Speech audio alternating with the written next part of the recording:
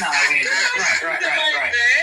And that's why you listen to like British people to this day, they sound like the language isn't natural to them. Like they enunciate every fucking syllable, and they try to call it proper. They stuffy, but yeah, and that's fine. And that's why I say like I don't like that shit when people be like. Don't y'all ever get pissed off, whiny when you hear a YT person say, "Speak English, bitch." I am speaking English. They're the one. They need to speak their own damn. They need to go back to Brian because that's. Yeah, that's just annoying. I don't like when people. I don't even like when our own people call how we speak ghetto. I get what they mean, so I don't be like getting too turned over that. But like, it ain't ghetto. It's just you're preserving your cultural distinctions that like we need more of. Like when someone say where they from, and you can tell by like either it ain't even just the words they use, but like their cadence, the way like words flow and shit like that. You can tell where somebody from. Now I grew up always being told the copper speak. Copper got that. Let me tell you something. I got people in Tennessee too. Okay, I got a lot of family in Tennessee. And when I go, we used to travel to Tennessee, and they said, you listen to the people from Memphis, know that them Memphis and Nashville. Yeah. Lord. They got a great yes. The one thing now you can tell the difference between Nashville and Memphis. Memphis is a whole nother level. They got a whole nother draw to their movie. Yeah. When I hear them, I always know somebody from Memphis. When they talk, I be like, they from West Tennessee. West Tennessee have a whole nother draw. Yeah. And Tallahassee, Florida, them motherfuckers there too. I don't know what the fuck I don't know what they be saying, but I love it. Them people there. Down in New Orleans, they got a whole nother draw too. Cause you don't understand. You would think you done went somewhere else. You ain't even in America. The Jacksonville folks, bro. And let me get a little more look at me, and then all kinds of shit start popping out. And people say, "What you saying, Peter?" No, for real, bro. Because for the longest time, I was told, I don't sound like I come from nowhere. I got a neutral accent, that kind of stuff. But when you talk to me long enough, you can tell I'm from the Low Country. Like I be on channels with never Low Country folks. I know you're from no trusting, bro. You trying to educate look, I ain't gonna lie. I'm 26. All those little spots got they down. And this boy here on the phone. Can't nobody. Can't nobody talk like a nigga from Augusta. I would turn the whole city into one room. A person from Augusta do not speak like Atlanta. The people from Atlanta do not speak like Augusta. These people, the people in Savannah and Augusta, these people are real Indians to me. Please don't, Atlanta don't get mad with me. I just think a lot of Atlanta is not a lot of Atlanta folks. They got a lot of people from New York. A lot of people move down. It's the different altitude. You're talking about the altitude, and that what causes how your voice sound and how your words is carried. It's a different frequency. You going into different frequencies. Exactly. Hey, Paige, what's up with it? All right, Nate Bagley done. Yeah, I'm trying to say, right? You know why a lot of people gotta. What's the deal? Hey, y'all tap the like button. What I was gonna say.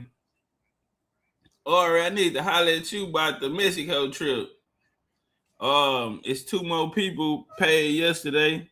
I was gonna cancel it on them, but right now we got a little communication gap until Tuesday, man. You feel me? So until Tuesday. So we ain't, that's why we over here. But we need to start getting this built up too, cause them motherfucker already got 2,000 subscribers. So we need to start building this up over here. Yeah, man. I'm trying to fight my case right now, man. So I know something by this week, man. But I think Wednesday I want to do a Mexico because we got to start paying some bills.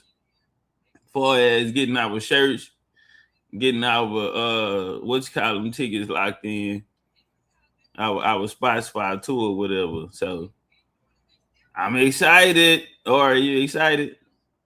What's up, Sister Rhonda? And they said they got you in jail, man. And it was crazy too, bro. But it was somebody that was hating. You know what I'm saying? Somebody went through and flagged it, man. And I had so much going on that I ain't even try to like fight it or all of that. I waited too long. Like it don't start until you say, all right, let me see if I can do something about it. So I don't know. I should hear about, tomorrow, Tuesday or something. But I want to get straight on that what we was talking about. I want to get straight on that on the pyramid tour. So we can get that taken care of. In my little downtime, man, I'm putting together this lecture. I was gonna call it. Well, I'm gonna call it Black America 250-year anniversary. 250-year anniversary of Black America. I'm gonna try to get the screen. I mean the thumbnail. It's like an Indian face of a child, and they got tears coming down the aisle, and they got the American and the Confederate flag, like doing the cross on the mouth, like so it can be quiet. And it's gonna be called Black America. But how many slides I have now, I ain't doing them big old slides, them big old lectures. So I might break it down into 3 parts. But so I just watched last night. It's a new movie just came out on July 4th called Young Washington. It's a movie about George Washington. I done been through all of these people, families. I done turned over everything. And I got so much information. Some things I knew, but the families that, okay, you'll get here, I'm learning about this, but it's so many people involved, there's so many names, too many people to name. And so I'm like, man, I might have to do a 3-part series because I want to go detailed into exactly what was taking place, because a lot of the shit we hear today it never even happened. So I don't even know where niggas getting this shit from, to be honest. I don't even know. I don't even know. But it's complex. It ain't too complex to where we can't find it and put it together. So I think that's gonna be live. But they was having a good discussion over here about the Gullah Geechee, and I'm gonna see if I can get them to turn back up. He from the wall. I know this because the people, they don't. He not lying. They call men baby. They call women baby. You motherfuckers flattering yourself. I don't know what the fuck wrong with you. When you sitting up there getting your shit, bitch, you flat iron board home. Yeah. That's what be pissing me off, because we all been around too long for them to not have no. I'm gonna tell you about that word baby, right? I'm gonna put something special down about that word baby when it comes to those Hindustan Indian people. So you have to put the word namaskar there before you say the word baby to it, because I hit them with it all the time. I'd be like, shit, namaskar. And they'll be like, namaskar. And then they'll speak, then the next time they'll see me, they'll be like, what up? And I'll be like, shit, what's y'all with you, baby? And with the dude one day, he was like, baby, I was like, figure of speech. He was like, oh, not literally. Figure of speech. He was like, I will use. So a lot of times it be that they don't think we understand their language enough to indulge with them in cultural words of exchange, because they were already taught that we are. That's criminals. the thing. We need to quit teaching these people. That's how they infiltrated us. We teach them. We live. I'm gonna tell you, y'all think YouTube. I ain't even said nothing yet. YouTube jump in. came around because it was teaching them. I ain't gonna lie. Culture, y'all. Yes.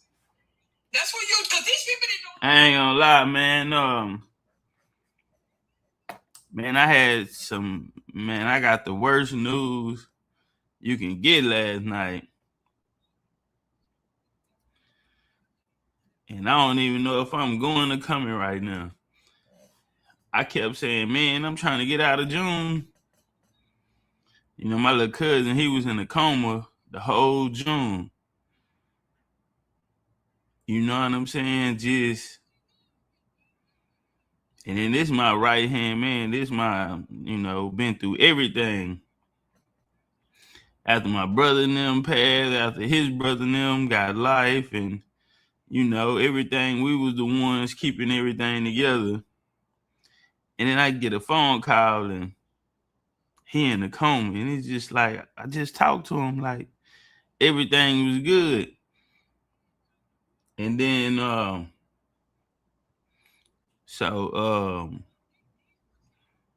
you know, he pulled through though. And last night I got a call, another family member. That one was so close. Man, I can't do nothing but shake my head. I can't do nothing but shake my head because I don't know what the fuck going on. I don't know what the fuck going on. That's why I hate going to funerals. Even the smell of the fucking hospital.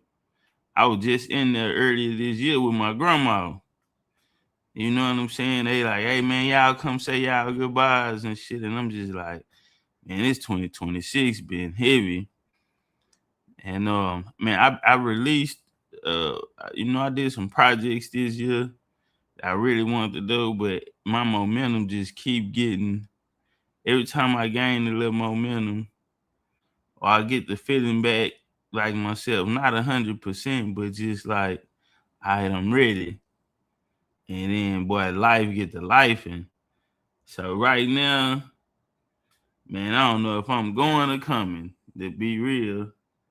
I don't even know how I'm here right now, but I've been sitting in silence so goddamn long. I'm like, and then everybody like, come out, come meet up, man. You know, like I'm like the black sheep. I'm the lone wolf. You know, I'm not trying to be around everybody crying and, you know, feeling bad. And usually, you know, you call me, I'm gonna take care of it. But when things outside of your hands and, you know, nothing you can do about it, you know, when the universe, when life and it's out your hand, you know, that's the worst part of this experience for me. Cause I'm used to being able to do something. Motherfuckers used to being able to call me and know it's gonna be all right. And I can't do nothing but shake my head because I know it ain't gonna be all right. You know. And I said, man, I'm gonna fire the live up because I can't even just be around. Shit, I know everybody hurting. You know, shit, I'm hurting. You know, but I ain't gonna let them see it. But they know they know I'm fucked up. I just don't know, man. Them hoes just keep coming back to back. You know what I'm saying? The cold world, man. And niggas always like, nigga, why you rushing? You know what I'm saying? I remember my bro Dane Calloway, he was like, hey man, we got time. Man, I feel you, but man, I come from a place, man. My experiences in life, man, it just, man, I ain't, you know, nigga, we on the clock. We on the clock like a motherfucker, nigga. Damn, everybody I woke up to, nigga, I woke up one day, nigga, and wasn't nobody in the room but me, so when it's time to go, it's time to go, you know, and shit. But it's this game that we call life, though, man. You can't cheat it, and you damn sure can't beat it, you know. They told my reporter when we went to Texas, they told him he was slow. Now he was valedictorian in his city. We moved him back. We moved him away from Texas. He a valedictorian. Okay, so these people do this to boys. They try to take black boys and they want to make us slow. Ain't nothing wrong with no black boys. The black girls, they don't do that with black girls a lot. They do it with black boys, try to put them in a system and try to keep black boys to think that they're slow. They be fucking up their self-esteem off the rip. Yeah, Since elementary school. Yeah. And I didn't stop with no certificate. I went got my diploma, and then I went on and got my I got a I went to what they call that college, community college. Mm-hmm. And I got me a degree, and I got a couple of trades, and I did what I had to do because I wouldn't let them keep me down. I wouldn't let them think that I was slow. Okay? And then my children, all my boys, they tried to do that too. And every last one of them are scholars. Every last one got top jobs. My older boy is a news reporter. My second son he's a GM running hotels. My third son is an engineer. My last son is a physical therapist. And all of them, they tried to do that shit. When we went down to Mississippi, that teacher tried to do that to my baby boy. My third oldest son. And we told him, no, you ain't putting them in that shit. Mm-hmm. So the parents got to defend their children too. I was just about to say that. That's why the fucking government letting these white people label our children, because the parents be saying, okay, because they don't feel they got time to deal with the bullshit. They forget about the boys. I didn't want to make it about gender, but boys be forgotten, y'all. The boys they attack these boys and try to make them as being slow. And there ain't nothing wrong with they get some Indian. That's not about gender though. That's a fact. I mean, we have sons, so we know it. Okay. Yeah. They trying to, you know, having a son. You know how it is to have a son. When my oldest son was in kindergarten, the teachers both took me to the side, and he had two melanated teachers. They were very smart. I mean. And they came and he was going to a private kindergarten. I had to pay for it. And they told me, they said, listen. Peace to everybody in the panel. In the chat. Son on some medicine. And they say, he don't need medicine. This boy belongs in Hollywood, so don't ever let them. And I mean, sure enough, by the time he got in third grade, I took him out to the suburbs, and boom, them was the only ones bothering me about it. I had to bring him back to where the teachers get in your butt, where they your mama, you know, and I always had to have him with one of our teachers. And them teachers got, I mean, they I'm finna get back on that Gullah Geechee. It was this guy up here though. It was one guy who connected some dots. He took over the class. So I'm see if we can do that again. Under his rule. You know,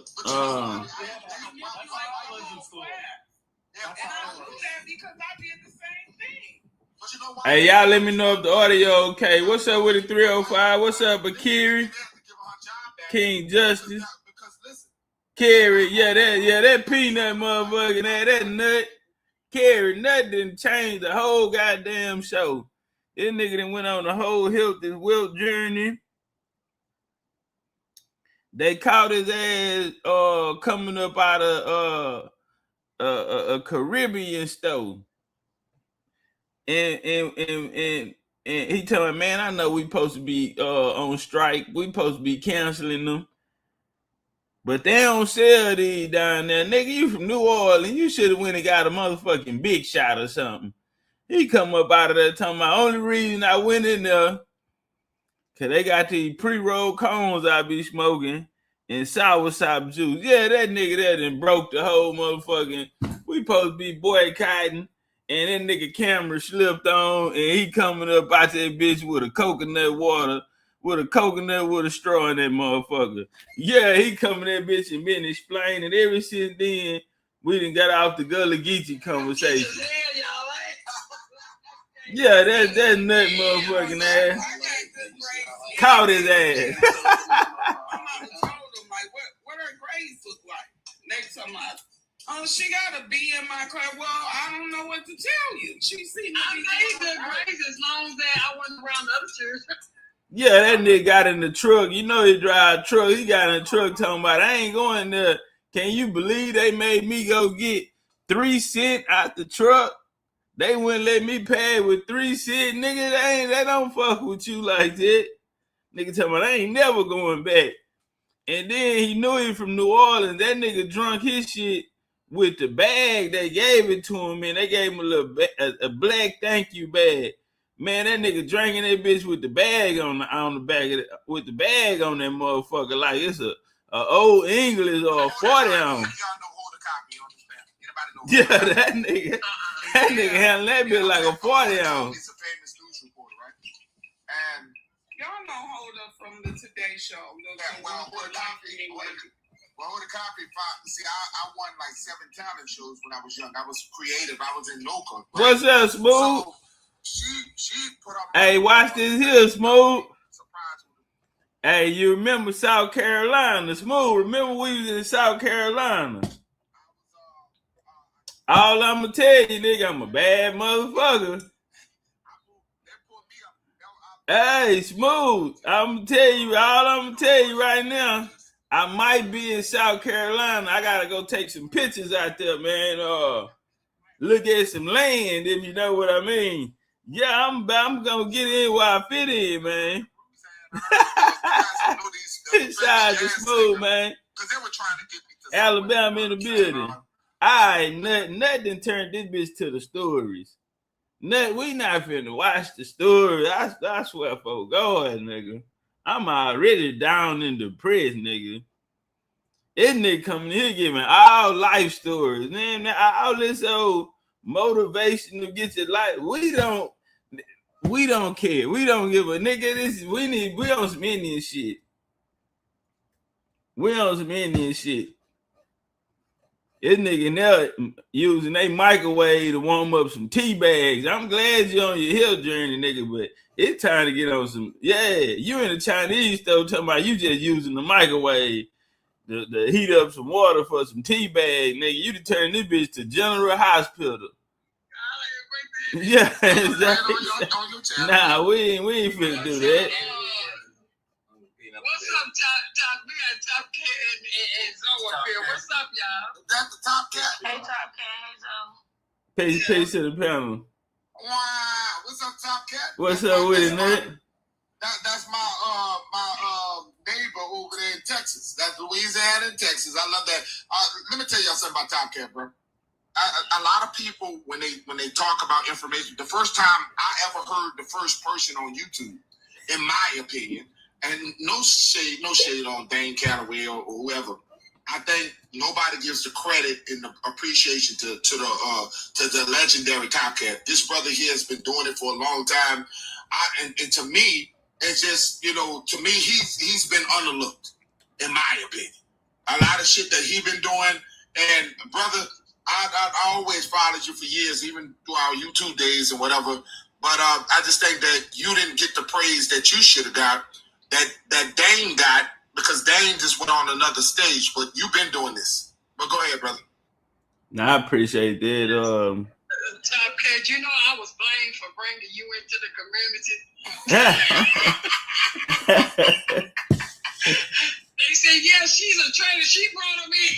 Yeah, she brought him in. Oh, we all got, because, we not biased, we not biased. No, I heard Topcatz was big in the boxing, and I heard him talking about this. I'm like, oh, okay. And that Texas accent, Lord, he real Texas.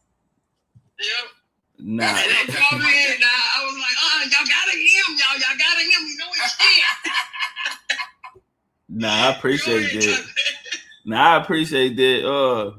Nah, I don't mind being underrated or flying under the radar. I'd rather be low key because I'm more invested in the work. It's a lot of other stuff come with it. I never saw you lose a debate. Nah, I'm. You're undefeated, brother. Yeah. And listen, this is a brother who's been following you for years, and of course, I've been doing my information for years. Yeah, I know you. Yeah. You're undefeated, baby. Yeah, for sure. Nah, we Indians. Indians don't take no losses. That's just period.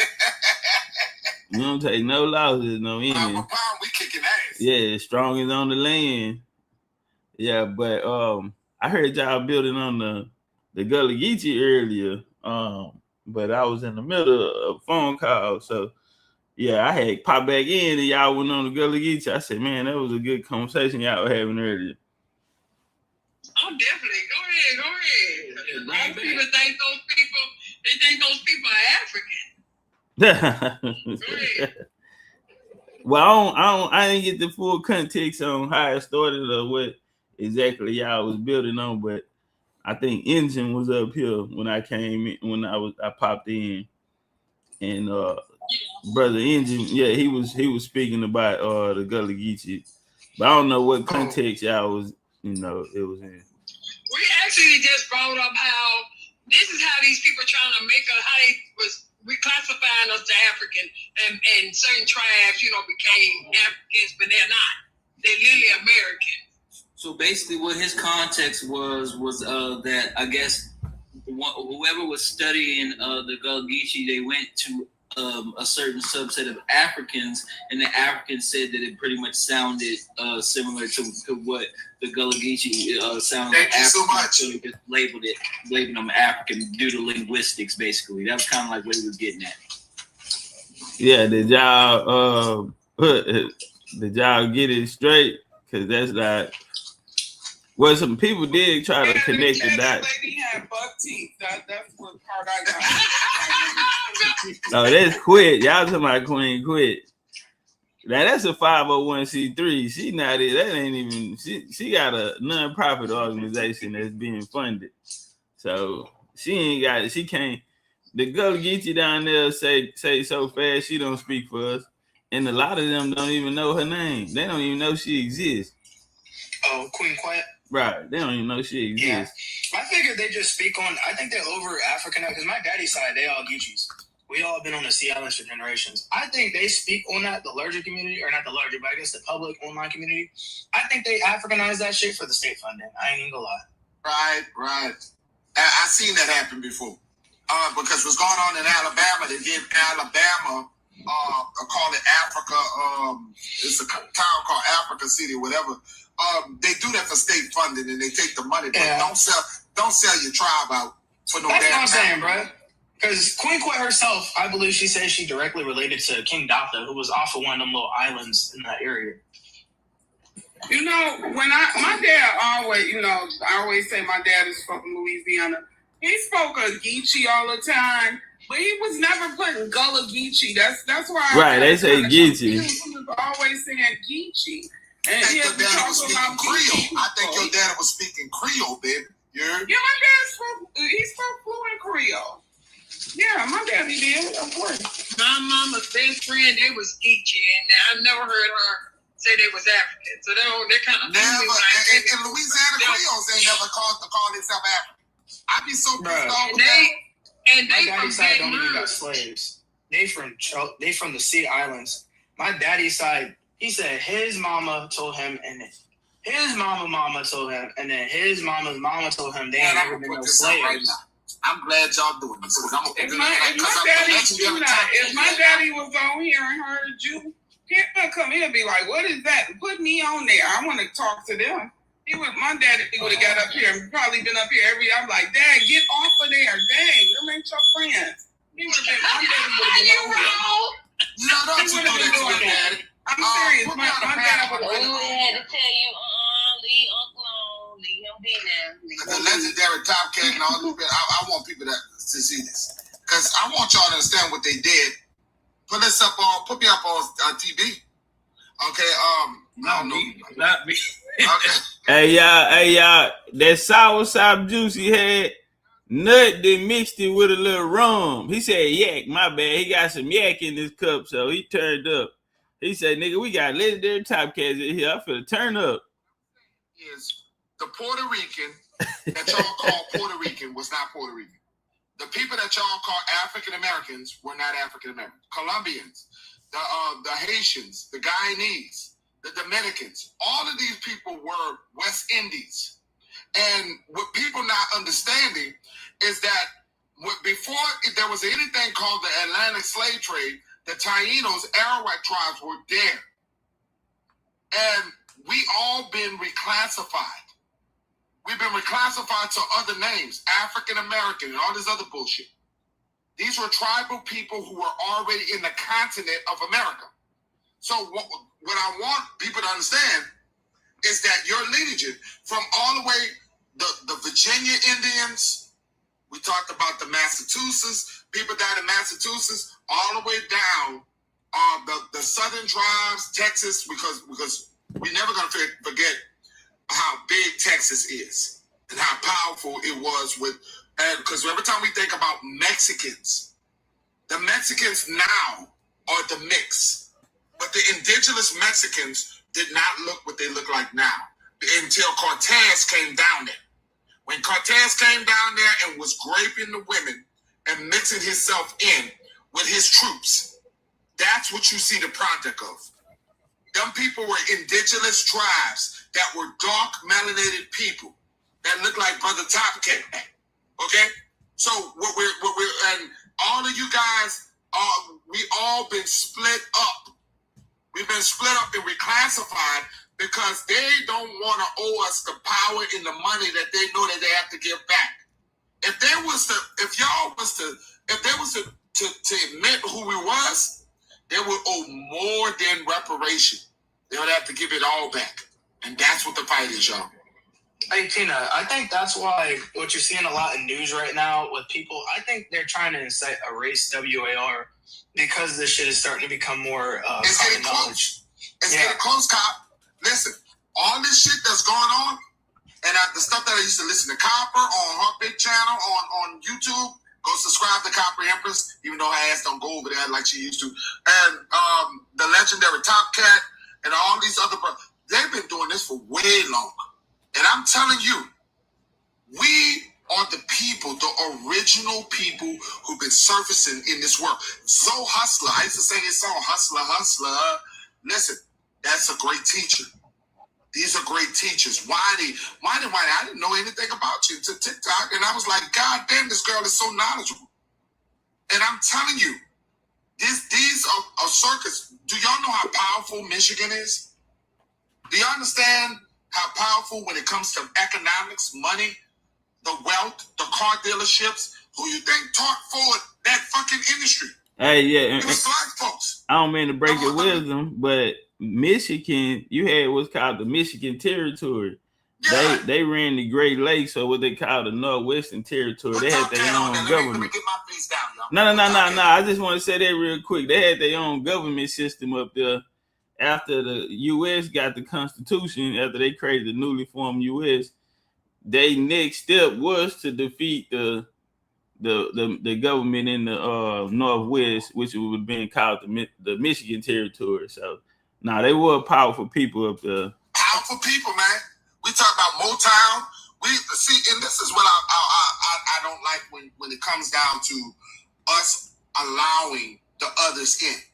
Okay, now, even though I'm teaching you that America is a continent, and I'm saying that Haiti is a part of the American continent, even though I'm sitting there saying that Jamaica is a part of the American continent, I'm not saying that the ones who are there now are us, because you have African influence now. So what I'm saying, when we teach this, it's about the history. At one time, them people was our people. I'm not talking about the people came in. Okay, now these people, these strange folks that are with these big helmets, there's a head. I'm not talking about them. So when we get down and we talk about these things, and people say, "Oh, you just trying to let them get our reparation, bitch." Let me tell you something, you damn FBA, and I love the FBA because you know I got some of you people I support. If you keep reclassifying us, where are we gonna go? Because what you're doing, okay, you can sit there and talk about. Carry that nigga on that red room too. Because you see, he got a slur. Even with them, we want the land. So are they Connecticut? We don't want just a goddamn check for $2,000 a month. We want the land. Once we get our land back, that means Walmart, who is on our property, which is called genealogy, or land patents, they got to pay the landowners. They got to pay the landowners. Walgreens, who is on our property, got to pay the landowners. We're telling you economics that are way deeper than motherfucking a check. And that's the shit y'all not getting. because y'all so froze on fucking money that y'all think them people gonna divide. Them people don't want to give us no fucking money. How much you think they're gonna give us? You think they're gonna give us what they gave the Native Americans? And that's what I'm trying to tell y'all. They don't want you on the same playing field, whether it's a Democrat or whether it's a Republican. Them bitches ain't fighting for you. One party was the KKK. And that party that was the Democrat, that was the KKK, is now the party of the immigrants. Everybody in the House is representing us as an immigrant. When we sit there and not understand this, y'all got to understand this. Now, the Southern strategy in 1960, the Southern strategy was made of Democrats leaving and going over, crossing barriers. Some of the megas went over to the Republic Party. The Republic was us. Republican is not us. We are the people of the Republic. They hijack our party. Now you got motherfuckers out here telling you Trump love you. Biden love you. Bitch, ain't none of them white men will love you. Ain't a white man that wants you to compete with you. Are you really believe that they want you to catch up? Let's go back, and I'm at my last land. Let's go back to Wall Street. Let's go back to Tulsa, Oklahoma. Let's go back to exchanging 1.8 trillion that we are in over to 2.something trillion. Let's support each other. Let's take that money and divide it up on Topcatz and all these other brothers and Copper and Hustler, all and Whining. Let's divide the money between us and stop fucking with these immigrants and watch how powerful we be. Now I land my plane. Hey, I want to veggie back out there when you brought up the Walmart part. The Walmart come from the Walton family. The Walton family was very instrumental in the land grabs in Arkansas and in Oklahoma. They went under. It was the same. It was them, but they created little sister companies to take care of the business, but they fingerprints all on it. From Ozarks to White Park to even Tulsa, Oklahoma. A lot of those oil fields that was down there that we was running down there, the Walton family that became Walmart, they the ones were inside of that land grab that took place down there. So the Forbes family, a lot of those families that was coming out of the Gordon family, those families coming out of Charleston, Florida, different areas like that. They came to Indian Territory, and that's how we lost a lot of the oil through them. And today, we in there shopping like a motherfucker. Nah, for real.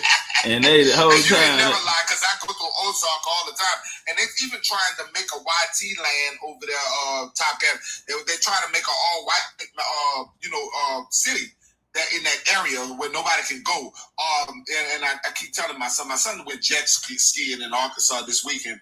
I'm like, son, did you see the other black boy? Why the fuck you going jet skiing, son?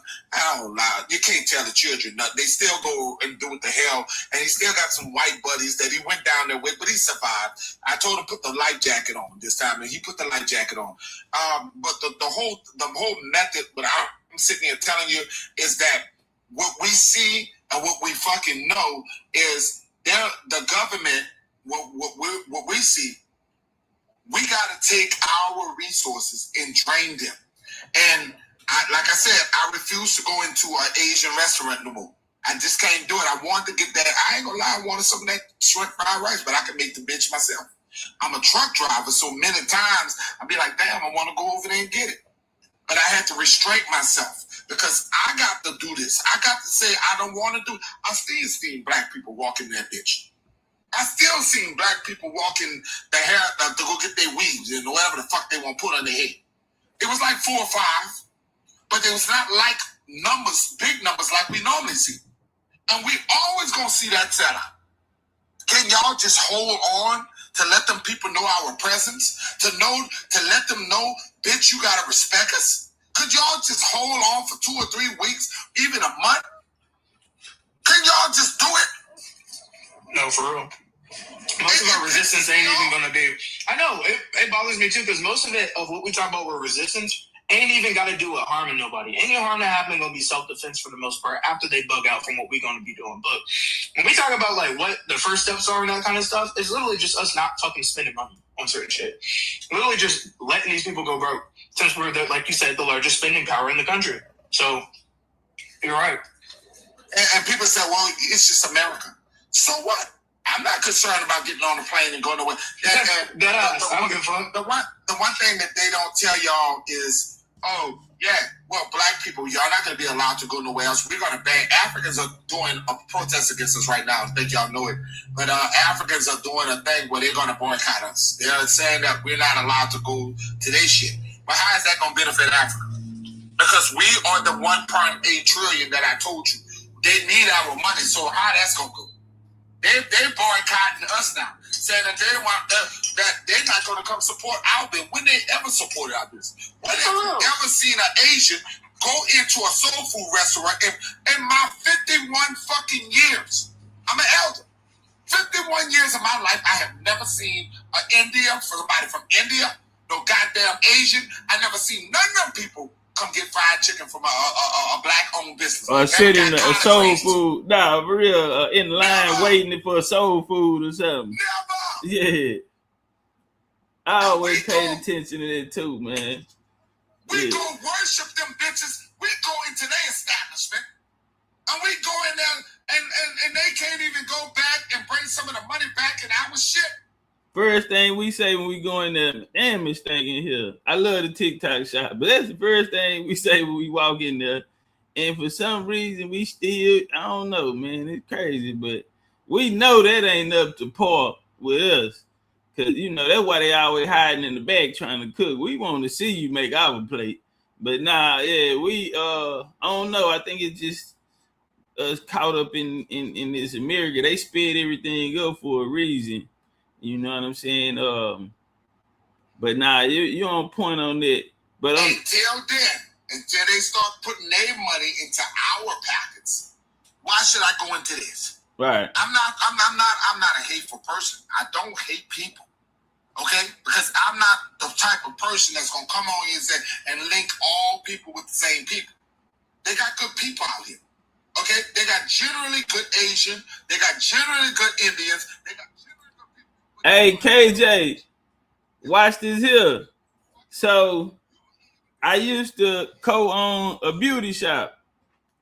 In the beauty shop, I used to sell hair. I know they say, goddamn, this nigga Topcatz sell everything. Yeah, fam, I used to have the frontals. I used to have, what you want? What you want, 20, 22? What you want, 24, 26? Yeah, I got them inches. And listen, I used to go beauty shop to beauty shop, nail shop, different. But I started going to them Africans. If they think we like weave, them Africans love weave. So I used to go to the African shops. So I'm right there at that spot you talking about, KJ, on 1960. The lady she was going off on, I know them. Because I used to go up there and sell them bundles. She the owner. Man, listen, I'm telling you, it don't matter how many I got. When I go in there, they gonna buy me out. Because I'm never gonna sell it for what it is. I'm a wholesaler. I'm trying to get this shit gone. You know what I'm saying? And man, them Africans used to empty my bag out. And you know what? She did do something player for me though. Because she was in there, you know, they be musty and they want to hug. After we got to know each other, they want to hug and shit. And I just put this brand new t-shirt. Because you know, we ride with our shirt in the back seat. We don't put that bitch on right away. When we get out, we get to where we going, then we get out and get on head on and put the shirt on, the real shirt we finna wear. And here come this funky bitch. Throwing her arms around me, got my whole t-shirt funky. Now I gotta go back and go get another white tee. But yeah, now I seen that KJ and I started laughing because I know them people. Hey, they spent a lot of money with me. Kiri talking about True husband. Kira, I would have sold you them bundles. What did you tell? You would have had me on speed dial. When I said I had everything and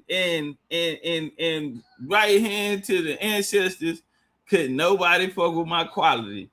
I had them in bags. I had the bags, everything. This like 2017, 2018. Nah, listen. Hey, we ain't going with that. We know we gonna make us some money. But them Africans used to buy them bundles. But when I seen that KJ, man, I fell out on the floor. Them Africans trying to run back in there, they ain't gonna do nothing. And they illegal. A lot of them illegals in there. You can tell the ones who hair ain't done. How the hell you work at a beauty shop and your hair ain't done? Yeah, you know they in there. Hey, I'm finna switch the conversation back to the Gullah Geechee. Peanut on that sour sop and yak right now, so he going out. But I'm gonna say this. So I used to go to this massage shop, not for a happy ending, no anything like that. It was for the feet. It was for the feet, man, wearing them steel toe boots. So what is called? Somebody y'all help me out with it. What they call it when they do the massage the feet, reflexology, something like that, right? So I get to this place and I had a coupon. They're like, you can go to any one eye. So I went to the Woodlands. It's called Woodlands, Texas. I go out to Woodlands, Texas. It's a nice area. They got money out there. And so I'm on that side. I'm like, man, I'm finna go in there and get my little joint. So I come in, and them Asians, they like it dark in there. And we think they just don't want no high-end light bill, right? Negative. They back there hiding motherfuckers. Yeah, the motherfucker all under the table and shit. Nigga all under the bed. Nah. So yeah, we thinking they just don't want to pay no high-end light bill, but the whole time they in there hiding illegal aliens. So man, so I sit down and a lady comes, she get my feet in the water, and then they come back and put a hot towel over your head. So I get the hot towel over my face. I can't see, and then I feel somebody start to massage my temple. I'm thinking it's the bitch who just came and fixed my little water in my feet. And, and then I hear a voice. Motherfucker say, I never forget. I hear a voice. Motherfucker say, so how your day going? Man, I jumped up so goddamn fast. Man, it was a whole goddamn Jackie Chan back there. Jackie Chan thought he was finna massage my motherfucking temple. So how your day going? Doing all right today? You a motherfucker. I say, man, don't put your motherfucking hands on me. Say, man, where's the bitch? Get the bitch in here. What Eddie Murphy said on Life? He said, hey, get that bitch in here. What bitch? Well, next time I come here, the bitch I'm choking, that's who. Yeah. Say, man, where's the bitch? This nigga, hey, how your day going? Nah, nigga, you better get your chopstick in there. I'm going to tell you something, nigga. You put your motherfucking hands on me, nigga, I'm going to beat shit out your 411. Yeah, adolescent body built ass. Nigga, don't put your motherfucking hands on me, nigga. Where's the bitch? So, they trying to tell me about the little chick. She been working all day, and they went lying. I'm like, I don't care. Get the bitch in here. Man, that motherfucker popped her knuckle so many times. I'm talking about my mic ain't on. I can't. That's all I heard her back there popping them knuckles. Bitch, you need to go do crochet braids. If them knuckles, she gonna have arthritis by the time she 30. Yeah, because she looked at it, yeah. I don't know. They don't come with IDs and birth certificates. But hold on. I fight for unique. You so fucking unique. With your pretty ass. You heard me? You fucking unique. Brown sugar. I brown motherfucking sugar. Hey, that's that brown sugar, huh? Been quiet the whole time, ain't never said goddamn thing. Unique. Melts in your mouth, not in your hand. Melt in your mouth, not in your hand. Amen. Amen to that. And we love TB because TB gives us a platform to talk like this. He loved it. And that's what I always respected TB. When it comes to the elders, that brother always respected us, y'all. He always gave us a platform. And he told me a long time ago. Hey, so look, so this is what happened. So while that's taking place, and I done got a whole altercation about this nigga putting his motherfucking hands on me, and he about to lose them. I'm about to take the whole wrist off his motherfucking ass. Nigga, don't you touch me. So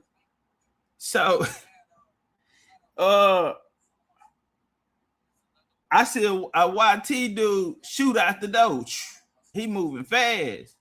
He ain't even button his motherfucking polo back up. He moving fast.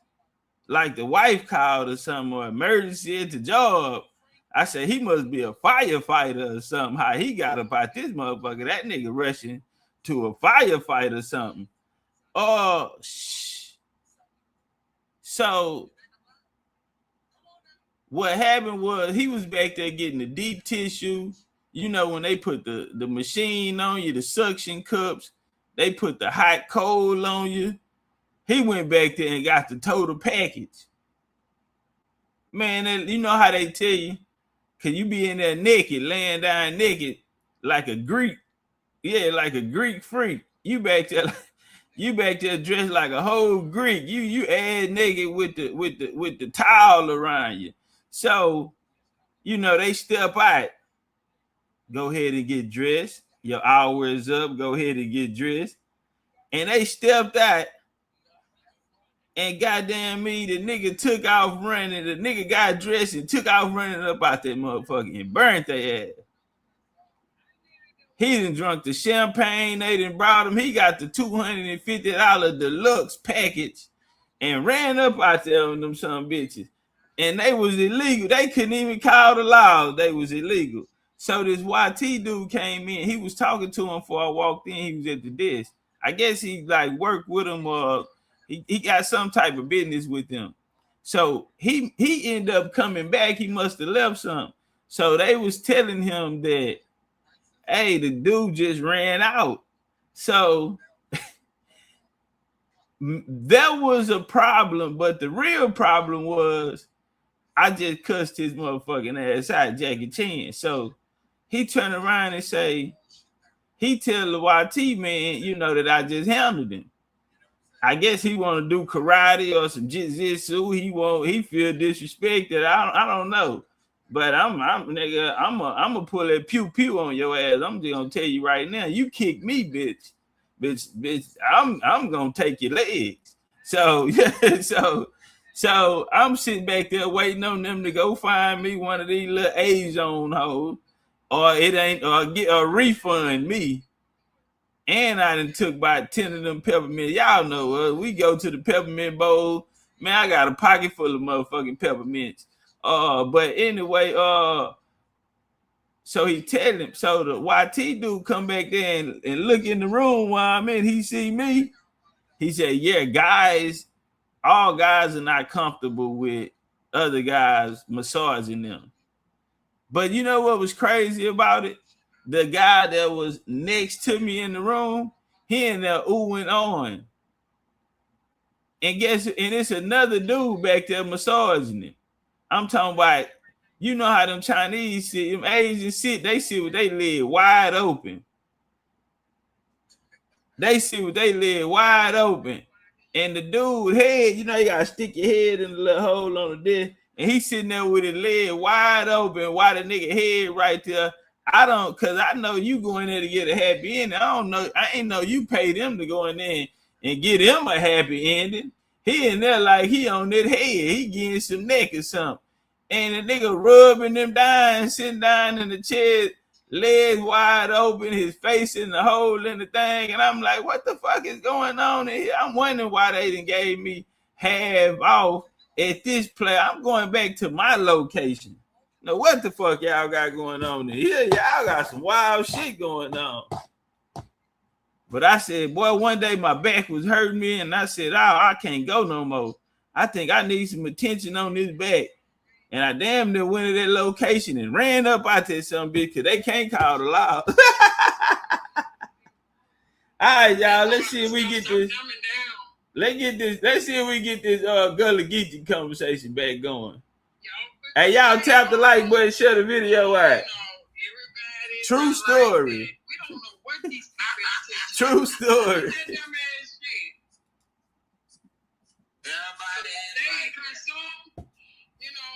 Soon some bullshit pop off, then you won't be like, oh man, and he was with who? Do y'all really believe that they died? Get on out here. Three of them happened in 1 week, y'all. Don't y'all know on the 4th of July when he wasn't the only one, y'all. There was 2 other ones that happened that week too. And then there was one that happened in May or April. Yeah, they driving like flies. Yeah. We look at this white man on the panel. And this one little boy, he survived it, y'all. They left him out there in the middle of the lake, though. And so happened to So just so happened to be coming about this. Yeah, and saved that child. Why they was calling him monkeys and everything. Are we talking about YTs? He went out there to the lake with his YT friends. Oh, yeah. And some YT people saved him. They left him out there. He couldn't swim. Oh, I remember that. They was making monkey noises and shit. Yeah. Yeah. See this Beverly Hillbilly bitch right here? He died 2 days ago after the other one died. And let me tell you something. TikTok. He was already DAD. For giving these people energy they ain't got. Y'all want to Chucky told y'all something. Anything can have a spirit. Everything don't have a soul. Y'all running around here. Yeah, they falling down and they're falling like fries, y'all. And these are the people that change over from the Democrat Party to the Republican Party. And this is why we need to unite and have our own alliance. Hey, Urban, I saw you in there earlier. I'm like, man, they need to get Urban on the panel, man. They need to get Urban on the panel. I saw you in there. I'm like, man, they need to get Urban on the panel.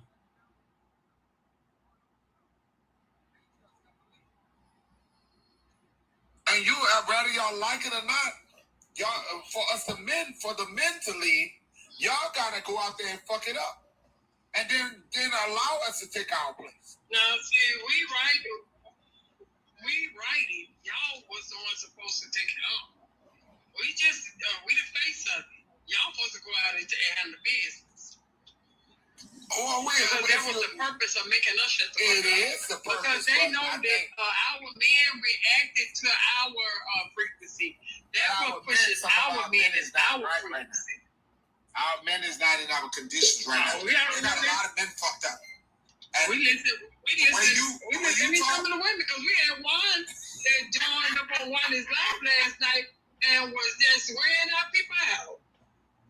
Really? Hey, I saw that Gullah Geechee. Let me tell y'all what I learned over the years with this. I take the good and the bad. Hey, KJ, you talk. No, that's Urban. You talking about the one on ABC?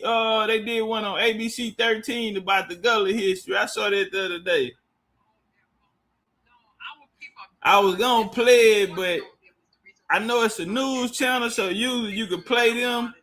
But since it was like in documentary form, I ain't want to trust it. You ain't getting in heaven. And it's all kind of shit that they have done to our people. The reason why our people is fucking them lost their man. So I don't get up here and try to put my people down. But when she did that yesterday, if I would have seen her, I'd have snatched her wig out. I can't stand women like that. Especially if you a mother. If you a mother. If I would have saw you take that wig off, I would have backflipped, walked naked down the street. Girl, I would have. Y'all not better do all that, Jesse. I mean, we literally had a discussion on what we need to do for her to get up there and say it ain't the immigrants. It's basically us. I don't trust people like that, y'all. I'm going to try it since we're on this channel, Urban. I'm going to try it. We might. We don't know. Right here, this this man right here has destroyed a lot of shit when it comes to our heritage. He rewrote who we were in this country. And I'm telling you, he's not the only one. He wasn't the first, though. He wasn't the first. He was not the first. He just took. I think it was Houston News too. Some of the other ones, he wasn't the first. He's just the one that they promote this. And I'm gonna say this right now. And TV, I don't think you mind me promote this. What I am gonna promote is the sun. And what's happening right now is getting hot.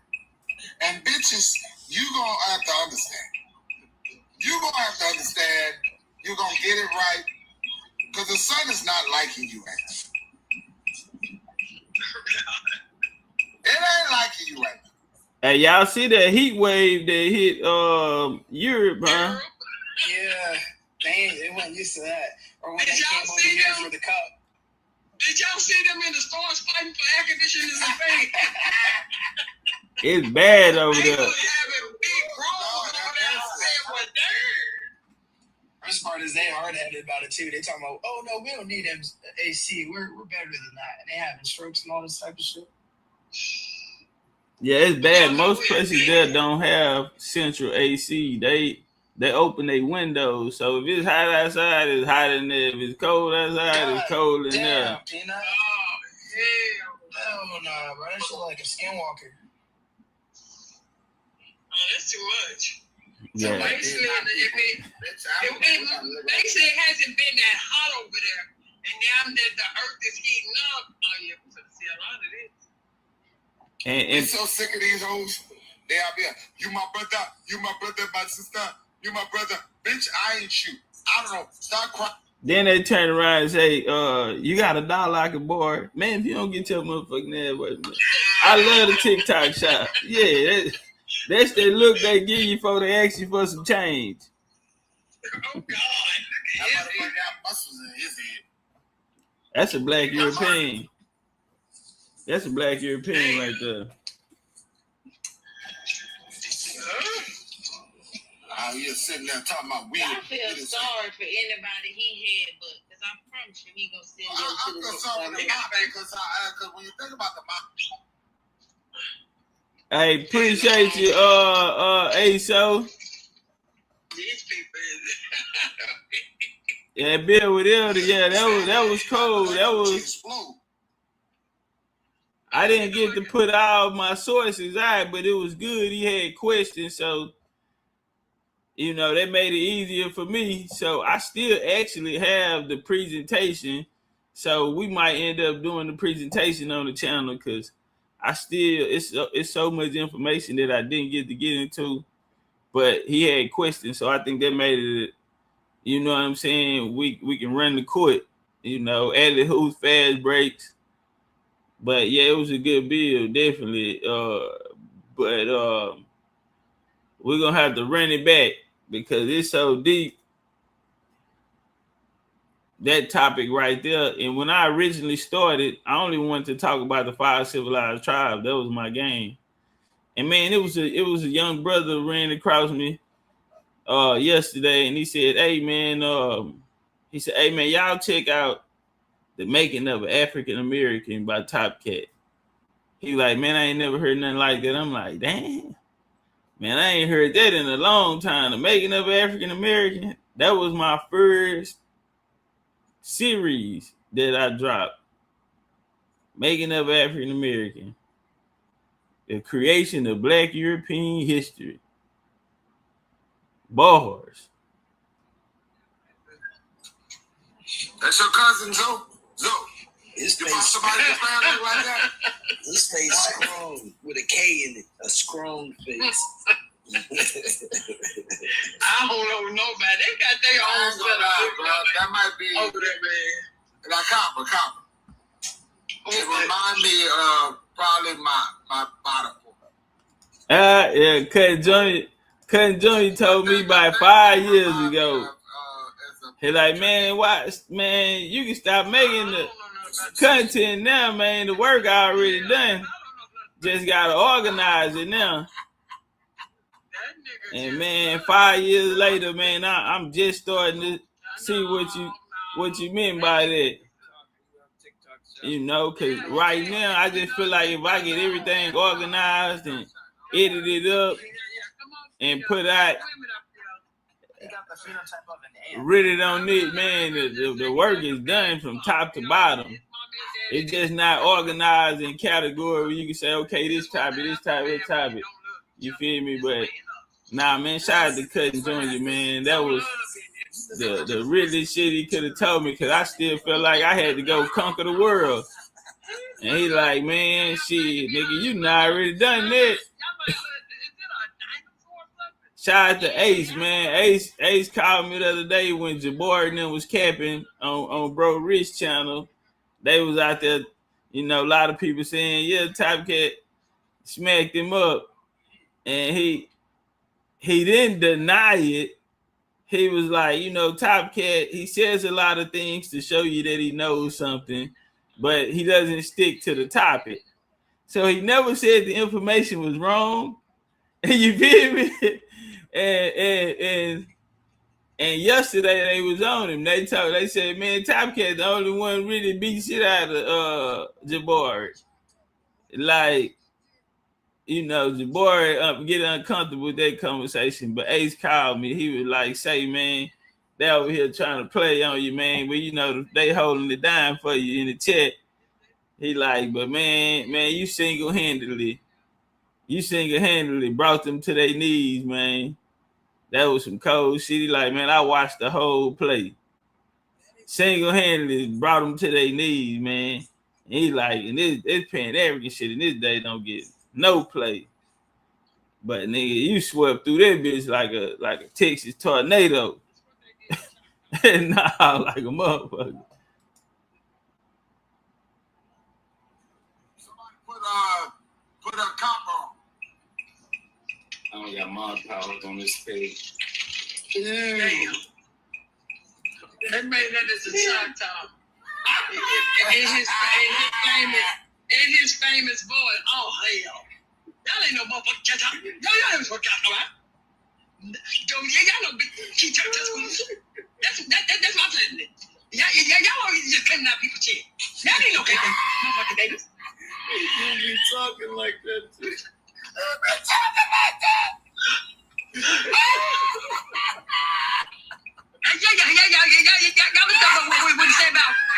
Hey, with the people that just came in, Wednesday we having our Mexico meeting.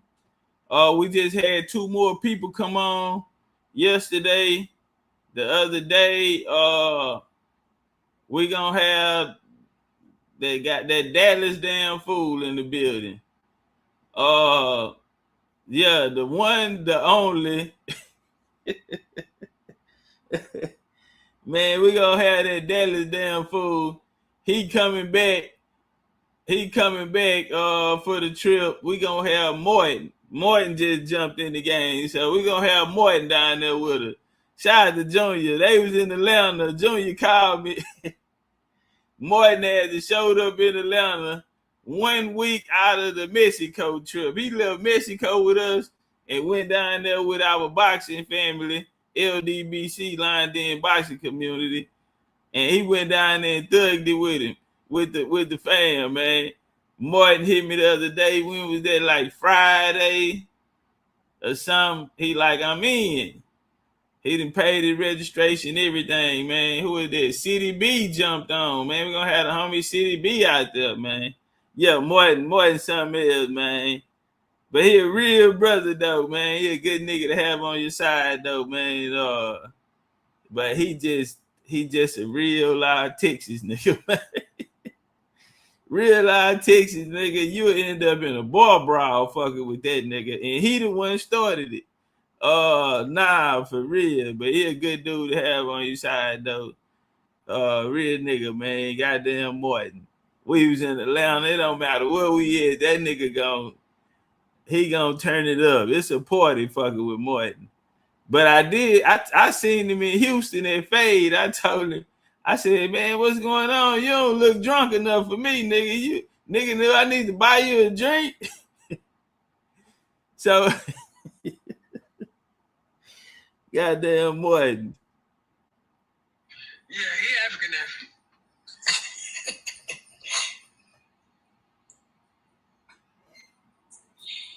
Miss Tyra. And then I got another receipt I want to show you. I gotta send that to you. It's from Lewis and Clark expedition where it was talking about how one of the crewmen was black, and then the Indians over there got happy because it was like you like our ancestors. This is the bitch I'm ready to make because she'll put out another video. Oh yeah, I got a dog for her too. I'm ready to dog walk this ugly bitch. She's Haitian, but she stayed with her mouth on us. Yeah, that's the one that told me off, right? Nah, for real, Junior. I always saw this fucked up ass goddamn hairdo she got. Her and that other one that her mama is Asian, and she got the great big old forehead and face. What's her name? Yeah, that's the one that She said she got a child by R. Kelly. You ain't seen nobody. You ain't seen. She got another page. Somebody sent it to me.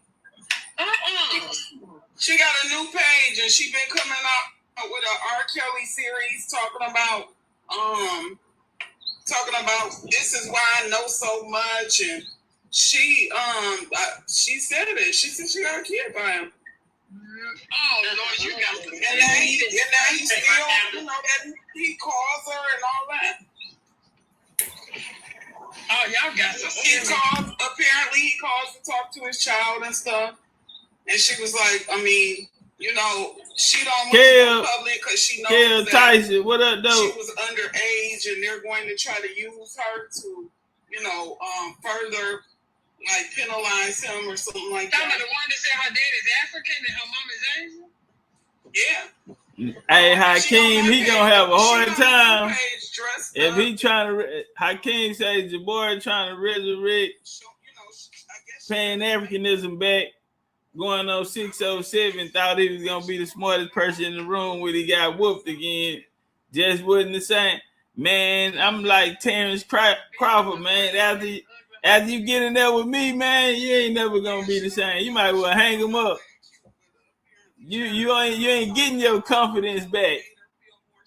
Yeah, you'll never be the same. Yeah, never be the same, homie. Yeah, on my Terrence Crawford. I remember when I first started doing this here, my cousin Junior said, and I was just a referee back then. We go way back, 2019. I was just a referee, and I was letting other people get on the panel and debate and talk history. And they was just getting too much shit wrong for me, man. So I started, every now and then I'd catch a fade. And Cousin Junior said, hey, man, you an information bully, man. So then I just stopped letting them on the panel, and I just started doing my own thing, man. He said, man, you an information bully, man. Nigga out there looking like a man amongst boys. It wasn't even close. And that's the point that a lot of people ain't even see. They feel like I just fell out the sky, but shit, I already knew a little something about a little something. I ain't know it'll take us this far though. This is a prime example of motherfucker labor anything.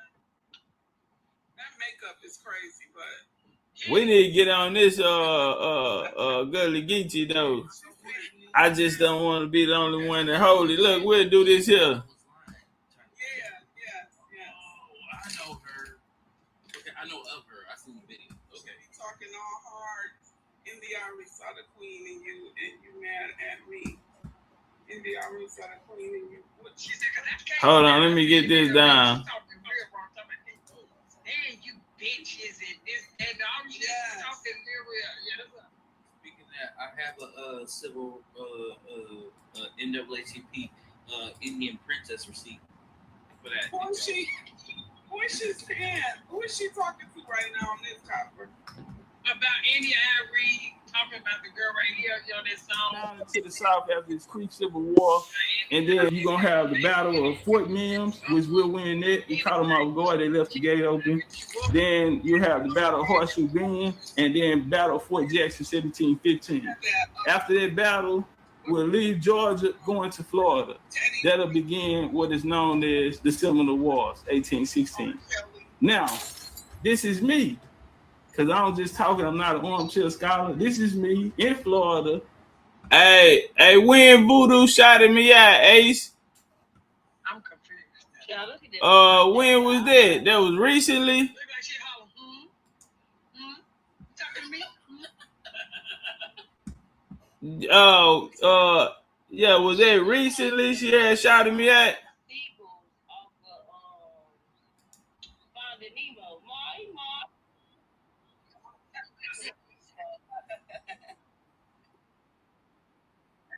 Man, Boo did a legendary build.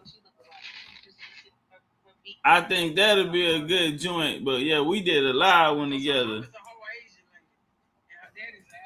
at the Seminole Reservation, 1 deep. Now, let's go into it. Now, they wanted to get down inside this area. We almost done too, y'all. We finna run through there. So, in accordance with the settled colonial mentality Jackson era, because Andrew Jackson is the one who wanted to raid it. The Rothschilds didn't want to put the money up. They were more focused on the industrial industry that was going on in the upper colonies. But they saw the value in the agriculture as it would move from beaver pelts to deer skins to agriculture. The South was way more richer because, as we know, that's where the Black Belt, that's where the best soil in the world is at. And, you know, we have abundance of it, you know, of resources coming out of the ground. So they saw the value in this. So when the U.S. was created, that Constitution, they get everything together, boom, the Cherokee is created. This 5 civilized tribe is created. And they're basically going to be a governmental body over these nations that are in these geographical areas that the United States is going to set out. Boom. So now let's walk through it. Now you have me say, what happened when you went to the reservation? Nothing. They was shit. It wasn't number white folk. I ain't see number YT people in there. Any means it wasn't number YT people, man. You know the first thing I said. I said, man, natives don't run this. They talk to us. I said natives wouldn't know $5 in it. I mean, YTs went $5 in it. YTs own these. And then that's when I started bringing the information that they were chartered. They chartered and then I brought the proof. And then the other day we spoke a little bit on that. But when I got there, was number YT people there. Break that down on Topcatz. On Geechee. My bad. Break. What was the question? Oh, we were about to swing back to the Geechee. You remember with the conversation we were going to carry on because the engine was talking about. He didn't remember the gist of the conversation, but we can still just talk about it. Yeah, no, that's what I was about to bring back up because before Engine left, he was talking about how they started labeling them African due to linguistics, just because obviously I guess whoever was studying the Geechee language, they spoke to Africans, and then the Africans said that it sounded close to being African. Yeah, that was kind of right. Yeah, so that's where we left off, and we just wanted to get your perspective regarding that because that's you came up for that. I'm gonna throw you alley hoop. Watch this here. Guess who was Lorenzo Dow Turner teacher? Angie. Africana studies. So. I say this. So guess who was his teacher? Was it? It better not have been Melville, Hershowitz, or. Yeah, sure. No. We'll go back to the first one. His teacher was who? Melville, Hershowitz. Goddamn right. Are you serious, bro? So look, that's how the play gonna come. Because remember, it's African studies. He was in control of the department for us the linguistics aspect of it. So he had him travel and when he came back, what's cool about it is he didn't even complete it. You know, that's what was so cool. He didn't complete it. He said it started from a Christian song, a word called the Word Shout song. And he said he overheard the children in the Sea Islands singing this song. So he wanted to know what it actually was. Well, and I'm looking for my joint on it because I gotta So yeah, that's how they. But he had missing pieces in it. So what happened in the 1980s, 1983 to be exact, they came back with a program, and the credit of Gullah Geechee history goes to a YT man. You knew that one? Y'all heard that one? No, I didn't. Oh man, yeah, a YT guy by the name of Joseph Apollo. He's known as the father of African study. Hold on. Let me do this here. Let me show my screen here. I know about him. That man was studying Africa for like 30-something years and trying to find a connection for the Black Americans. He put him on the big screen so we can see.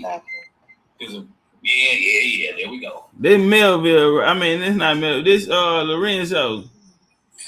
This Lorenzo. That's Ralph Transvent. Yeah, him too. That's his brother. It do look like him though. But this right here, it comes from the Word Shout song. Lorenzo Dow turned to connecting communities through language, opens it. So look, he ended up saying that he traveled to South Carolina and Georgia and abroad to London. Well, he said he ended up bumping heads. Oh shit, damn, my slide skipped.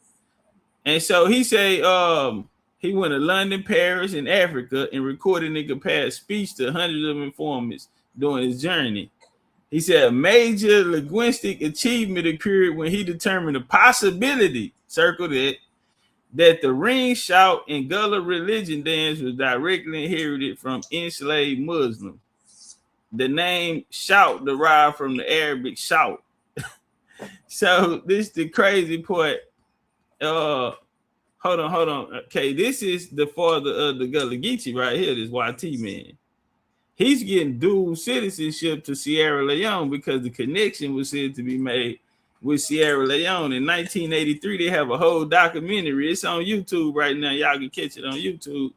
They got a whole documentary of these people supposedly. They taking people from South Carolina over to Sierra Leone, talking about their cousins.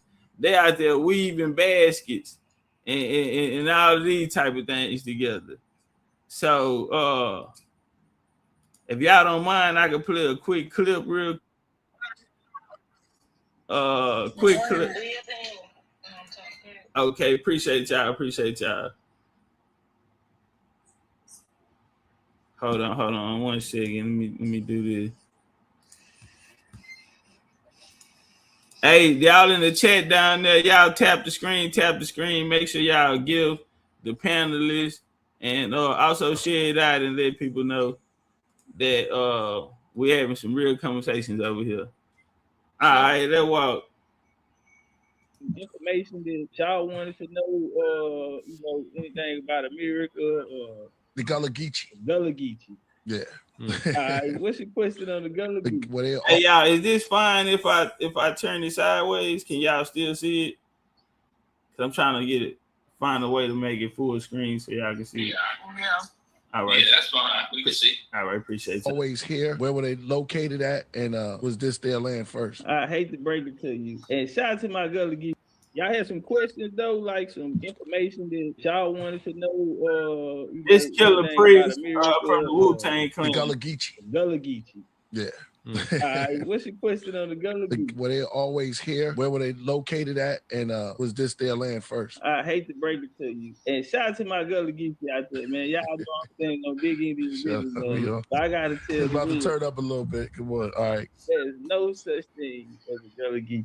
The Gullah Geechee made an African story created by white people, for one, okay? And we're gonna name some names tonight. So Gullah Geechee are people out the Sea Island. It is stretched through Georgia up through South Carolina. 1526, the Spanish came over. It took them 8 attempts until they finally established themselves in Florida. And they had the help of Timucuan Indians. These Timucuan Indians, they were seafaring people. They were melanated people, just like us, copper people. You had Arawak, Taino, these are people out of the islands, I-80, Jamaica, Cuba played a great part. So you had different tribes like the Utina, the the Mayaka. You had these different people, and they built on Lake Okeechobee. So right now, what I'm doing is building up this area that they say that the Gullah Geechee are coming from. We started with the Spanish coming over in the indigenous tribes that was in that area. So Jacksonville, 1563, you would get Fort Caroline. The French will show up with Rabat. So they'll leave their settlement to be dismantled by 1865. On the Spanish 8th attempt, they will finally establish San Marcos, which would be built under Indian slavery of the Mucklin Indians. Like I said, these people built the shell mounds. They weren't necessarily agricultural. They built on the sea. They also were a stock of Mayans. You had Chippers Mayans out of Guatemala. You had Itza Maya, the Chantal Maya. So back then, Florida, it was much closer back then because some of that land is underwater right now. So you had the whole Gulf right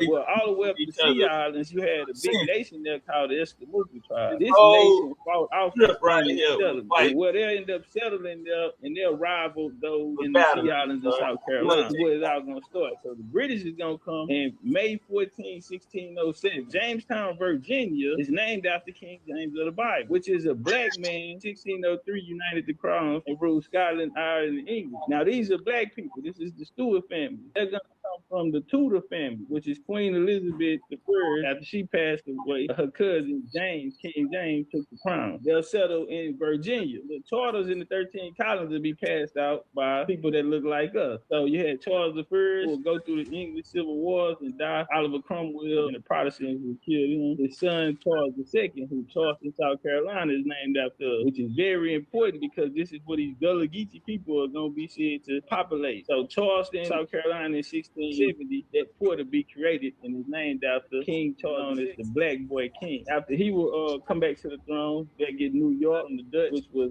Dutch West Indies, 1621, and 1626 with Peter Manute. That's when ODB, rest in peace, his family sold Manhattan to these people. So it'll be Peter Manute. So they end up going to war. Domestic Indian slave trade would start up in that area, up in New York, and it would travel down into the Great Lakes. In 1620, to get to Virginia, we'll have a major fight there in Virginia. So what's going to happen is the 13 colonies is going to expand into the southeast. They're going to want to expand into the southeast. 1703, you get the Queen Anne War. Now they're fighting for Port Royal, South Carolina, and they're trying to get the port. This is all commercial business. I want y'all to keep that in mind too. They're only fighting for the ports that are operating in international trade. Very important we keep that in mind. So these nations down there, you're gonna have an Indian, a domestic slave trade. Some people will show up in the late 1600s called the Goose Creek Men. They were allied with a people called the Yamasee. The Yamasee would become slave raiders. They would raid territory. It was about deer skin. So they would raid rival tribes or smaller tribes. Now I do want to throw this out there, not to make the Yamasee look bad, because it was a point that the tribe that was coming out of Georgia, tribes coming out of Florida, they were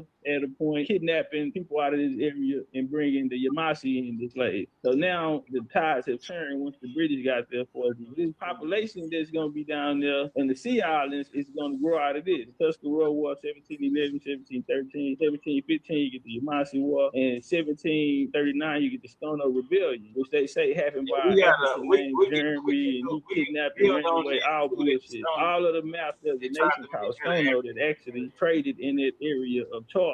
All the way to the 1600s and 1680s, they went to war with them for their territory. They were like a thorn in their side. 1740, they passed the Negro Act, which put them in the servitude and put laws on them. So this riot that the Indians caused in 1739. So we're going to get to 1754 is the French and Indian War. 1753. The French used all of their trade for it to the British. In 1733, James Oglethorpe would come over, who was a defender of the Stuart family, the Jacobites, and found in Darien County, Georgia, and then they'll get Savannah. This will give them an opportunity to attack Florida now. Very important, walking it down. Long story short, the Indians that migrate down into Florida and Georgia area, they'll be attacked by Andrew Jackson. They wanted this area down there because they were moving from deer skin. It went from beaver pelt to deer skin, and now it's moving to agriculture. So we get down here, this population of Indians are moving downward into the south, getting away from this encroachment or these Indian raiders. And so they're going going to make a confederation together to come together. In 1803, get the Louisiana Purchase. 1807, get the first Creek Civil War down there. You had a Red Stick War first. It's the Red Then Stick and the White Stick 1815, we you talking got about. Fort Mill, Russell Bend, and you had Fort Jackson. Those that lost in Georgia and Fort Jackson went to Florida in 1816, they became what's called the Seminole Indians. So you have these people that came and amalgamated together, different nations that was there, who was going to fight off this newly United States 13 colonies who looked to expand, and so they wanted to come down and control the resources. Now let's fast forward. Let's get into the real information. The first person to ever mention a Gullah Geechee was a guy by the name of John Bennett, a white boy. He was an American author who was best known for children's books. He wrote and illustrated. Okay, this was the first person to write about a Gullah culture, John Bennett. Some especially drawn from the Gullah culture. He is considered to be the leading figure of the Charleston Renaissance. The next time we hear what is popular for, later they'll call him. What is the Charleston Renaissance? After 1865, the Port Royal experience, they completely changed the history down there, because that's where they set up their base before they moved into the interior, because for 250 years, they were battling for that port, because Spanish territory sat right under it. And so when the British finally got down there in 1670, they still was having problems with the Indians in the area. And they stopped at the Savannah River, which would have been called the West Stabo, which was later we'll know as the Cherokee. This is the Iroquois Northeast government coming to find jurisdiction to operate down in the Southeast with the Indians. So Charleston, Beaufort, because they had Port Royal down there. Port Royal is also near Nova Scotia, and it's also in West Africa, was they call Elmina, and you also have it in Jamaica. All right, let's walk. The Geechee. Now you have the old Geechee River down there, which the name Geechee actually derives from. So it's not coming from Africa. They said it comes from Angola. That theory came from a fiction book wrote by a white woman named Julia Peterkin. This is going to be created in the 20th century when they're going to start Africanizing things. Now with the Gullah Geechee, with the Gullah Geechee, you're going to have a program that's going to come through the 20th century when they're going to. Damn. I'm trying to get this. By a white woman named Julia Peterkin. This is gonna be crazy. Okay, this is her, Julia Peterkin. She remembering Julia Peterkin, who brought Gullah to the masses. This is what's gonna get them mainstream. This Gullah conversation of these people coming from Africa. Let's walk. In the 20th century, when they're going to start Africanizing things. Now, with the Gullah Geechee, you're going to have a program that's going to come through called eugenics. Now, the eugenics program is going to have an offspring program that's going to fund a guy named Franz Boas, who's the father of anthropology in America. Franz Boas is going to have his student is going to be a guy by the name of Melville Herskovich. He's the father of African studies. Okay, he's a white person studying. There you go, right there. This day in UWA history, 1963, the YT father of African studies transition. The father of African studies. I want people to understand this here. It wasn't a black man that came and told you that you had a culture and your culture was Africa. It was this guy. So at the time, you had philanthropists come out. So you had the Peabody, starting with the Peabody. After the Civil War and the Reconstruction, they're going to get together with these bankers, and they're going to take over the Collegiate Institute. They're going to get all of these teachers on the payroll, so much to the Senate had to step in and make everyone open up the files to see who was on payroll. Because what they did was came in and reconstructed history. So you had Rockefeller create the University of Chicago. A lot of quote unquote black leaders will go through this University of Chicago, where they basically went in there and reconstructed history. And this is what Afrocentrism comes. And so now this history, this lost history of the black man, this is where we're gonna start getting all of this history from. This Africanized history from Africa, the slave stories and all of these, such as the Gullah Geechee, right? Now Melville Herskovich is gonna have a student by the name of Lorenzo Dow Turner. He's gonna be known as the father of the Gullah Geechee. He's gonna go around to. All right, here go Lorenzo Dow Turner. y'all say y'all was speaking about earlier. He's the father of Gullah studies. Now let's check him out because his work was incomplete. I don't see how you get a title like that when you ain't even complete your dissertation. Turn up, somebody hear something. No, I said, priest chief, I'm on your side. Kick their ass. Kick their ass. Turn up. Collect data in different areas on these people. Now he say he heard a Christian song called the Word Shout Song, and he said this is the connection that he made and said that the language that he heard from the people in the Sea Island is the same as the people in Africa. Now before he died, he didn't make it. What had to happen was a white boy had to come, Joseph Apollo. He's going to come back in the 80s and say that he's deciphered it and he's figured out the missing piece that Lorenzo Dog Turner and Melville Herkovich was missing. Because I want to get that up there. Joseph Apollo is an American historian noted for what? Establishing the Gullah connection. So it wasn't Lorenzo Dog Turner. You know, they ain't gonna let us have nothing. Even if Lorenzo did it, they probably took his papers because he worked for them folk and gave it to their brother, to their brother-in-law. That's how they were. They keep it in the family. And so, yeah, all our history about Africa, for some reason, I always go back. It's always a YT man who found the connection. Ain't that a bit? We love the TikTok side. And he figured out the missing piece that Lorenzo Dog Turner and Melville Herkovich was missing because they was using the Christian hymn in the 90s. This is who they're going to give it to. So your Gullah Geechee, I'm sorry, these are the founders of your Gullah Geechee, white folks. And it's not a problem with that, but they Africanized the story that was really happened to the indigenous people here. All right, now we can really even go a little further than that. That was kind of surface level because it is a deeper meaning because you have some people that came in and actually, when they wrote on it, it was a fictional novel. It was fiction. It was never meant to be taken serious. But you know who came and stamped it?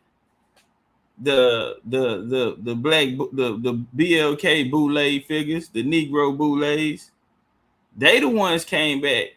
It was so bad that YT people in the South were saying, if this story is so true about these indentures, and this has actually happened, why we don't have any first-hand accounts, or why we not hearing it in the newspaper, or why we not meet any of these people in the streets?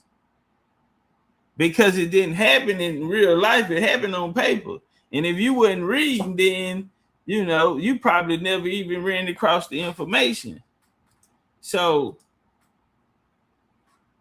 let's do this here. Now we see why they disconnected our people from reading and why they didn't want our heads in books, because that's where all the proof is.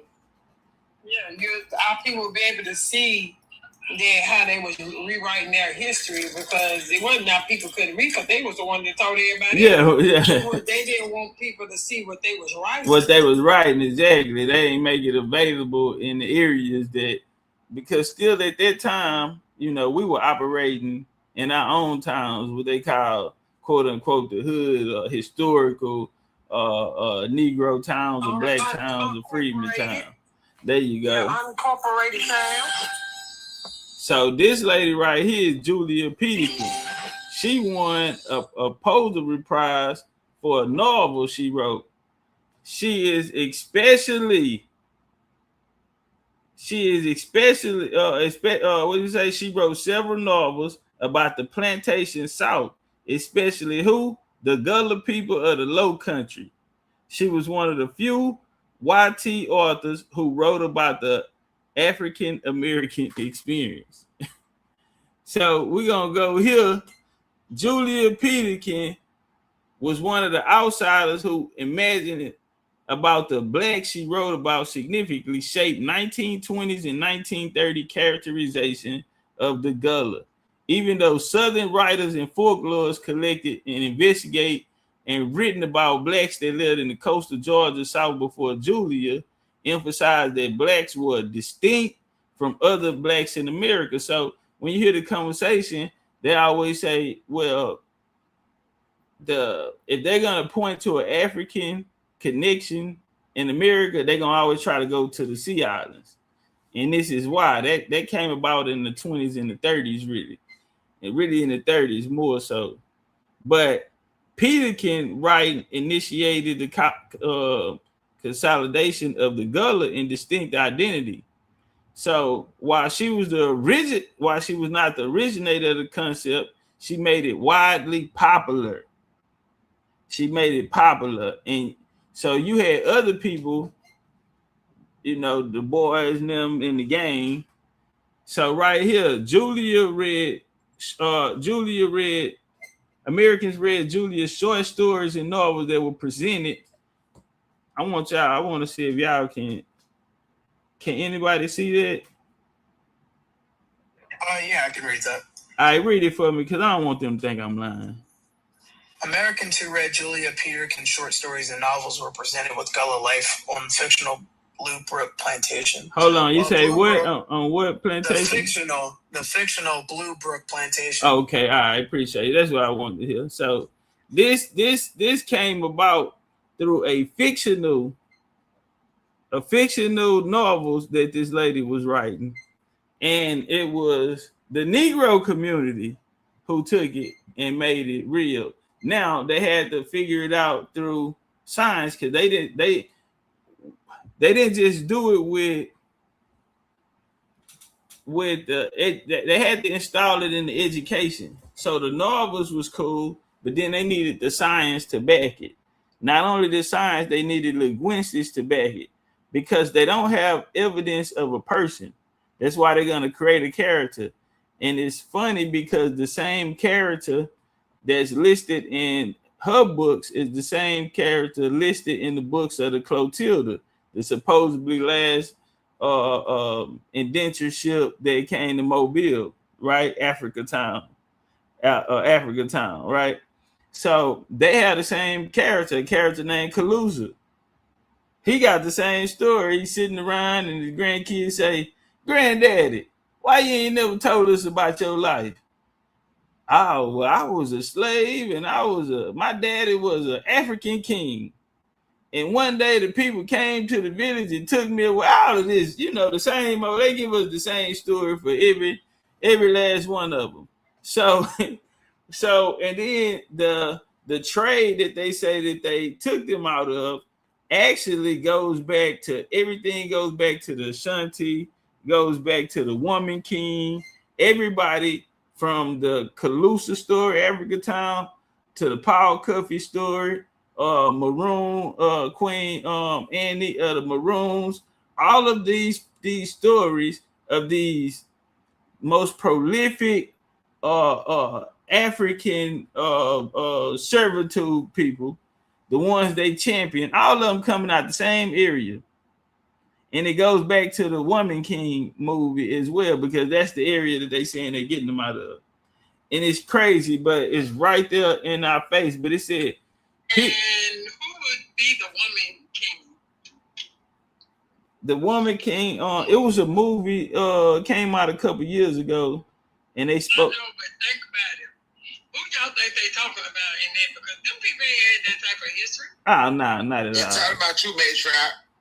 Talking about They're talking about you, Copper. I already know they are, but they're literally talking about the Amazon women.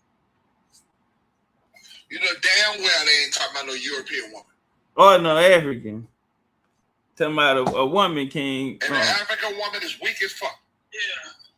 They spoke about. They weak as hell today with the bullshit, but they supposed to be in all these fierce warriors. Women kings. Yeah, we watching 4 foot China men. Yes, sir. Yes, sir. I want to answer the question. No problem. Okay. Are you in Houston still? Yeah, I'm in Houston area. My $1 million cousin is there, and he's in the politics. I want you to run for mayor. Nah, man, I'm cool. I'm cool. We can get behind you with money, power, whatever the fuck you want. Nah, this. Inbox me when you get a chance. We can talk about some shit. We got power within. You don't say HOE after that. We got power. But you don't. Power. Everybody black don't mean we got money. We got some money, and I think that you been doing that shit in Houston for a long time, and you may not want to go to as far as mayor, but I think I got a position. I think it's time for us to take over and start doing politically into the march of getting supremacy. Okay? And I'm not even gonna stunt. That's kind of the live when my live got banned. That's what I was speaking on. Yeah, we just building on that. Together and getting these people in a necessary position so that we can start making a change. It doesn't. You know? I think people think that it takes more to be mayor than it really does. One of our chiefs became mayor of Carolina. I'm sorry. Yeah, sorry, Chief. Young people, y'all do need to start getting on the council and move from there. You should, at the very minimum, y'all need to get on the city council. I'm willing to help out, but I'd rather let somebody. I'd rather work behind the scenes. Behind you. That's what I'm telling you. Economically, you want some money? We'll put it behind you. City council, you just going to meetings once a week. It's not, and you can do it by video if you out of town. It doesn't take as much, but we do need people that are well known to start going for these positions in the cities that we basically run the cities anyway. And I'm not gonna lie, that's one of the arguments that they be having against us as well, and we can't say anything because when they argue with how we not in places to make these changes, they right. Yeah, I agree with that. You might be picking somebody, but they may not be well known enough. You know what I'm saying? She's right. Yeah, it's got to be somebody who's gonna when they speak, people gonna listen. Yeah, and he's the type of person when you speak, you're gonna listen. Listen, people told me, well, you conquered it, Peanut, you should be doing it. But he's an educational. This brother right here has so much. He got so much in his background, and he down there and with. I don't know. Y'all got a million people over there. Y'all rocking over there, Houston. And Houston, one of the largest melanated population cities. Yeah, and I got some power over there with my family. Okay, and we're not weak. Okay, and if somebody I had to go behind, it would be you. I appreciate that. And I said that on social media because, to be honest with you, I'm tired of us speculating on things. I think we need to take it back, bro. And your voice, the way you articulate things. And sometimes, and I got Houston settlers over there for New Orleans, Louisiana, for Katrina. But I got a special person for you, bro, who got money. And if that's what you want to do, you can consider that you got somebody. You have an ally. Yeah, my aunt, she working. I'm not pressing you into it. No. Start at councils. I'm telling you, it's several guys in my neighborhood that's doing it. Start at council. You the way you talk, bro. I don't like is that he's a Mason. So, but we need people to get in there. That behind these young people. Why do we try to be honest with you, I'm doing it in the next 4 years myself. Are you really? Mm-hmm. And guess what? Let me campaign you. And I ain't gonna be drunk. I will. Girl, listen. I just want to come behind y'all. And listen, I don't want no money from you. I don't want no fucking, I just want to see you get great. Yeah. I just want to see you get great. You ain't got to do shit for me, but just love me like you always do. That's why I watch the way I do things and present myself and all that, because I am. Girl, I don't give a fuck. I love me some effort. I said my name. That's right. I said I can't because. Didn't I just say my name? For the first time on TikTok? And I'm not a cool head person. I never been. This is me all my life. But it don't really matter what represent your people. Your people already know, so they're not going to be like, oh, that's Copper. Now, them other people will, but if they don't have a majority of the vote, what does it matter? True. You know, they're going to want somebody to have a calm and cool Man, head. fuck them people, Copper. Hey, Copper, I want you to run in Tennessee. You the baddest motherfucker I know. Your ass will eat everybody up. Hey, Copper used to have 400-500 people in her lives on YouTube, and she just stopped going live. But she used to have, yeah, she was one of the, had the most people in that chat. And yeah, so this ain't that new to Copper. But I feel it, I'm the same way. They get on some BS in there, Copper. We finna go back to what we know. We finna start throwing chairs and everything. We gonna flip, we gonna move some furniture. 200 in the chat look like shit. And she said 800. I'm not, look, you have to have somebody with a calmer and cooler head. My mama tell you I've been like this all my life, and I'm not gonna change. I'm leaving about it the same way.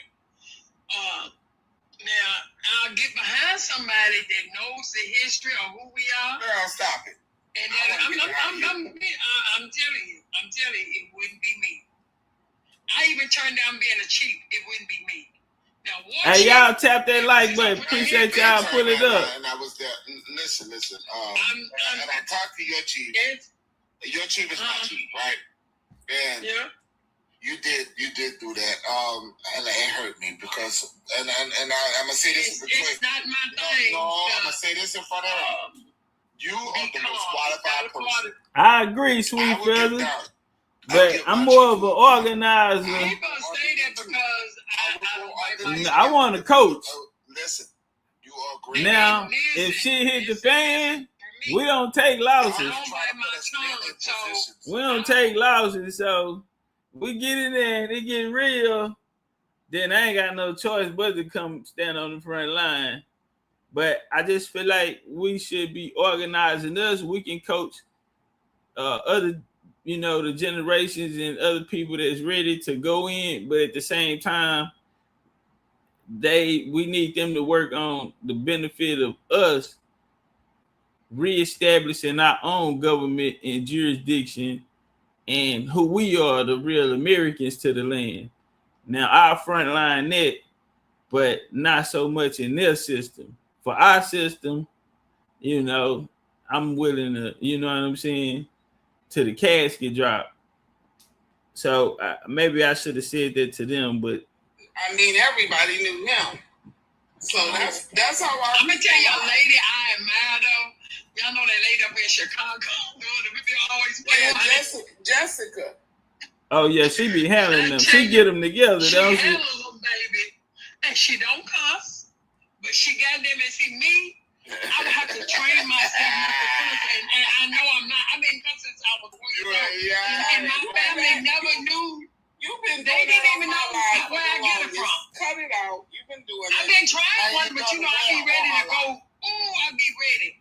And my mom and them always wondered how I learned to cuss because they didn't cuss at first. My mom probably didn't start cussing till she was in her late 20s. And they always try to figure out how the hell I knew how to cuss and cuss so good. I didn't do it in the house.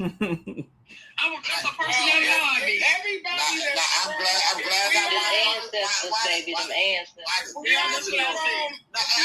glad she refusing y'all, then what does that help? If we can get up here and be leaders. Let me ask you a question.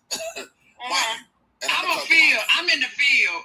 I will put somebody in that place that is not like my cousin Karen. My cousin Karen would be grateful because she know her history, she know who she is, and me and her been the ride or die for our family. Why then? She's never hit.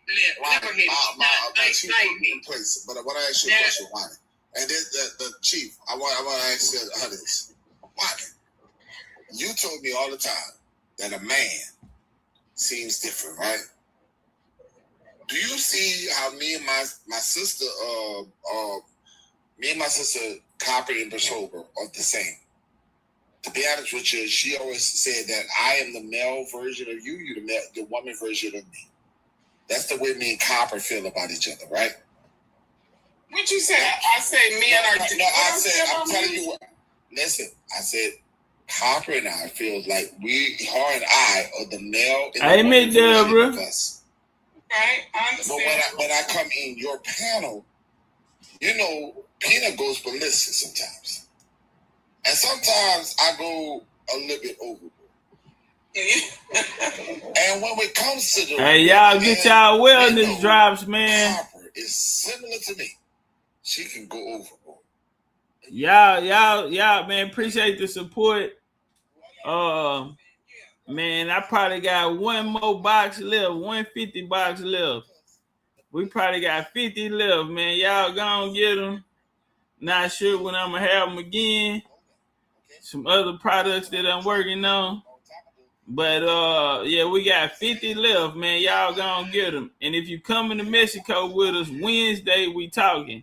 At least pay half of your registration to get in.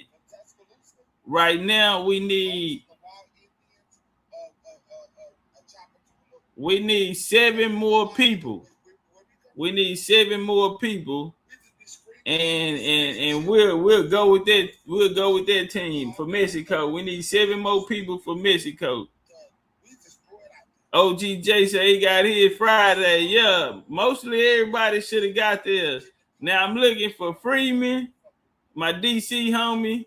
I need him to check his address and Prez. We need Prez. We need Prez to go check her address. The postal service say they don't recognize the address, so I can't move forward until then. But man, when I say support, oh Rand, you got a hat? Don't worry about it. I send it out. I had them send it out tomorrow. I'm gonna throw you some BCU socks in there too. I got you.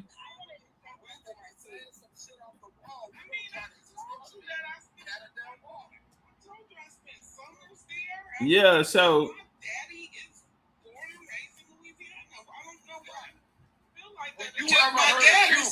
My daddy is just when you hear the Cuban talk, them bitches mean. Them Cubans are mean. Legend Intel say I got 2 of them. Man, appreciate that support, man. People, man, one person bought 10. People was buying 6. People was buying 5, 4.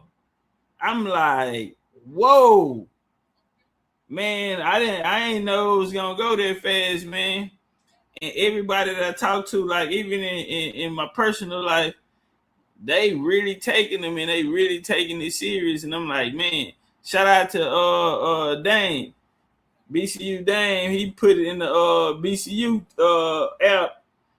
He was on his 2nd day water fast, and he was taking his drops.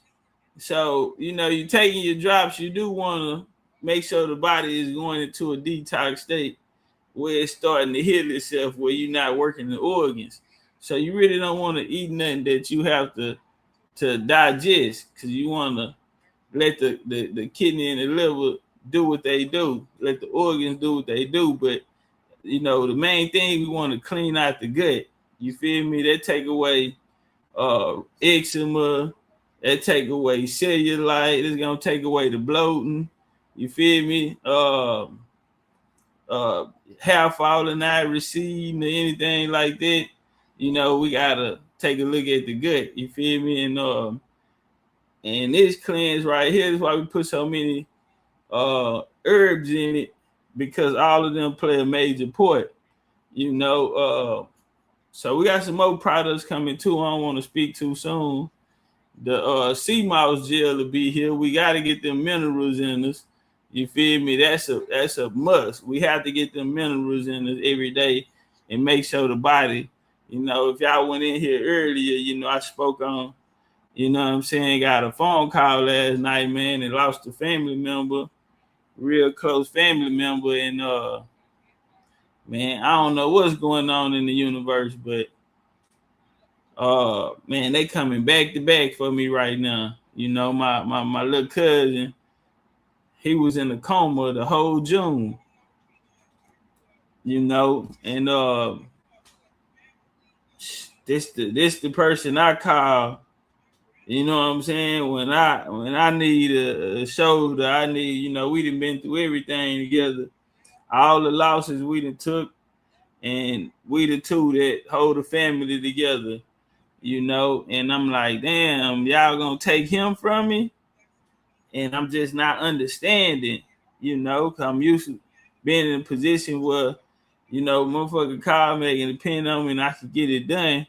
But when things out of hand, you know what I'm saying, man, I felt helpless. You know what I'm saying? And the phone call I got last night, and it's like, you never know. But I've been through this stage in my life, man, where I was scared to answer my phone because I felt like it was bad news on the other end. But man, this life be life, and then that's why I just feel like man, don't take it for granted. And all of these situations, nobody took their life. It's help. You know what I mean? My little health journey I went through in May, going through June. You know what I'm saying? It's you know, the health is wealth.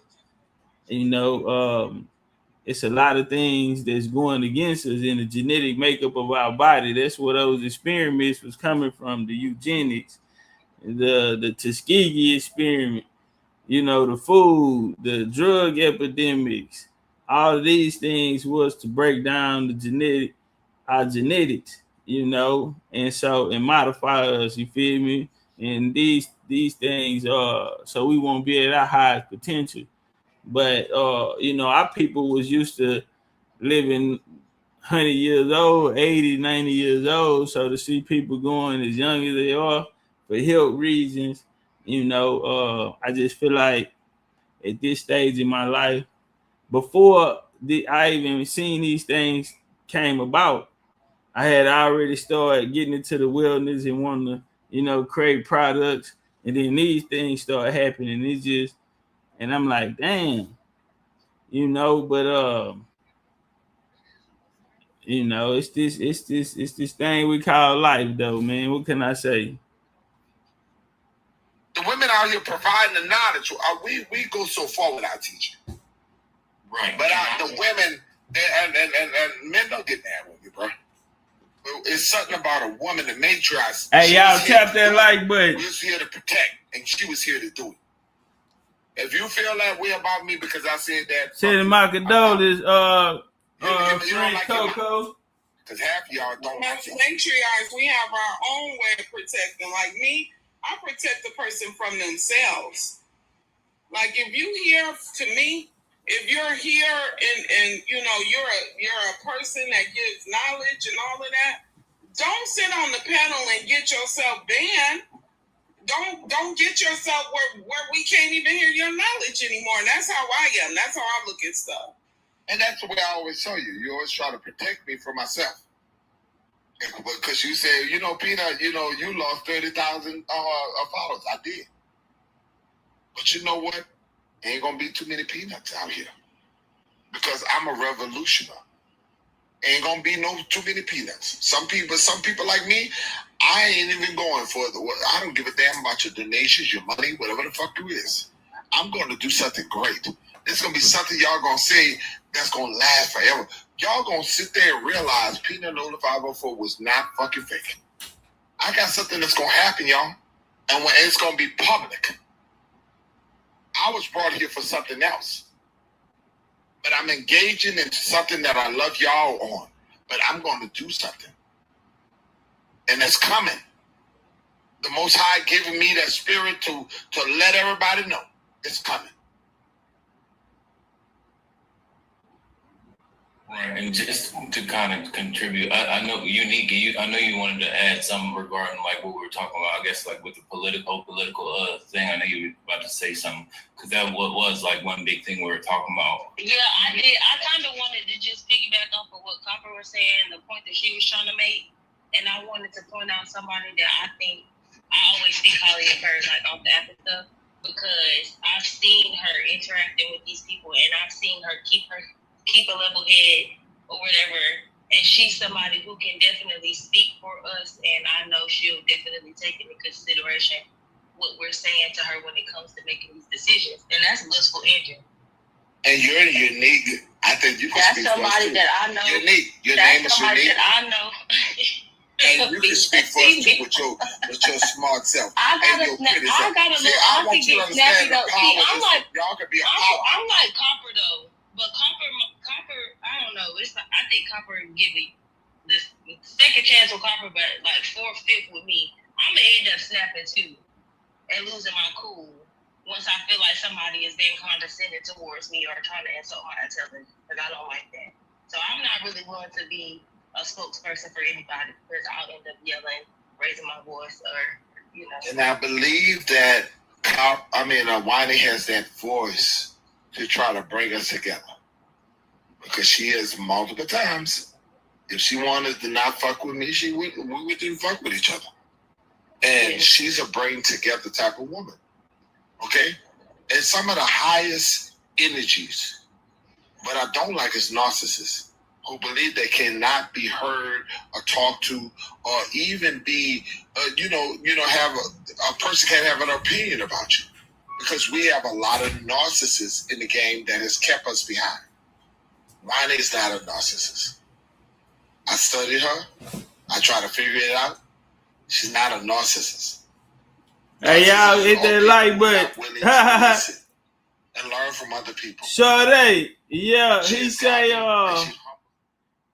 he has a he drinking sour sop juice and yak. sour sop juice with a little hint of yak in it. But he said little yak ain't never hurt nobody. He said a little yak ain't never hurt nobody. But I'm about to change the topic though. Hold on. You want him to be your protector. You want him to be in a position of protecting you, and you gonna swallow him up and make it about. Come on, y'all. Let's get back to Bill. Y'all gonna start making people leave at the let's get back to Bill. You should have talked, girl.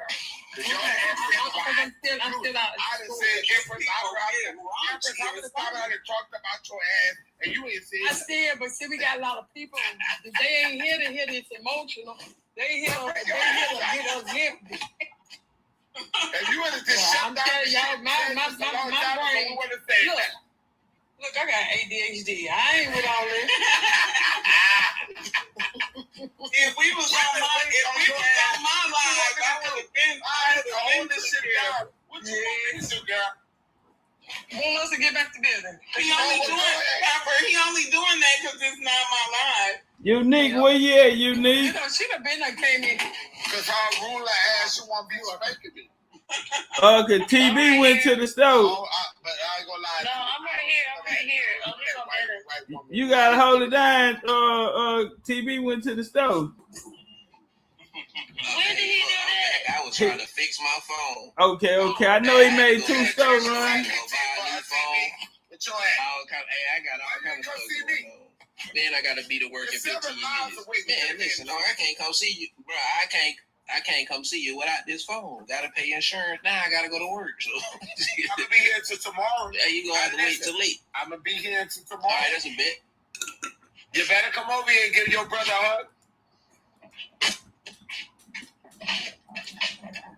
Hey everybody, what's up, TV, y'all? Hey, Meta, how you doing? Peace.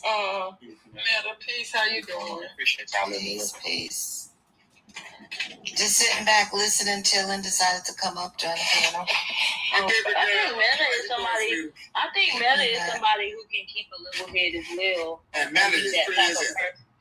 And be that person that could be a spokesperson for us as well. She's a good, sweet person. Yeah. But them New Orleans niggas. That's where the people like me and Copper do come in when it is those. Them New Orleans people be shooting they shot, don't they? And back her up because they going for the win. Hear that soft tone voice? Yes, they listen, but they feel like they can overtalk, and then they feel like, you know what I'm saying, like how they can get over on the people who kind of are more so soft spoken. That's where the people come in like me and Copper, where it's like, no, you're not about to do that. We're gonna let her talk to you or whatever. Well, if you really know me, I'm not soft spoken. I mean, from what everything that I've seen scene has been for y'all. You know, I put a filter on because I'm able to do that for our people. You know.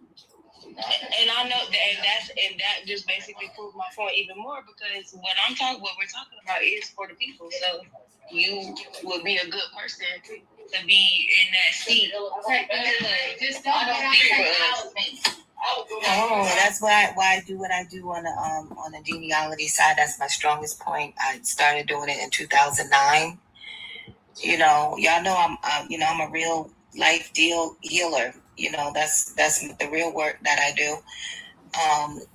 But I'm being called this direction, and I feel like I'm stepping up to the plate. There's a lot of stuff I'm working on doing with some of y'all. Y'all know what's going on, and that's where I'm used best. I like to be behind the scene, obviously, because I will cut somebody. And I'm like Copper too. I want to represent the people, right? If my face is going to be out there, we need reputable people. You know what I'm saying? And so that kind of controls me a lot, y'all. I don't want to. I don't want to misrepresent us. If I'm out there talking, So I have the balance of my emotions to do that, But I'm not perfect,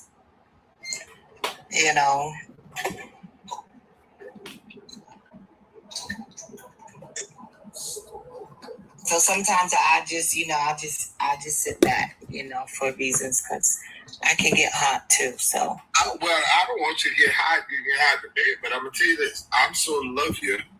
I'm gonna tell you this. We gotta put your ass in the car. And they say you can get hot in the bed. Your ass about to go straight to the diamond. You is cutting up. You is cutting up. Hey, but. Hey, but watch this here though, y'all ain't hearing it earlier. Hey, Nate, tell them what you got in that sour sop juice. Right. See, y'all missed that part.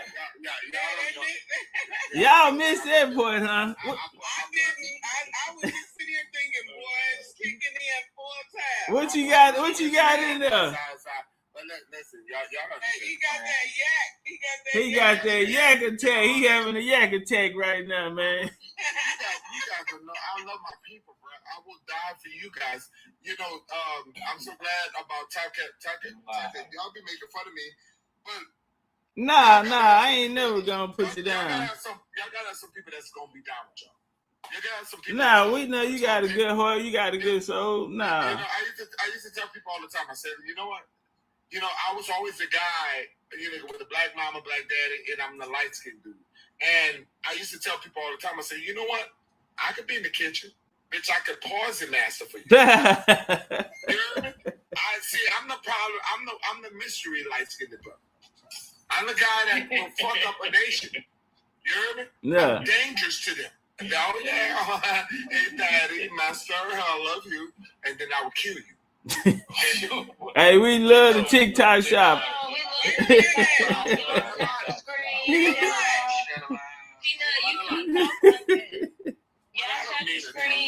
live, put the hashtag for your page in the comments for us. If you ain't sent the daily heart me, go ahead and do so. Oh my God. They take the people skin color. Y'all send some populars, please, because that was a big one. Listen, all I'm saying is I would have got dropped down on mine. I'm telling you, it's okay to drop people down and bring them back up to protect the live. Yeah, come on, Peanut. Now. Peanut. Come on now. I dropped your Peanut so we can keep the algorithm going. No, I got it. Hey, y'all tap that like. You can come back up, Peanut. Yeah, come back up. Don't beat me up. Well, I think your ass was late. You should have dropped as soon as I said it. All I'm saying is I was wrong, but you should have dropped as soon as I said it. Okay? But anyway, all I'm saying is this, okay? We got great creators like the brother who on the screen and sisters and brothers. Listen, bro, I'm so sick, y'all. I'm tired. Do y'all realize that the man who died, unalived himself? I don't know what to say, passed away. Because y'all been. Hey, but he said next time get him out here. He said y'all should have been done it. Yeah, he said next time get me out of there. We love the TikTok shop. Yeah, we about to go shop right now.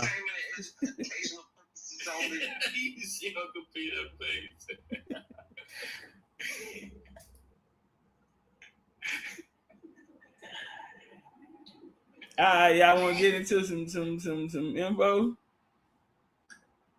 Can I ask a question, panel? I want to kind of touch base on what y'all was talking about yesterday. You know, I was tapped in on One is Live, obviously. Shout out to all the empresses, chiefs that was tapped in yesterday. TV kind of brought up a good point. You know, some of the panelists was trying to figure out what would be the next steps as far as what that looks like, as far as us being a new classification, kind of disaggregated from African American and Black, right? But obviously, like we know we are the Aboriginal indigenous people of America, and obviously was reclassified one reservation. Hey, can y'all hear? Hey, y'all let me know if y'all can hear. Similar to how you guys are emphasizing. Let me know if the audio straight for y'all. To run for like congressional seats or district seats in their respective communities. What are your thoughts and opinions on, Chief? I know you may have more insight on this, but let's say instead of dealing with the United States government, we take that fight similar to, like you mentioned, Freedom did, but we have the approach of utilizing us being detribalized and reclassified non-reservation Indians and take that fight with a big, obviously you got to have the funded money. Hey, is it still low? Can y'all hear it a little better? Have us back off, but take that. Or it's still low? Tribal government, and then obviously they'll try and get that settled before it takes up to the U.S. Supreme Court, because obviously it's still low for y'all. The Supreme Court, and maybe we could take that approach to obviously get out of this taxation category, because obviously when we're checking Black and African American under the census, that's the reason why we're still being taxed under the system. So I guess I kind of wanted to ask that question yesterday, but just maybe a different perspective and approach to take on that same census fight, if that makes sense. Well, I think you're talking about a few different things all in one. So just to address one of them, I think we need to leave everybody else out of it and make smart steps, right? And so the first step would be to everybody do their genealogy. If you have not done genealogy, you don't link in, then this there's got to be levels of qualification. That's first of all, right? Because we do need to start our own.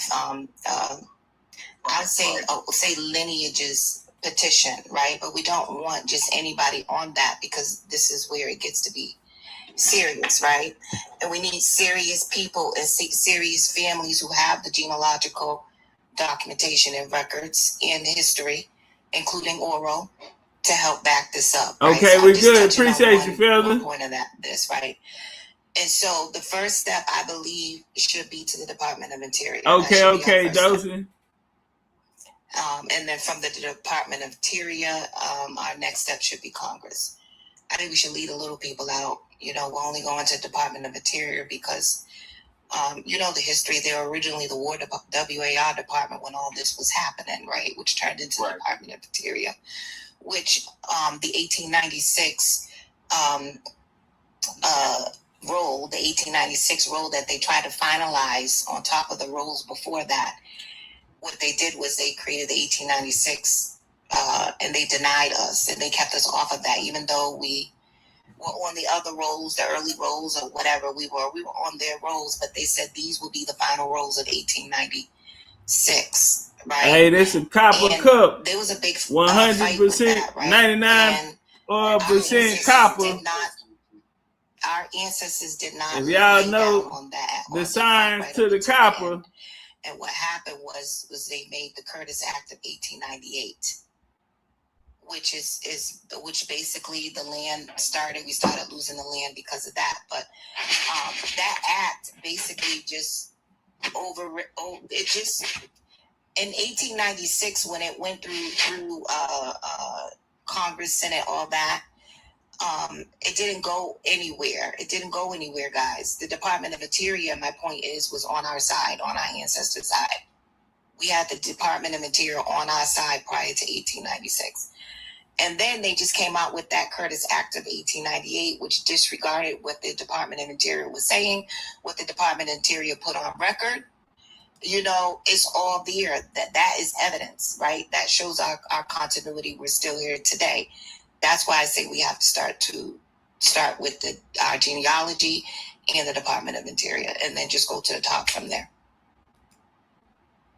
I understand, and I was didn't mean to jump right into the conversation where it was left off yesterday, so I do apologize if I didn't clarify that. I definitely understand every family has to do their own genealogy. No, I'm not saying that you don't. I'm just saying I'm going to listen to one part of it, and that's all. I wanted to focus on one part myself with my input. That's all. Well, I appreciate that insight, and I guess not to doubts myself, but I'm a surname Thompson out of Arkansas too, so I'm definitely kind of in loop and just would love to see kind of progression in the next step of what that would look like as well. So. Dozy, you got you. Dozy says she got her. Yeah, hey, shout out to them, man. People been emailing saying, man, we been getting it fast, man. They been shipping out fast, so. Strategic, targeted moves, I'm always down to have that conversation. As far as the census, I will add this, the 2030 census. There is the other, I always forget the name of it. It says other races not included, or I don't know, it says something about that. That's where you find Indian. That's where you find American Indian. That's where you find Aboriginal. Okay, so indigenous that is it. Under those 6,000 codes. So I think it was the 8,000 code, if I remember correctly, because I said the code out loud on the live. I was reading it. It's the very last end. So if we don't use those codes, that's where I believe that they're designating things. So I would say, if we do get our own, section, then those racial codes from the 8,000, I think it was 8,000 to 8,999, those blocks got to go with us, or like if we really can't make change on the 2030 census before it comes, like somebody said, it's already be printed, I think we should still try. But if we don't get anywhere with it, just remember, you don't have to do the Black or African American, which equals African, because they're placing you with all the other groups of African people. You don't have to obviously do the white T. You obviously don't have to do the Native American, right? Because those are attached to the tribes, and none of that funding goes to us unless you're a part of those tribes that are actually listed, right? But that other kind of category, so if we were in that category under Aboriginal or Indian, whatever, but again, if we do our own, we got to take those political racial codes with us. We got to take it out of there and put in ours. Y'all know what I'm saying? You hear what I'm saying? Yes, ma'am. Okay. Right.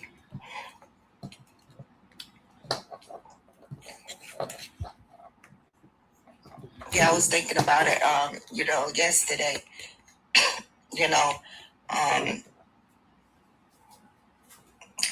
I don't think they really have heard from our people representing our people, us.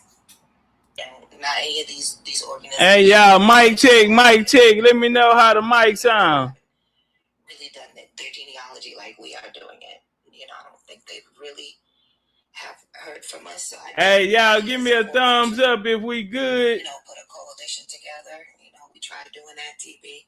If the mic working now, y'all let me know what we doing. That's where the coalition will come, and it don't matter what community you're a part of, what nation you're a part of, who you're affiliated. It don't matter. We actually need diversified coalition, right? And then we could put the work for our people through them. Our people put the trust in that coalition. Our people support that coalition. And then that's where we put in people who are gonna not only represent appreciate y'all. To commit. Hey, we're looking for the homie Freeman out of DC. I need you to check your address so I can send you your drops. Miss Prez, check your address. Check your address on there for me, mama, so I can send you your drops. And for the people who won drops, I need y'all information so I can get them sent out. I'm gonna tell you this here, it's gonna be $230 to send them drops out. Cause the people that pay for them, they ain't pay for the shipping. They sponsored y'all, they ain't sponsored the shipping though.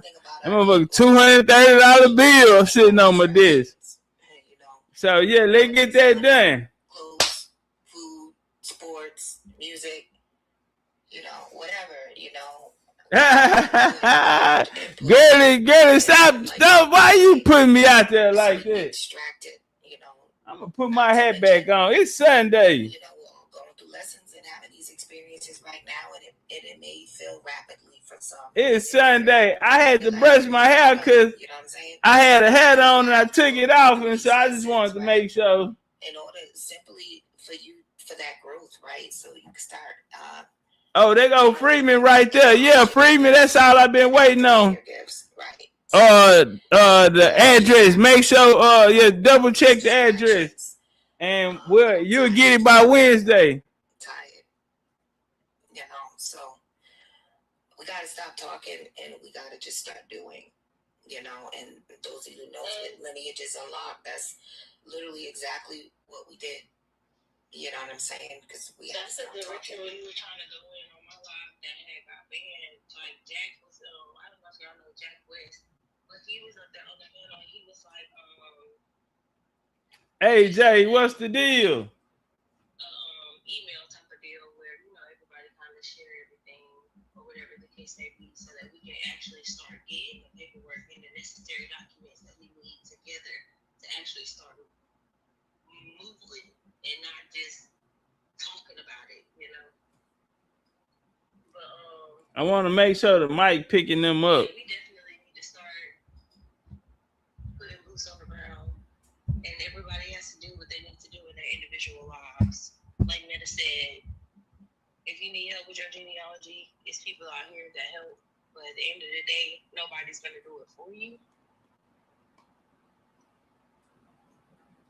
I also think we also go back to the order and then just update your address, or if you follow me on social media or on the BCU app, just drop it in there and I'll take care of it. Each other's toes or trying to hold somebody accountable for a role that they don't see themselves really fitting the bill to fulfill. Yes, that's why I said for people to come forth with what they want to do, and it's basically like applying for a job, but not in that exact sense. But you get everything together, and you basically tell us why we think we should vote for you to do whatever job that you want to do for us. Because at the end of the day, it should be a group decision.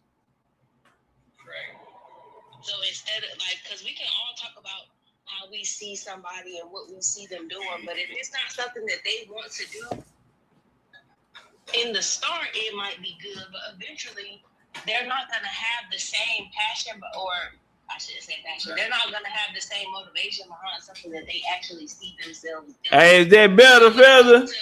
When it comes to us getting in these places and we're starting, and like you do what you need to do to show like you can do this job, like treasury, for example, just because that's something that's it's important, it's very important, but it's not as high as everything else. Now, if you see yourself being a treasury and whatever the case may be, and we're like, okay, we see you doing that for us, and we get to the second time where we really need to, it's like, okay, well, we're going to go to the treasury and you need to have this money, because everybody has paid their dues, everybody has did what they need to do. So at this point, it should be at a point where... Hey, Brother Tim, would you like to join the panel and have that conversation?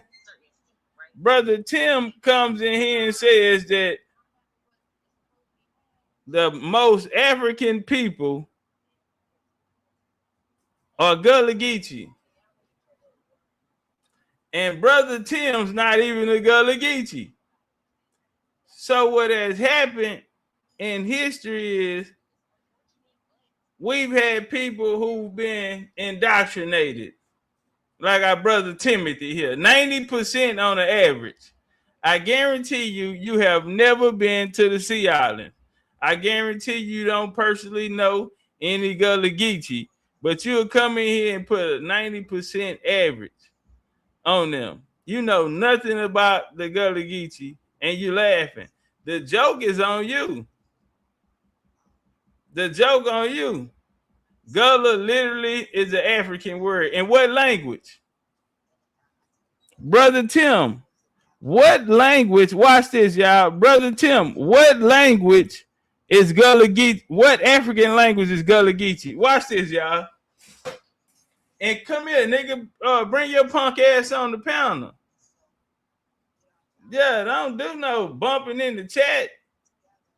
Come here. Yeah, nigga, come here. What Pimp C say? Niggas talk a lot of shit in the safe place. Tim, I bet you won't come on the panel. It's a Bantu word. Man, give us a source. Ain't nobody in the history of them have ever said that. I bet you won't come on the panel.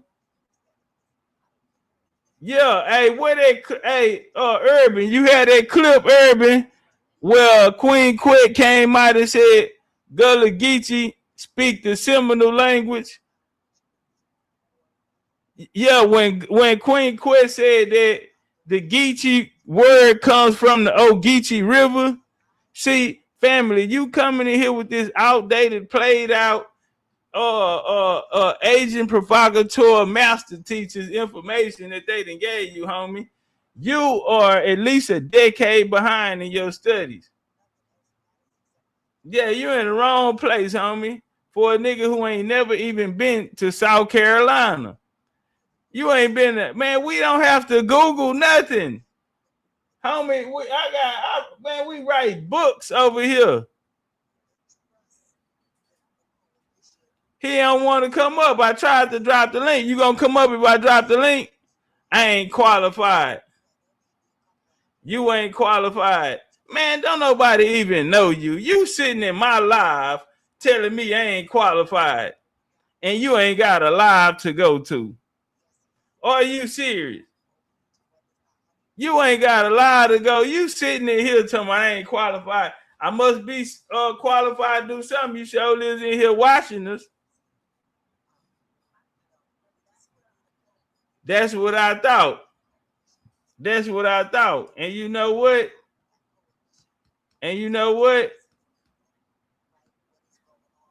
Watch this here, y'all. I'm gonna do them like this here. This how we gonna do them. Hey, y'all, he said that the Gullah Geechee language is Bantu. Remember he said that, right? Where you at? Where he at with that? It's literally Bantu word. You can Google it. Use a Google scholar. You in the wrong neck of the woods around here. Google how many African words is in Gullah. Okay. So right here, right on the screen, what does it say?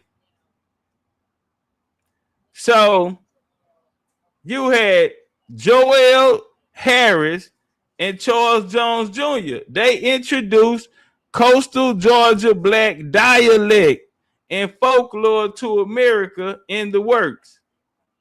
Soldiers who fought in the Civil War was noted the strange dialect that came from amongst these Sea Island coastal South Carolinas. Are you listening to me, agent? Now watch this. Thomas Wentworth and them, they went down there in a memoir, the Union soldiers stationed in South Carolina. You know what they said? Included what he interpreted as the Gullah dialect. Now, everybody, this brother just said that this is a Bantu language. This is a Bantu language, right? Now, you know what they said? Now, this U.S. War Department records, right? These are Civil War records, homie, about the regiments. Guess what they said the language was? They said they interpret the Gullah dialect to be characterized the speech of the blacks who encountered in the region, which is the Sea Island, the Gullah Geechee people, right? Now watch this here. They say the region were not articulated with an explicit connection of Gullah label because the Gullah label didn't come to the 20th century, and we talking about the 1800s. Now watch this here. Now, Bennett's work was followed by other writers. You know what they said? Bennett was the first researcher to use the term Gullah in 1908. 1908. All right. Now, they said that it was explicit connection to Gullah label, nor were they preoccupied with the African character traits that they describe, nor were they, meaning they were not. Okay, now watch this here. They determined it to be baby talk used by slave owners to speak a non-English language, right? But guess what they come up? Columbia University professor came up with the conclusion that the Gullah dialect was a form of broken English, not African, but a form of English, broken English. Somebody don't qualify. Now you got to get your bitch ass up out the lie. You just got debunked in front of everybody. Yeah, man, get up, man. A nigga ain't never been to South Carolina coming here talking about somebody then told him or he didn't read, misinformed, another lost, misinformed nigga. You just got BTA and you got to move around. You don't let nobody come in here and debunk you like that. Coming in here loud and wrong and put lashes crossing. It's broken English. It ain't got nothing to do with Africa. Stop running around here listening to these people. And the first thing he said was Google. You can't even listen. Google how many African words in Gullah. And then come to find out that the whole time, it ain't even a African language. It's English. That shit the Gullah Geechee be speaking is broken English. And it's just simple as that. Tell him again, Sade. Piss on the grave. Yeah, they ain't got no win.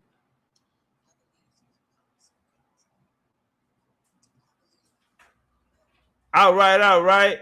He sent it to me on TikTok. Hey, well, we already took care of him. I had just went on and pulled one of my sources up, but I knew he'll be familiar with Queen Quit, so that's why I wanted to, do her, but I won't be able to open it up while I'm on this device while they got me on the live.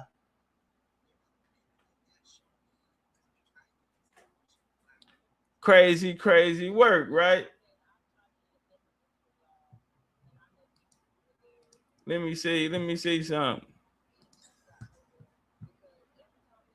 Yeah, get that shit out of here. Nigga coming in here and got blast.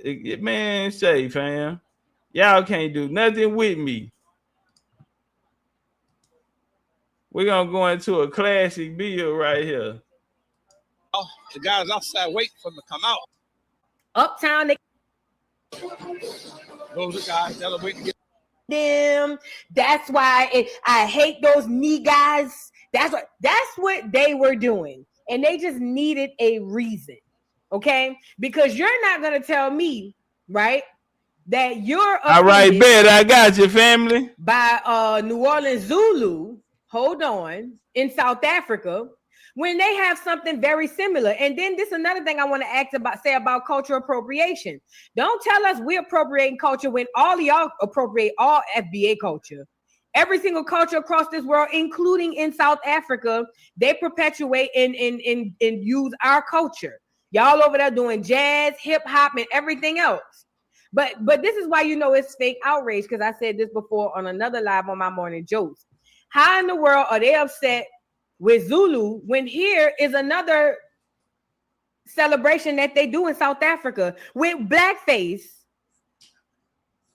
But you want to know what the gag is? This is probably trying to emulate us, because ours is the oldest. Okay? But it's just a fake way and a fake outrage way to get us all to be divided, and for them to have a way to just accost us and say, oh, we this, that, and the third. Girl, let me tell y'all something. And this is another thing. Don't get me started on that little Tyler girl who was just singing Aaliyah. They always talk that Black America has to stop letting these people gaslight you to feeling like, number one, you don't have a culture when all they do is use our culture. Number one. Number two, also you have to stop letting them gaslight you to make it seem like you stealing something from them. Black America ain't never stole nothing from nobody. We are creators. We are God's chosen people. We don't have to steal from nobody. Period. We are inventors, creators, innovators. We influence the whole world, Craig. We ain't never had to steal nothing from nobody. Never. That's what happens when you're dealing with creators. Now, this is no shade to the other folks. This is no shade. However, what I'm not going to let them do is get on there and act like, we have to go to... First of all, most of us ain't never even been to South Africa to steal nothing from them. Quiet as it's kept, the most we know about Zulu is Shaka Zulu from the movie.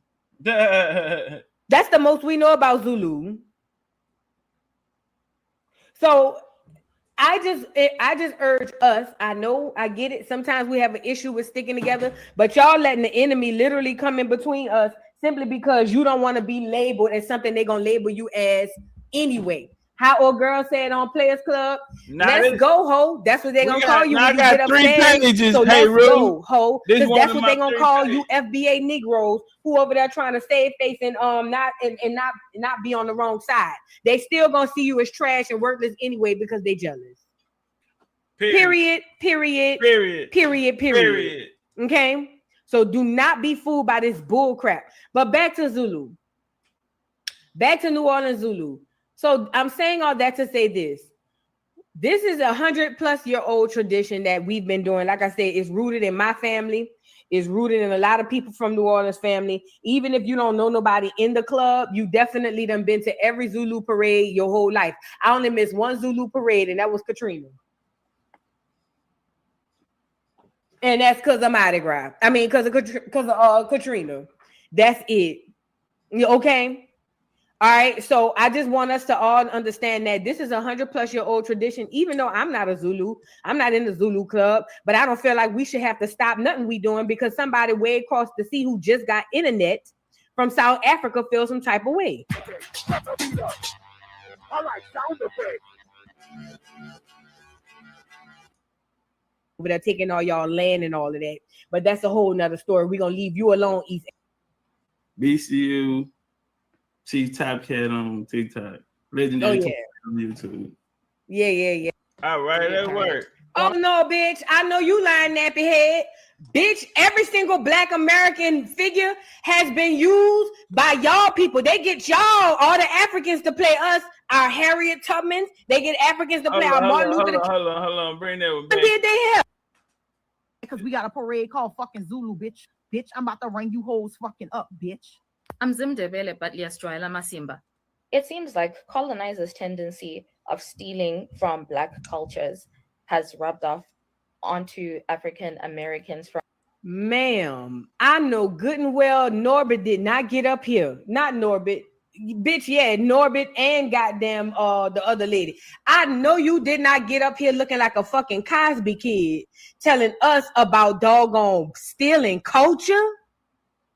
Say that, come again and say what, you Cosby kid? You did not get up here with all four of your eyes to tell us that we just as bad as the white people stealing culture. I know you lying to me. I know you is lying to me, Rerun. I know you lying. I know you lying. That 70s show. You can't even speak no English, bitch. See, this is gonna make me mad. Because this is why we're here. Topcatz said he'd be up here in a second. And he need to come up before I lose it. But this is what I'm talking about. I know she did not do this. Let's hear what she have to say. Y'all hold your ears real close to the phone because she got a really harsh accent. From New Orleans. Just because the Zulu parade has been happening for over a century doesn't mean that it's correct. Slavery happened for 400 years? Did that make it correct? Blackface was done by white people for a long time. Did that make it correct? Just lost. Blackface wasn't done to offend you, Matumbo. Called him Matumbo. African Americans were complaining about box braids being called Viking braids by white people because they actually originate from Black people. And also they were calling up K-pop fans for cosplaying as African American people and using stereotypes about their culture and stuff like that. And we supported them. We defended them in comment sections of videos. But now they can't give us that same energy. No. Because let's really talk about it. It's y'all who be putting the braids in them clear people's head. It's y'all who be teaching them how to do the braids. Let's talk about it. I done traveled around this world far and wide. In every other country, every other island, everywhere I done went through, the clears be coming through with the braids and it be y'all who be doing them. That don't happen here in Black America like that. Not often. Y'all the ones give them our culture and then get on the internet and act like you on our side. Don't do that. Do not do that. It be y'all. And I know that to be a fact. Y'all sit down and braid them clears hair. I hope you get lice in your fingernails. Y'all sit down there and braid them people's hairs. Y'all get on there and tell them people it's okay because y'all the ones who worshiping the clear people, not us. And then y'all will get online when we have a problem with it and say, yes, my sister, you're right. This is wrong. Bitch, you the one did their hair. You the one did their hair. Don't do that. But it's fake. But this is what I'm telling Black America. Stop letting these people on the internet, number one, gas you. Number one. Number two, stop letting them come in between us because we need to stick together now more than anything. Y'all talking about a fucking South Africa. Most of you bitches ain't never even been to South Africa because I ain't never been either. Most of y'all ain't never even been to South Africa, but they got people really online caping for the South Africans. Let them cape on their own. We see where it gets them. Nowhere. It gets them nowhere. But then now when we complain about the Zulu parade being disrespectful and being cultural appropriation, suddenly it's not an issue. It's as if they believe that only their Blackness and their culture is worthy of respect. But then the rest of us have to put up with it when they appropriate our cultures. This attitude is evident even in Hollywood movies that misportray African culture and use stereotypes like a generic African accent. And I'm seeing all of that in this Zulu parade. Oh no, bitch. I know you lying nappy head. Bitch, every single Black American figure has been used by y'all people. They get y'all, all the Africans, to play us, our Harriet Tubmans. They get Africans to play our Martin Luther Kings, our Malcolm X. Don't do that. Don't. Topcatz is here. Thank God. Topcatz here. Because, ma'am, I'm about to lose my mind. Don't do that. Hey, what's going on? What's up? What's up? Turn up with it. What's up, y'all? I want to introduce you to the people who don't know you. I'm pretty sure everybody in the chat know you. This is the legendary Topcatz, Big Chief Topcatz, BCU University. He's over on YouTube, Instagram, Big Chief University, legendary Big Chief Topcatz, right? Right. Right. Legendary Topcat _22 on Instagram, BCU Chief Topcat on TikTok, Legendary on YouTube. Yeah. So y'all make sure y'all pull up if y'all want the knowledge, y'all want the full like research history of things. I'm always over there. I'm a member on your channel. I love going over there. I hadn't caught you live until that last live, so I was so happy to finally catch you. But I spoke to Topcatz about this situation because obviously he's big engine, just like me. And he saw the situation. You got family from New Orleans and Louisiana area. So yeah, he saw that and he said he wanted to come on here and discuss the history and the culture. He got a slideshow or a lecture that you wanted to provide with us. And I'm here and eager to learn as well. So I'm going to let you introduce yourself and go straight into whatever it is you want to go into. But to y'all in the chat, make sure y'all follow legendary Big Chief Topcatz on YouTube, on TikTok, and Instagram. Okay. All right. Go ahead. Take the floor. Yeah. Peace, man. I'm legendary Big Chief Topcatz, American Indian history historian, author, and lecturer, debater. All around Indian. But when I first seen it, I came right to Boo channel, and it's been a while. But when I seen it, you was the first person I thought about. And I came over here that morning, and I'm like, "You see Zulu? Okay." And you was talking about it that day too. So I'm like, you know what? I've been supposed to do something on the Mardi Gras because even our people down there, they have been fed the story, through history, that we ran away and joined and got aid from Native Americans, and still to this day, nobody provided a tribe, a name of a tribe, a name of a chief, or anybody who was supposed to be helping us. At that same time, I think Louisiana history is distorted, but at a lot of people don't know you have Mardi Gras, you have Super Sunday, you have St. Joseph. These are different things, and they say that the slave was mad that they didn't get a chance to be a part of the Mardi Gras, so they started their own. And there's things like this here, in New Orleans, they beat their own costumes or beat their own suits, feathers, beads, and I mean, it's culture. It's passed down generation to generation. And I'll say this for the South: if it wasn't for New Orleans continuing their culture, I think we'll be a lot further away from us, being able to see it, going out there personally and being in the mix to see it, you'll get a better understanding. But even some of the Indians, sometimes they put the African, into their stories because they create they suits for stories. So some of them put the African in there, some of them add these invisible Native Americans who were supposed to help us. A lot of what's not told is that Indian slavery in Louisiana was big, but the people who was enslaved was us. You don't get an African slave story in Louisiana until the 1800s. And so I think that's very important. We don't have all day to go through the whole Louisiana. Maybe I'll come back one day and do that. But we got about like 75 shots, and I ain't want to be too long, but I did want to be strong to get to the point because they talking about we stealing. Boo! We American. We ain't got to steal nothing from nobody. Nobody, thanks.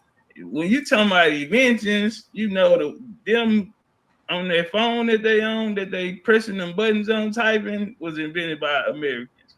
That icebox, if they had one, the streets, the stop sign, the stoplights, everything that constitutes what having a civilization is comes from here. The cars that they drive in, the foundations of how they build their homes and things like this. And they want to come talk to us about culture when they actually went through mission schools to learn who they were. If you look at their attire, before we get into this, if you look at their attire, when you look around the world, you see a lot of people, they wear these clothes with patterns on it. So you look at a dashiki is colorful, but when you look at people who they call tribes, all of them dress alike. And they all have headbands. You know, even this hat, I take this hat off. If you see the patterns on the hat. That on Native Americans, you'll see that in African, what they call their coat, their clothing culture, not understanding that even in their stores, they don't get clothes or cotton into this until they meet us or the European, because the cotton is coming from America. Here. Yep. You feel me? So when they go to these schools, we'll take Native Americans in boarding schools, they attire, they what they call culture, basket weaving and things of this nature. That's why none of it is prominent. We can't tell you a famous Native American dish. We can't tell you any of these things. Their culture is not seen or felt or presented to the world in any type of fashion because they had nothing to do with it. So I say that to say even the what the Zulu wear, they wear patterns as well. Very colorful patterns. This is not something that they've been doing. You feel me? So it's all new. And another before I close, this point of them talking about, oh, y'all been practicing 100 years old. I just heard one of the ladies that was saying on the video you playing, oh, y'all only been doing it for 100 years. Y'all need to chill. Well, y'all need to chill. Y'all only been doing it 100 years because y'all got it from us. But we finna go through that though. That's what's up. Y'all get the likes up.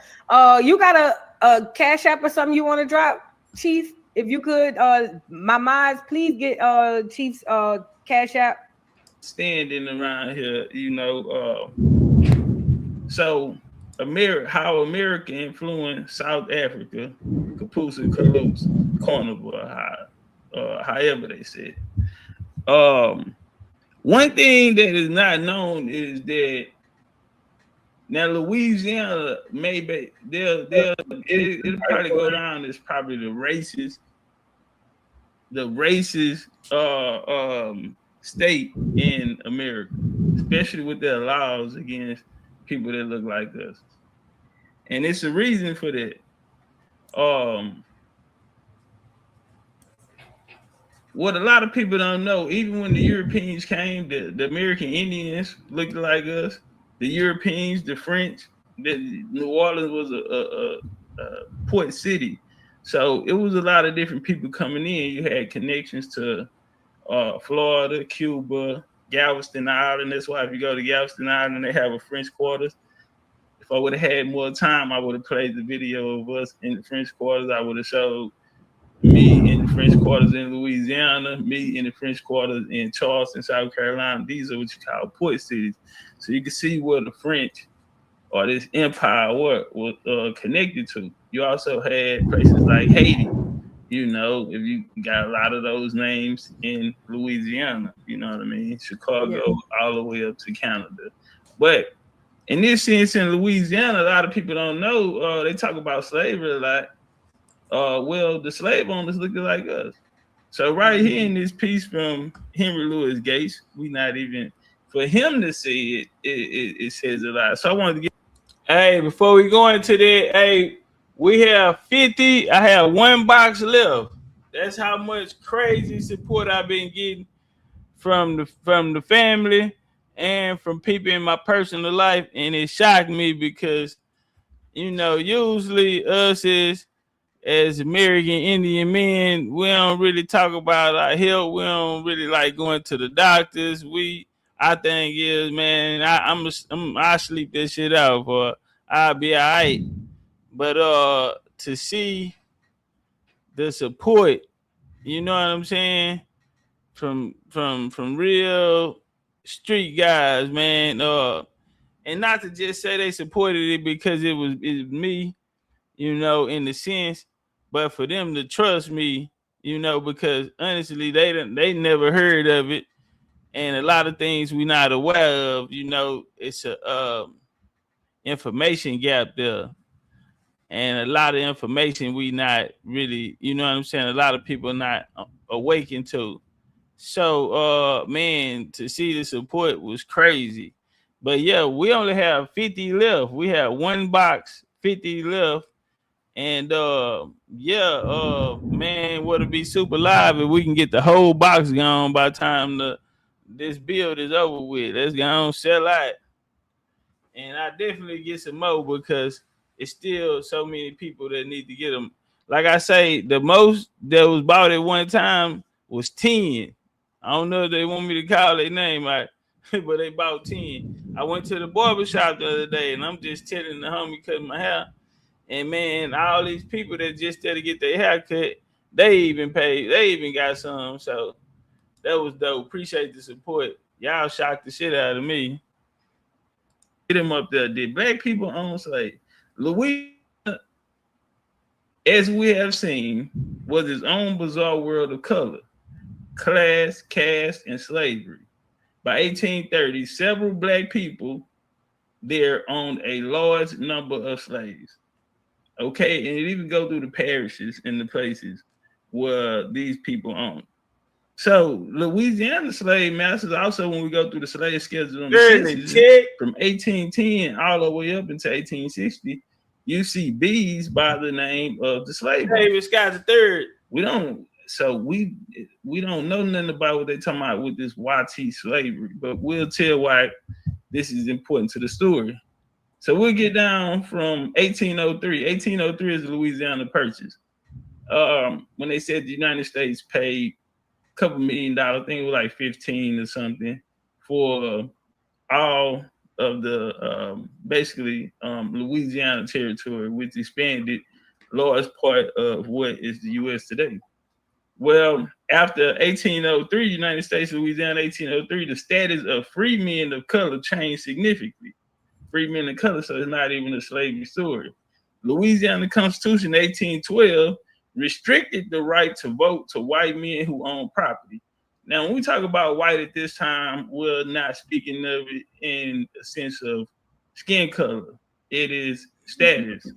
You're a landowner. You permanent figure. You have a right to vote. You have rights. You will be considered or classified as a YT man in this time. But the free men of color owned property and served in the militia. A week after the Civil War, and they defended their homes during the War 1812 in the Battle of New Orleans, where they fought off them. Somebody that was very key, important in that, who was actually fighting against the U.S. first, a guy named Jean Lafitte. He had a blacksmith shop down in New Orleans. So I have a video of me at his spot in Galveston as well. See if I would have enough time, we got that in there too. But Jean Lafitte, he would join the U.S.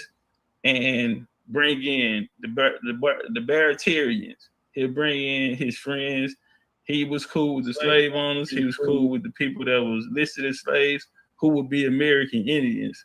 Basically, the town that's named after him, Lafitte, is, if you look it up, it was a American Indian town.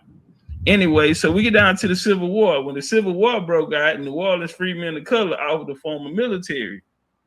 Okay, and in the newspaper, they declared they were prepared to defend their homes. So when a lot of people see the Confederate, they frown upon it or feel like it's racist or it belongs to the YT man. No, we were the Confederates. We were the landowners. Why did people that look like us fight on side of for the Confederate? Because we were protecting our home. Period. The land belonged to us. So you're not finna let nobody come take something from you. So this was the situation. So they declared and prepared to defend their homes against the enemy. They will fight the Black Republican as much determination and gathering as a body of white men in the service of the Confederate States. Now, the regiment is known as the Native Guards. They form their militia. It's going to be a popular picture of them. Now, history claims that these Native Guards were wealthy slave owners who were members of New Orleans upper class. And then they turn around and say, but it's not true.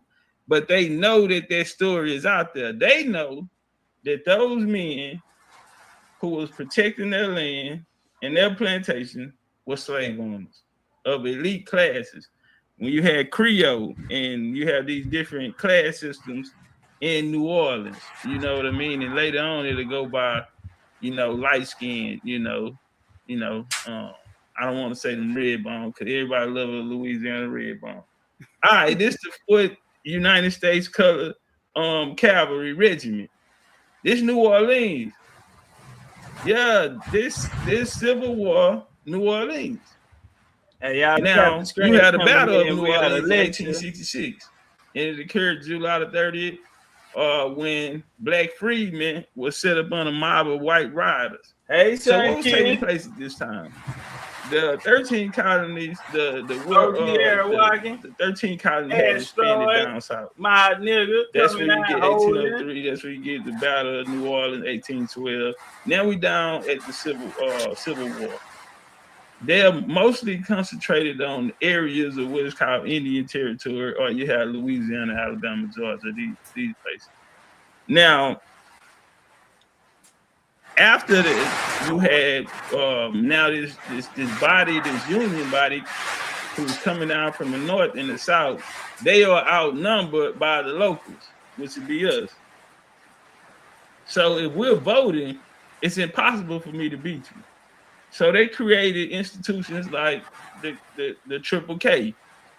We'll say that, the Klan. In the first stages of the Klan, it was people that look like us. That's something if I would have had enough time, would have put in there as well. I said it to say because there's Democratic and Republican situation.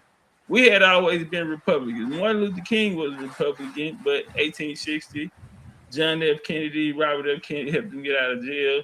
His Irish connection and bloodline connections with them would sway him over to the Democratic Party through what is called the Civil Rights or the Love Movement at the time. In the end, he'll say he walked his people. You see this burning building, in the end, he'll say he walked his people into a burning building. Right. New Orleans, 1866, they go up. Appreciate and it's life. over a situation of these, what they call black freedmen. Well, 1867 Military Reconstruction Act came down. This the Reconstruction, it outlined the terms representation of rebel states, and it was required to write a new constitution which needed to be approved by majority voters, including African Americans in the states. So they're gonna the Democratic Party picture with the BCU Jaguar flames on, man. With the bumping flames on, man. And Congress stepped in with the 1867 military. Now they put 5 units in martial, put the South on 5-unit martial law. You must have new elections and new constitutions. All men, including American Indians, could vote. Ex-Confederates could vote, and they guarantee equal rights for all of them, and ratify the 14th Amendment. Now, in 1874, it's gonna go up with a group called the White League. The White League were Confederate veterans. After Reconstruction, they attacked New Orleans, overthrew Louisiana government. Now, pro-Reconstruction politician named Pitt Kellogg, he was named governor of Louisiana, and his support came from the people that look like us. Well, a lieutenant named Caesar Antoine was elected governor, and it's really gonna go up. So it went up so bad that Ulysses Grant, the president, had to come and put down the rebellion. After that, the Southerners attempted to white Southerners attempted to overthrow elected integrated governments and restore white supremacy under the law. Now, this is a monument that is, paid for them. This guy here, Frederick Odin. Frederick Odin, he was a white supremacist organizer in New Orleans. This is very important to the story. Hello, now pulling up. Appreciate he became known. He is the guy that's going to create what's called. He's going to be the president of the Crescent City White League. Very important because these are the people that's going to come and help create what is known as Mardi Gras, the YT Mardi Gras. Well, white leagues and Democrat clubs is their own organs admitted composed the same individuals under different designations. Now, Democrat Party in New Hampshire and Texas made an immediate removal of judges and other state officials that look like us as soon as the opportunity was given. So people always say, well, if we ran this and this is true, then how did they become involved? Well, it's going to help. It's going to be a black hand behind it. But they're going to put the white face. They're going to use the YT man to keep the people that look like us out of the institutions, out of these prominent seats. So a prominent Louisiana journal came out. They with these YT man, this is in Massachusetts, to talk to the colored citizens. They say white people intend to carry the state election this fall. And again, the same paragraph we read, let it be distinctly remembered that you have fair warning that we intend to carry the state of Louisiana in November next, or she will be a military territory. Yeah, they was talking greasy. So this, they submitted their platform. The Crescent City White League believe that it can and will be made the platform of the white race of Louisiana. The Crescent City Democrat Club, the White League. Now, this is who's gonna pop their collar there. You also had a raid. You had the Colfax massacre. You had something called the Coshada. Well, I'm from the real name is Cousada or Corsada, and right the new name is Coshada, but it goes down in history as the Coshada massacre. And this was attacked by members of the White League, white supremacist organization, and they an office holder of Freedmen in Coshada, Red River Parish, Louisiana, where a lot of Indians were at. The White League was organized and restored white supremacy by driving Republicans out of Louisiana, murdering freedmen. Like the Red Shirts, the White Line organization, they were described as the military arm of the Democratic Party. So since they are outnumbered in the populations, they need a tool to move us out the way to attain power. But right here, you got Coshada Town, and you have, and right here, this is my second great grandma on the oldest reservation in Texas. Her family come from the Chieftain line. This is her.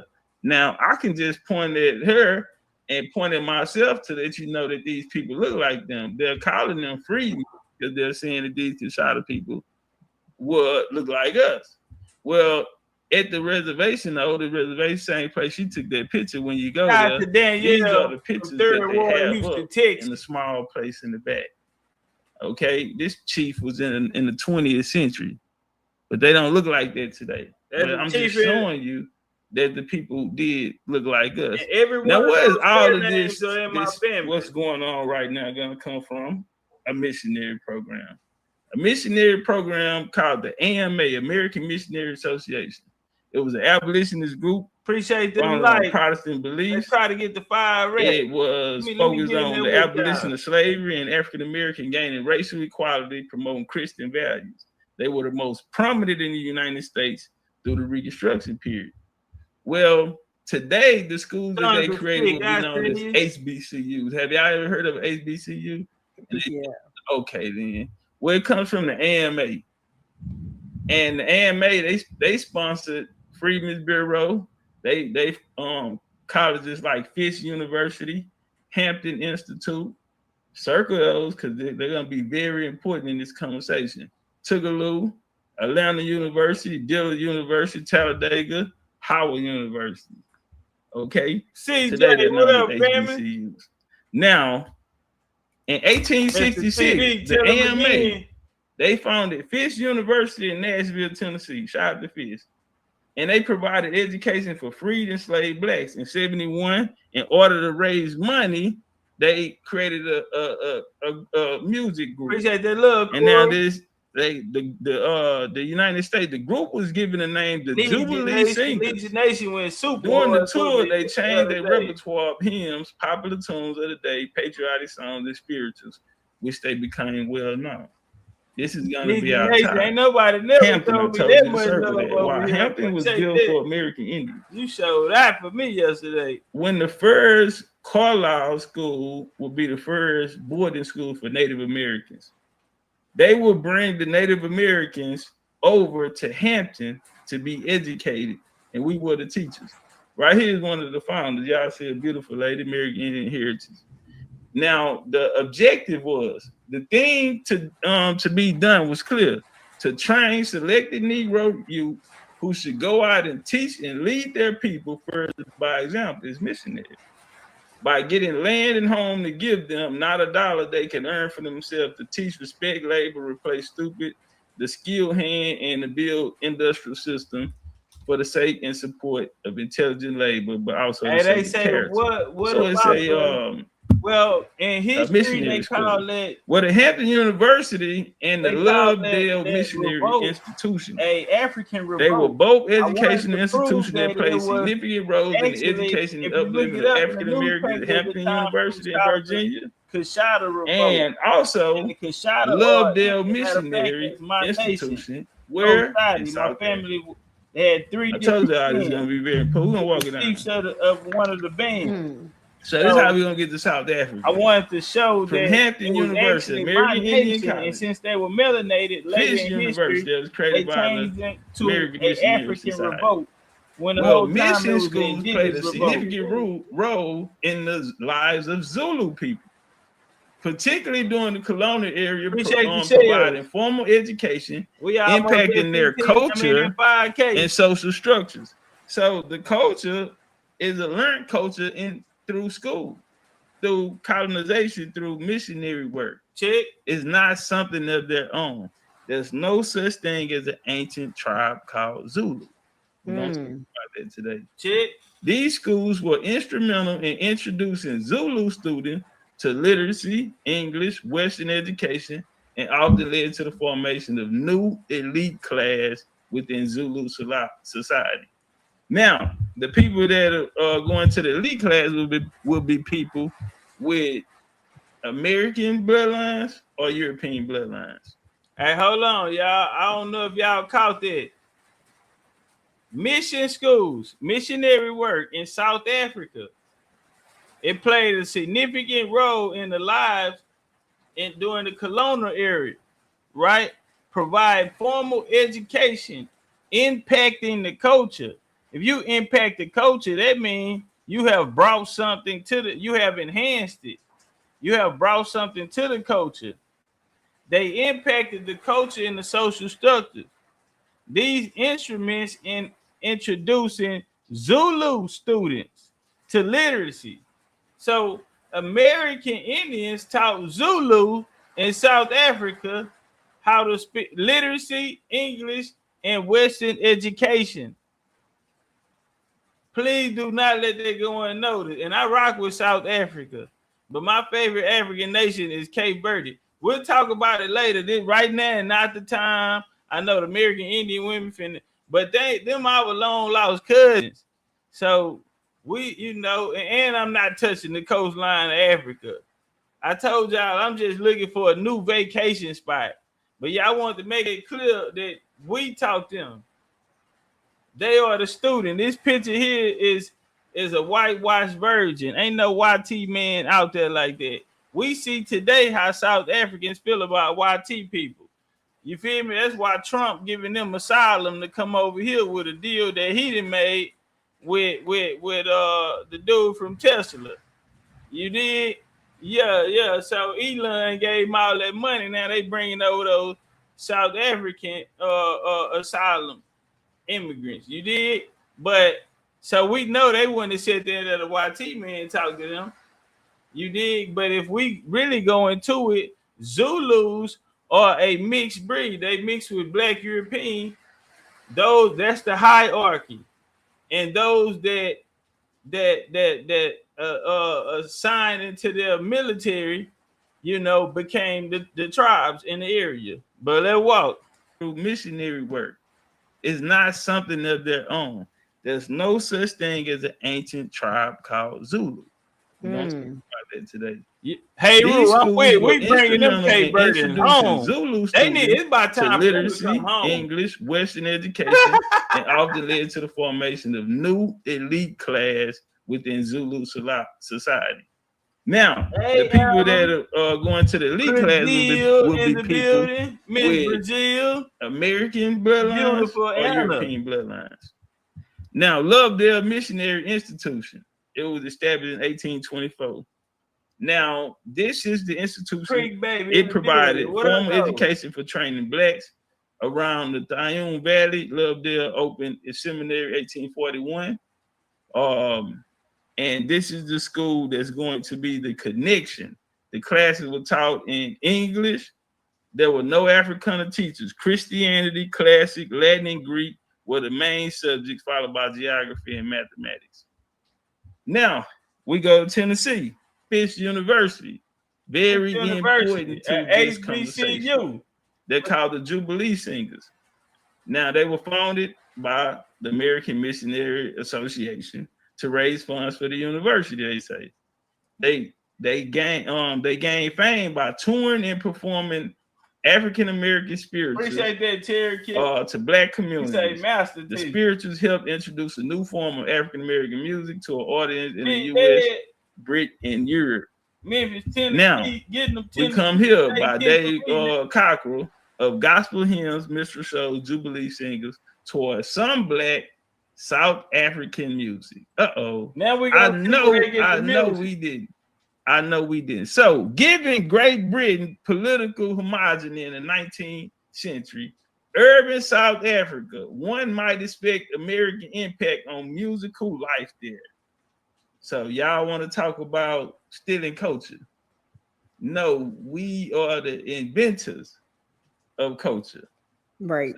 And they say tap the likes, y'all need 19th century urban South Africa. One might expect American impact on musical life there to be significant. Now, British culture was dominant in foreign force, but music followed form.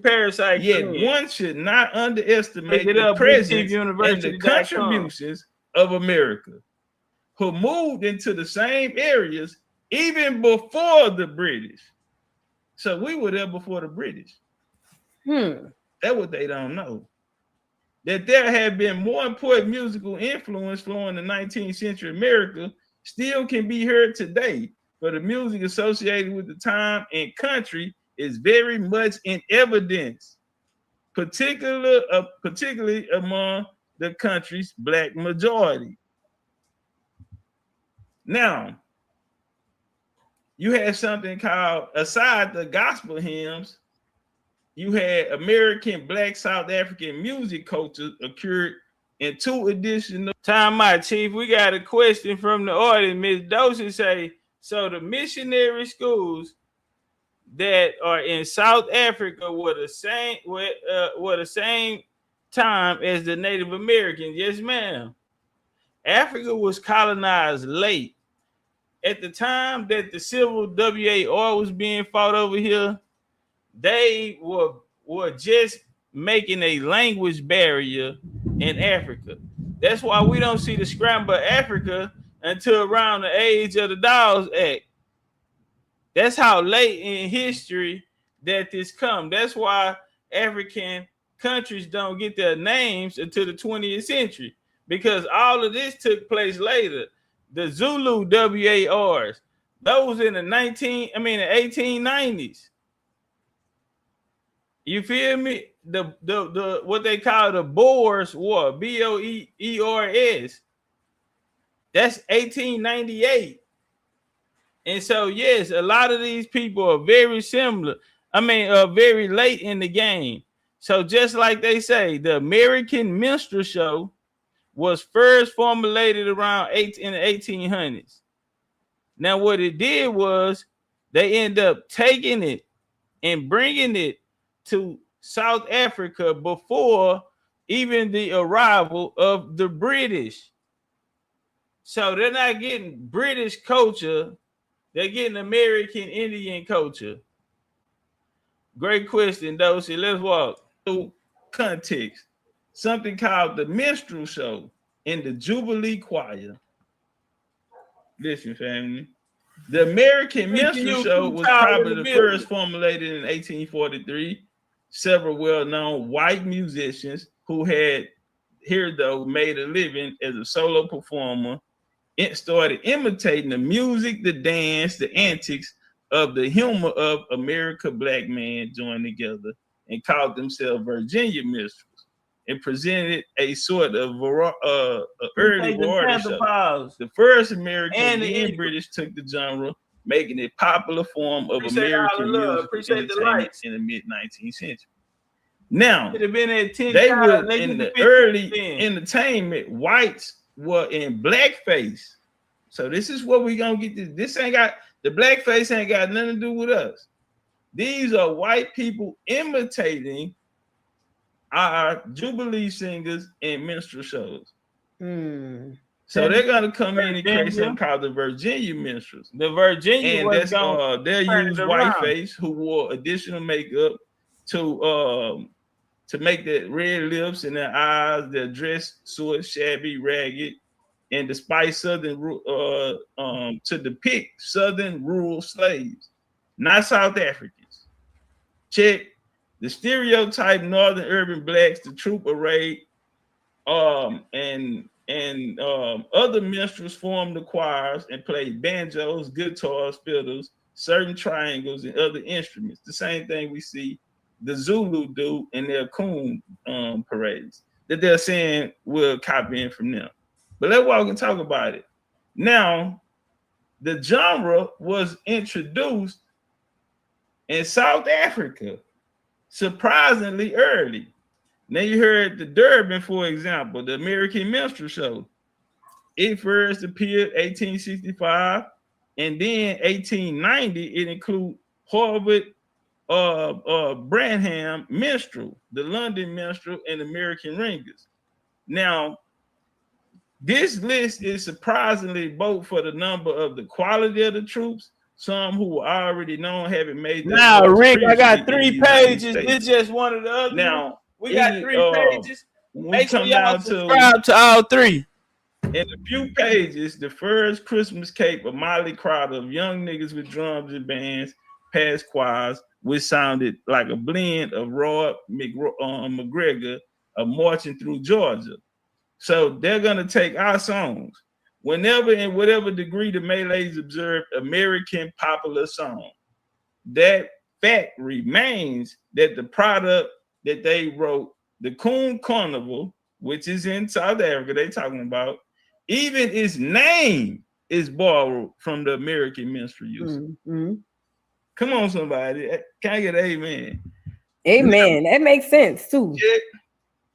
So the Durban, this is South Africa, audience, soon received their full instructions in spiritual.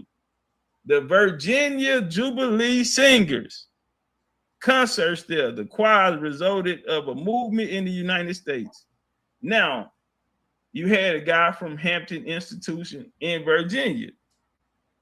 Now his name is Old McAdoe, and his singers embarked on the world tour in 1890 and became the first Jubilee singers to go to South Africa, where they stayed for 19 months. Now, 19 months is a long time. Yeah. Long time for a nigga to get to know you. Check.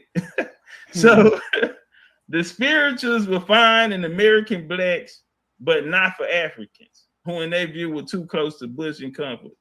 So despite the Afro-American spirituals singing choirs, you had the Virginia organizer performed his African chord, which included 2 singers from Sierra Leone, Liberia. They toured throughout America South, performing in traditional Zulu costumes and singing American spirituals. Okay, so this don't come from y'all. In the 1930s, Hampton Institution officially associated with the Jubilee Singers in 1890. And in Virginia, you know, they're going to come through and they're going to bring these people from Sierra Leone and Liberia, not even from South Africa. They're from West Africa. Appreciate the and light. they Appreciate dressed the up gifts, traditional family. Zulu costumes singing Really do appreciate American that. spirituals. Right here, family, are the Fisk University Jubilee Singers. These are the people who this culture, who they're going to take this culture from in the form of their singing and whatever. Now you had what's called the minstrel shows, like we brought up. Now it was considered racist because this was after the Civil War and the people wore the blackface and they were mocking us. This is coming from the International Independent Showman Museum, where they had a minstrel museum or whatever. I really Now minstrel museums are actually where they're going to get ideas from carnivals. Now you had a guy, Silas Green from New Orleans, who had the talented Rabbit Foot Minstrels, and actually owned by black performers themselves. So again, we're showing the independence of our people in New Orleans. Mm-hmm. It's not us. They over there pointing at us. Oh, they ain't no culture they want to take out. It's not us. We got our own thing going on. But we have some YT people that are mocking or, you know, trying to be us, cosplaying as us. Well, this guy McAdoo, he was born in Greensboro, North Carolina, outside Greensboro, North Carolina. Y'all got everybody boots on the ground right now. He attended Hampton Institution. And he taught at Pulaski, Accomack County in Virginia. He began to tour Europe. He joined the original Fisk Jubilee Singers. And once he returned, he came from Hampton Institute students. He made his own group. Now, the McAdoo program resembled one of the traditional minstrel shows. Now, McAdoo created a significant impact on the music scene. Where? In Cape Town, South Africa. The troupe later influenced the creation and information of the Kapese Kalu, called the Coon Carnival. Now, the Coon Carnival is a minstrel festival that takes place annually in Cape Town, America, but it was created. Hey, YouTube, make sure y'all tapping that like button. Make sure y'all tapping the like button, YouTube. On Cape Town, South Africa. What they call make sure we get the likes up to 15. We gonna go. And why the Zulus, 20, but they get the Zulus got to go back because the Zulus are gonna be an amalgamation of people. Moody, what's good with? And yes, American blood is gonna be in there. We have a guy named Ernest Cox. This was one of Marcus Garvey handlers right here. He wrote in this book, White America, which was to repatriate our people, basically a back to Africa plan. He said Negroes and YT people can't live in America together. So he needed a prominent figure of Moses, he called it, to lead his people to the promised land by taking them from America to Africa. He found Marcus Garvey, pop that ass. Well, on page 58, he goes on to say, our mixed breeds transferred to Africa could become a social aristocracy, such as Fula of Nigeria, him of Uganda, Zulu of the South, the Zulu of the South, okay, all whom have Caucasian blood coursing through their veins. If y'all want to talk about something, let's talk about it. This Caucasian blood coursing through y'all veins. All who are above the true Negro culture. The mixed breed would be an ethnic and cultural link connecting Negroes of Africa with whites of Europe and America. Get some flames. This ain't got nothing to do with us. Get some flames. If y'all would have just chilled out, yeah. But now you gotta fuck around and find out. I'm just sitting down on my punches now. Yeah, y'all. Emergence of the South African metropolitan cities, identities in the 20th century. Now that was a bar to show that they whole existence, whole time they're implants over there. That's why them people are in poverty and they keeping their foot on their necks over there, because these people aren't indigenous to the land. They may have procreated with some of the women, but they're positioning themselves so they can take the resources. It's not a YT face. These are melanated people. And that's why we see the melanated, the countries that are being, and continents that are being ran by melanated people are in the worst condition, because it's no different than the BLK church here in America. If all of the churches around here, and all the money to tithe, just 1 week of tithing will change the whole trajectory of our reality. And it's not like they're giving us the money. This is money that we're putting in, which in Indian culture and tradition was to make sure that the tribe was good. So we did a pipe.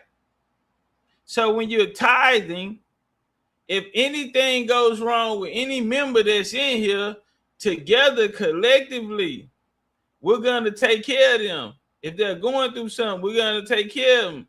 A death in the family, we're gonna take care of them. They falling on financials, we're gonna take care of them. That's what the churches were for. That's what we use them for. So all the money that's coming in that they're accumulating, they're out here getting helicopters, private jets, and islands, and the whole time it's supposed to be going back into the members or the community. That's why the churches are in the community, but the pastor and the first lady and them don't live there. It's no different than these people are sitting in position in these melanated places, and the people have nothing. Why? Because the money they're accumulating is supposed to be going back into the people, building up the nation, is actually being funneled back to where the bloodline is really going back to. And that's the cold part about it, you know. But let's walk. Being big for Smith. Now, the ingredient disguise and the mockery of American minstrels were particularly influential in the long-term shaping of Nature New Year Carnival. While minstrels first came to Cape Town in a person by Joe Brown Band Brothers in 48, the most successful proved to be Harvey Leslie Crystal Minstrels, who toured in 1862 to 65, and they performed nigger, point song, jigs, mocking who? American slaves. Now they're in South Africa and Cape Town doing this, mocking American slaves at variety of venues to who? All classes. Now the government guards in 65, pretended by all classes and creeds, white upper class, masquerade parades. We almost at 15 though. Let me jump in there with y'all and tap that. This the number they brought out. Yeah, the white Christy minstrels in blackface makeup. So we know who the people are that brought y'all that was out there with the white, the blackface. No 101. It is the white Christy minstrels in blackface makeup. Now the employees of Mr. Cole, Lee Baker, dressed in all white with their face painted black and red. Now, every conceivable color feature Victoria Garden Jubilee Parade in 87. So ain't got nothing to do with us. Y'all talking to them YTs, y'all South African brothers and sisters over there.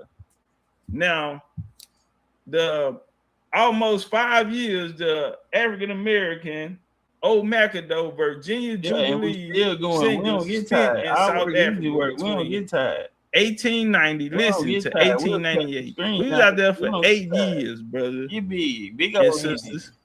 And we ensured that the American minstrelsy and Negro spirituals became a part of Black urban music repertoire in South Africa. Big Indian. Appreciate y'all, TikTok. So we told y'all. We helped y'all. We fed you niggas. Fed them. And they bit the hand and fed them. 3 of the Jubilee singers stayed in Cape Town and linked with the Dantu family, who ran Cape Good Hope Sports Club. The combination formed the original Jubilee singers. The first Cape Coon troupe was at the hats and blue tailcoats the name of the carnival troops in 1907. Why they telling us, we understand y'all only had it for 100 years. Well, y'all only had y'all for 100 years. This the people who made it up. The names of the troops are coming in 1907 testified to the influence. The Jolly Coon Masquerade Troop, the Jolly Coons, the White Noses, the White Eyes, the Diamond Eyes within the couple of demonstration of growing influence. Some names and costumes became more exotic international.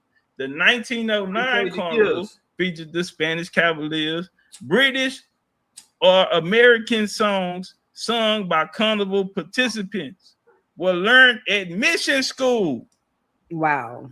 Come on, somebody. So listen. Hold on, Chief. You ain't just gonna say that and just pass that up like that ain't a boy. Say, hey, get some flames in the chat. Y'all hear what that young man just said? In 1909, Carnival featured the Spanish Cavaliers, the King's Messengers, and the Prince of Benin escorts. And guess what happened? British American songs were sung by carnival participants. And guess what they learned them at?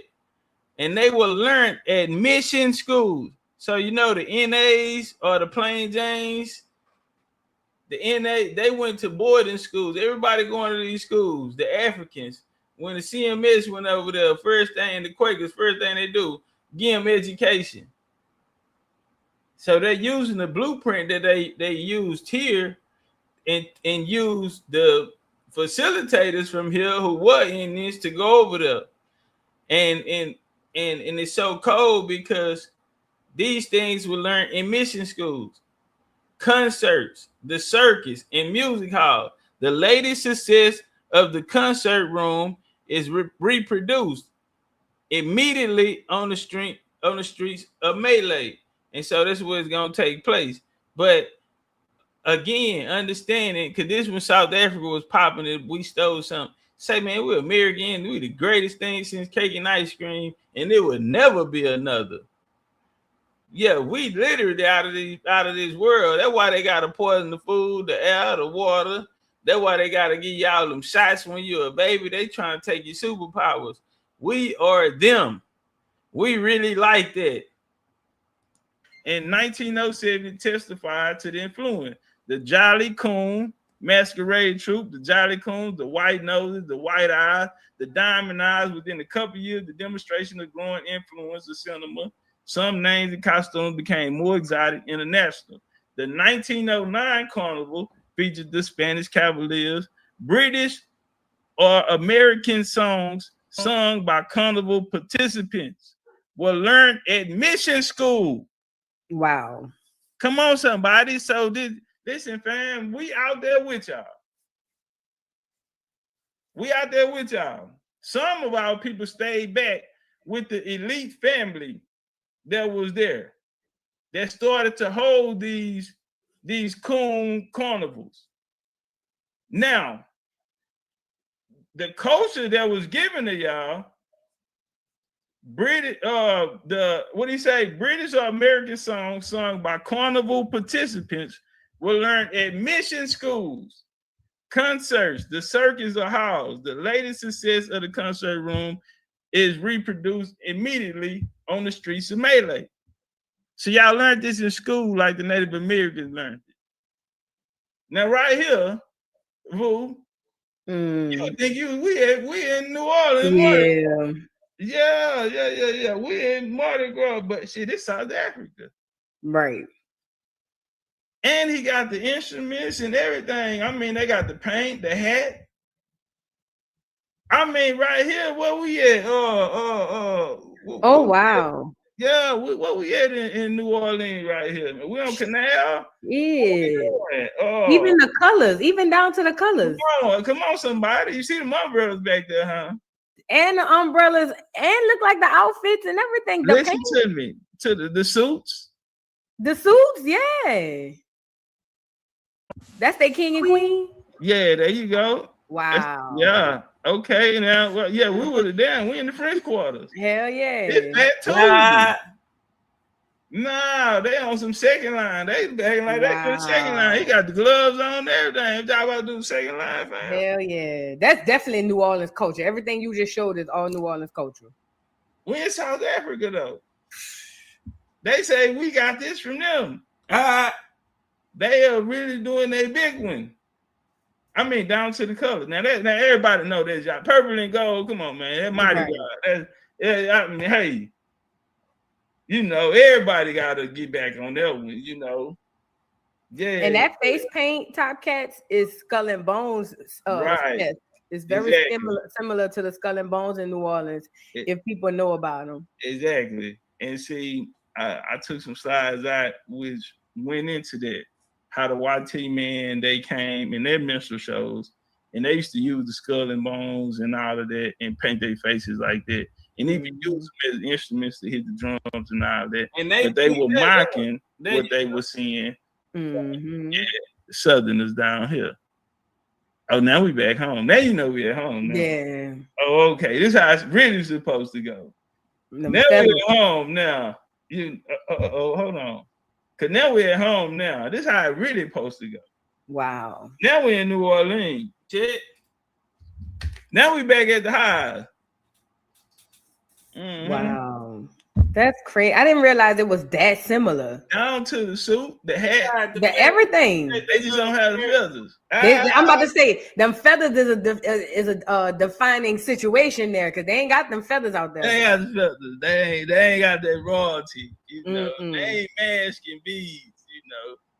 Yeah, we back. Yeah, home. They ain't got them bead work. They ain't got that bead work. They ain't got them feathers. But they the suits. Yeah, the foot, they damn sure ain't got the footwork. They can dance though. I ain't gonna lie. I put them. They ain't got it like us do. Nah, not at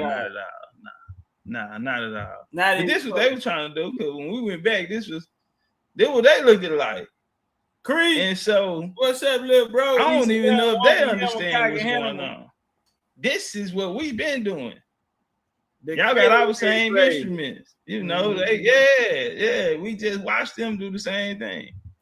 Oh man, I was uptown and I had this lady. She walked up on me, and you know it's going down. This super traffic on Super Sunday, trying to get up in uptown. So I'm pushing through there. I ran into all of that. I wanted to put all that in there, but let's walk. So the first troops to be organized, called the Dogtown Fire Brigade.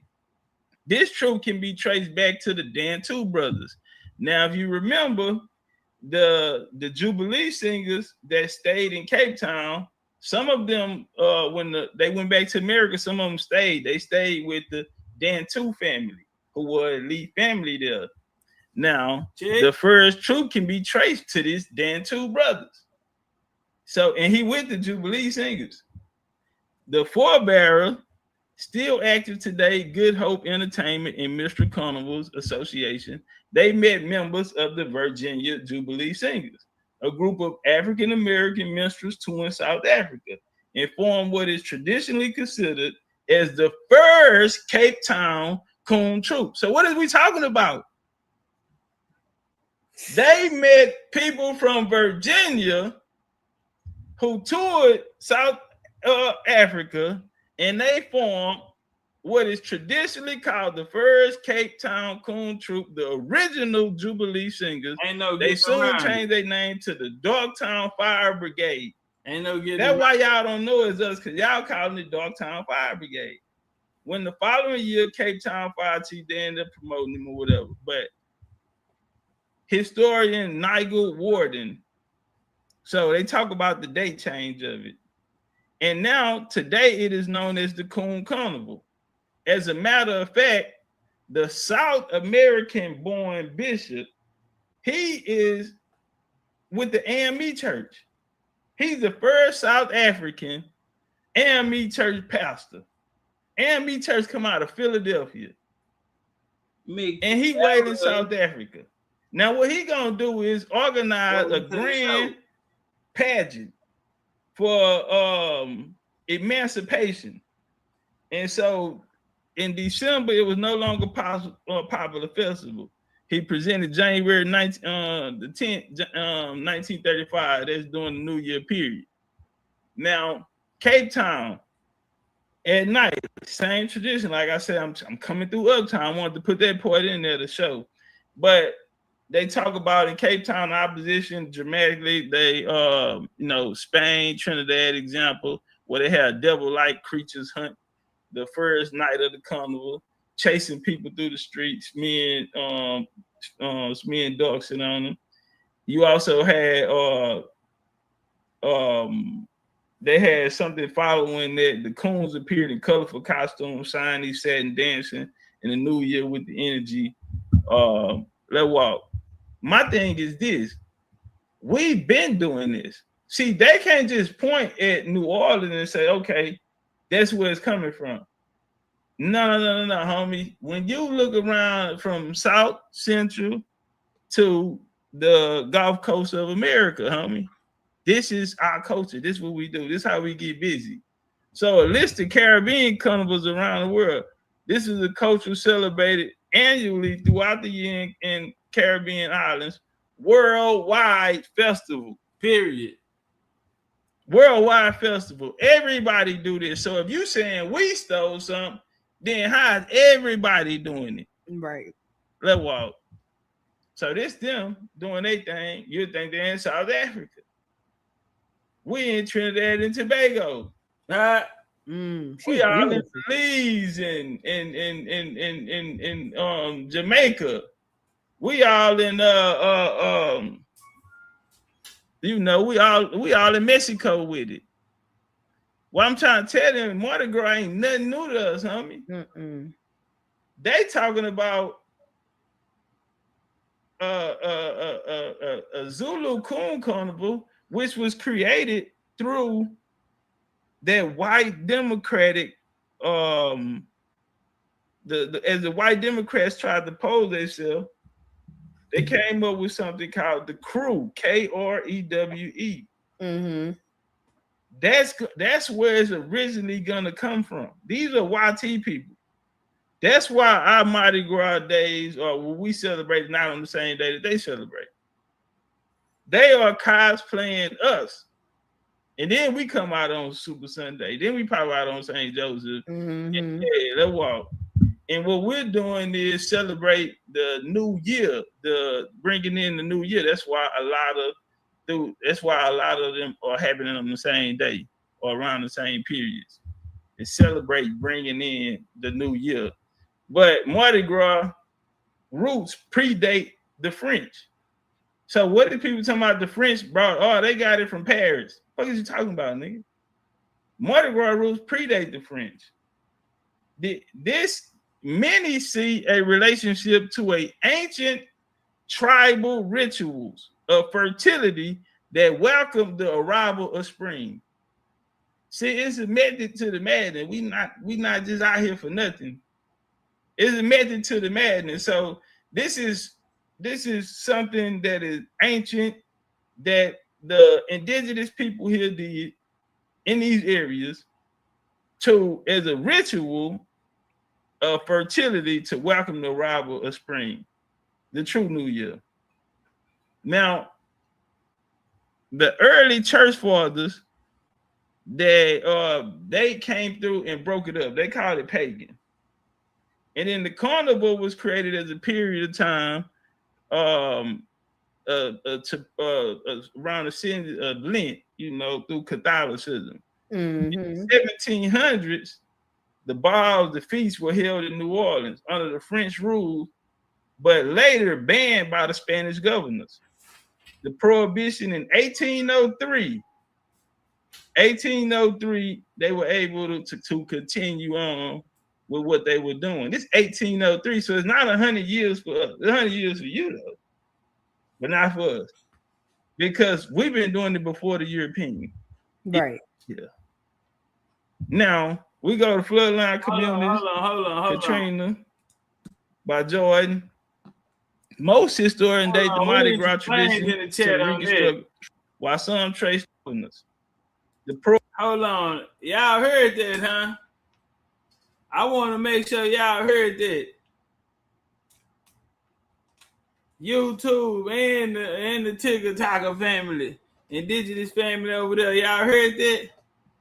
Mardi Gras roots predate the French. I'm going to say it again because a lot of people say, oh, they only do it on this certain time to represent as a Catholic religion. Homie, the Spanish and the French both ran Catholic programs. The ones that didn't, from the French side, went Protestant after the separation through the Calvinist movement. And those people became Huguenots for the most part. But when you're talking about Catholic and I mean, you're talking about France and Spain, both of them are under Catholic. That's why if you go into New Orleans, homie, and you're looking for records and you get to a certain point, guess where you got to look? You got to look up the Catholic records. When Texas wanted to establish them, when the colonists came to Texas, the settlers came to Texas and wanted to establish themselves, guess what? The Spanish had a few rules and regulations for them to come. One of them was they had to be of the Catholic faith, and they had to speak either a Spanish or a Creole language. So guess these people are coming from Tennessee, Virginia, Kentucky, Arkansas. So guess what they had to do? They had to go to Louisiana. And that's why when you look on the maps, the territory they call Texas today, Louisiana don't stop at that border. It goes into what today is called East Texas. It is a part of that territory. So that coastal line going all the way down from Iberia up to Shreveport, Lafayette area, 337s, my 337s out there. And you cross over to the 409s in that area right there. And where that leads you? 409 is right there on the line, state line of Texas, and it goes all the way down into Galveston. The areas down in Galveston Island. All of them are 409. What is that telling you? All of them are the same people, homie. They don't have to be from the same nation, but these are people in the territory that have been around each other that share certain customs, traditions, tongues, and even allegiances. That's why the Texas Revolution, that's why they were battling all of them. And when you look at where it took it, from San Jacinto to all of that, you going near that Baytown area, you going into the Texas Triangle, Orange, Texas, Beaumont, Texas, Port Arthur, Texas, Anahuac, things of this nature. So it's all connected. But they say that we weren't, the slaves weren't allowed to practice Mardi Gras on Sundays. They let them have their day. That's incorrect. We've been practicing Mardi Gras here, and that predates the French. Many see relations to the ancient tribal rituals, fertility that welcome the arrival of spring. The celebration is a celebration of the arrival of spring.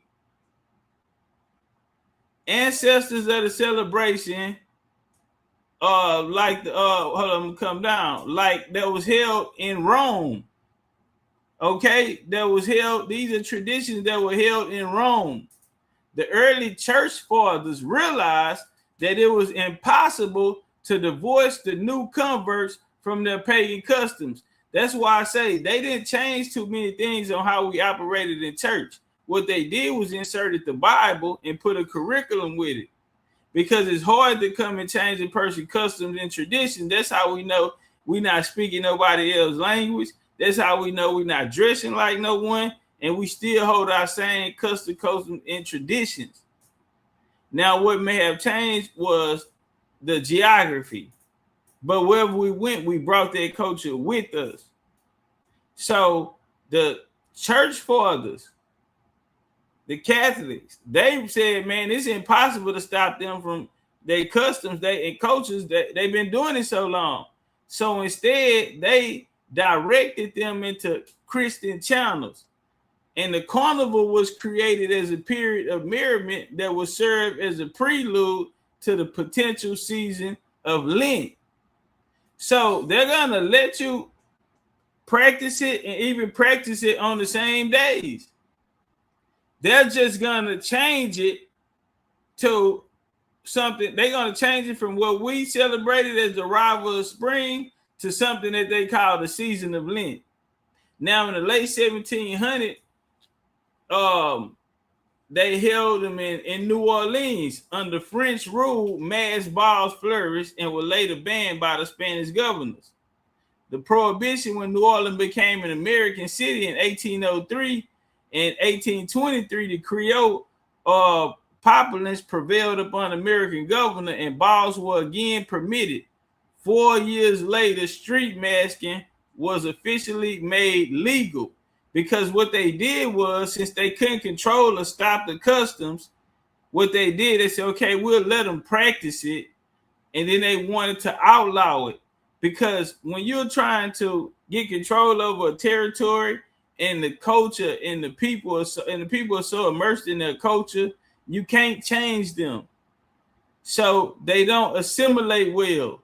You will be able to identify whoever don't belong, because they're not practicing the same cultures, and they coughing without putting their hand on their mouth, digging in their booty in public. You feel me? No manners, no etiquette. So you don't assimilate into this culture, so you will always be looked at as an outsider.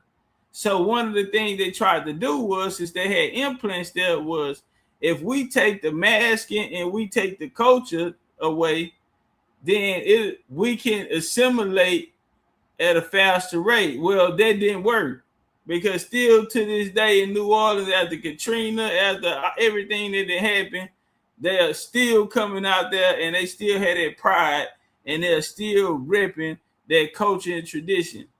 Now, when Prohibition continued in New Orleans, that was 1803, and then they made it legal again. But when they made it legal, that's when they came out with theirs. Okay, later they're gonna create theirs and call it the real one and say this is what we allowed them to do. Whole time it's been their culture pre-French, before they even bumped into the French. All right, get some flames in the chat on that. That's some news you can use. So don't never let nobody tell you that the Mardi Gras come from there. That's why they practice carnival, not just here, but everywhere. And guess what? Everybody practices it around the same time. Why?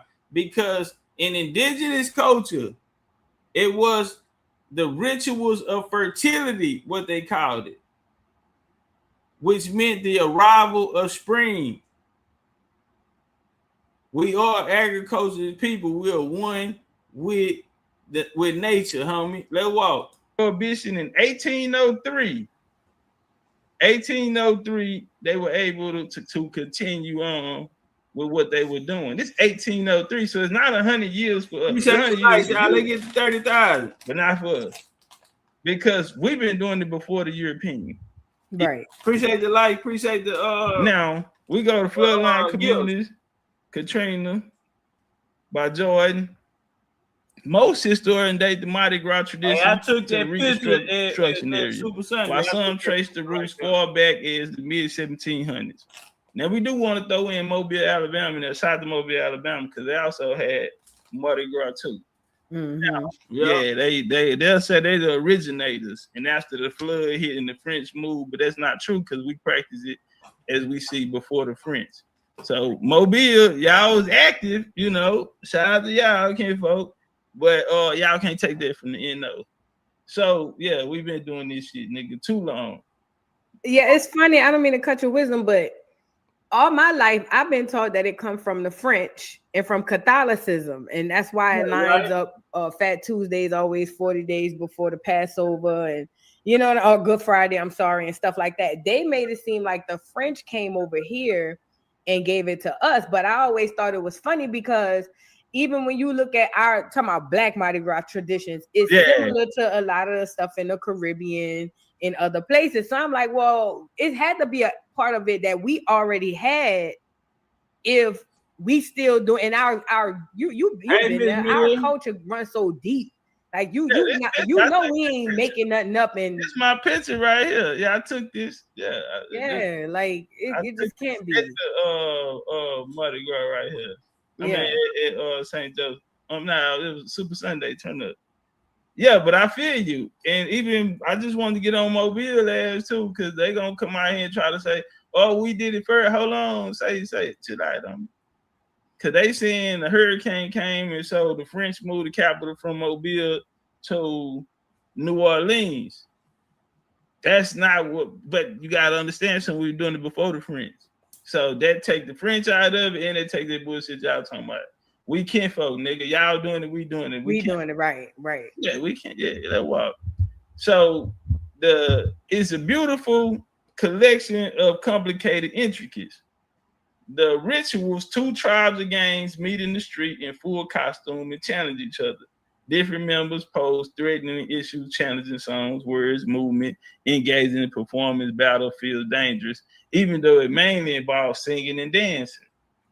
It is intense or breathtaking within the Mardi Gras Indian tradition. There's a familiar roster of songs, and people know them. You got things like two-way, pocket-way, words often historical meaning, for example, reference to routes to what? The Underground Railroad. What? Your grandma, my grandma. See, these songs and all of that was sung, and these were to help people get through the routes. Because if we go back to 1803, all the way up until the Battle of 1812, you had Choctaw. See, and that's something that I wanted to put in that time. All these different Indians that were coming over and using those routes in Louisiana. Like I said, from Cuba, Roots, the island, what's up, Miss? all of that, we wrong. Galveston, all of that was our turf. They got that whole Gulf Coast.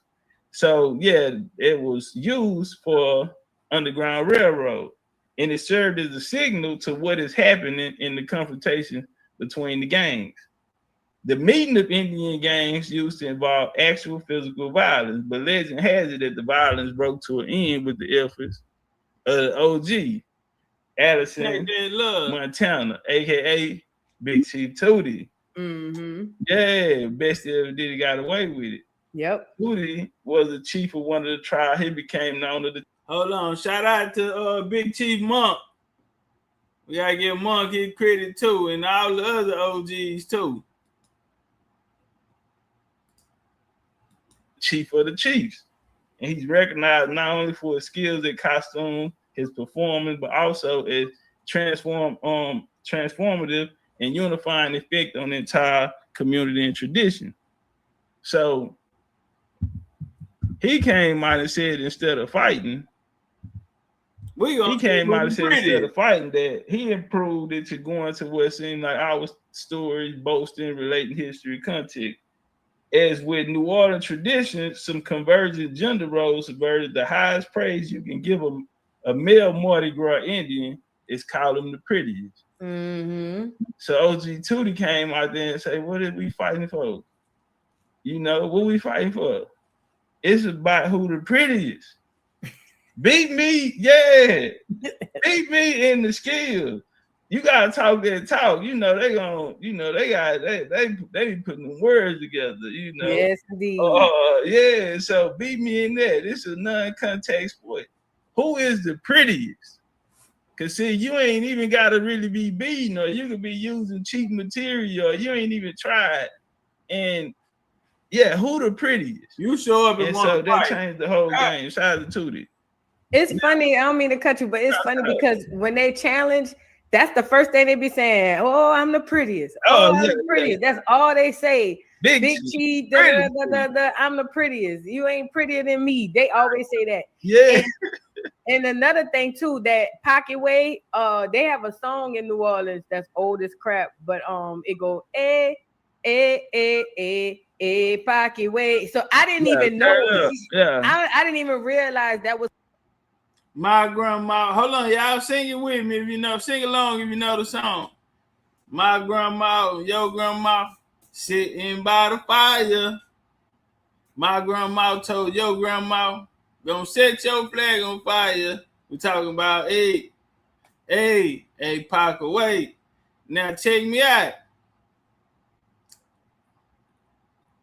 That song was a song for what they call the Underground Railroad in the South. What they were speaking about the fictional character, like my bro Dane brought out, Harriet Tubman, and they saying she conducted a train and brought people from. She wasn't in, man. They was in Pennsylvania, Delaware. Here you doing down in the South? Them people would have,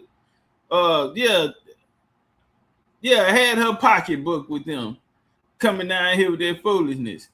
But what was real was there was a real, what they call Indian routes that people would go, because there were places you can go, whether it be where the Barringtarians was in the swamp areas. You had a lot of Choctaws migrate over to Louisiana. Most fought with the U.S. Some fought with the people down in New Orleans, the Indians in New Orleans. But those songs were maps. They were to tell people how to get there, along with the quips that was being created. So it was certain signals and certain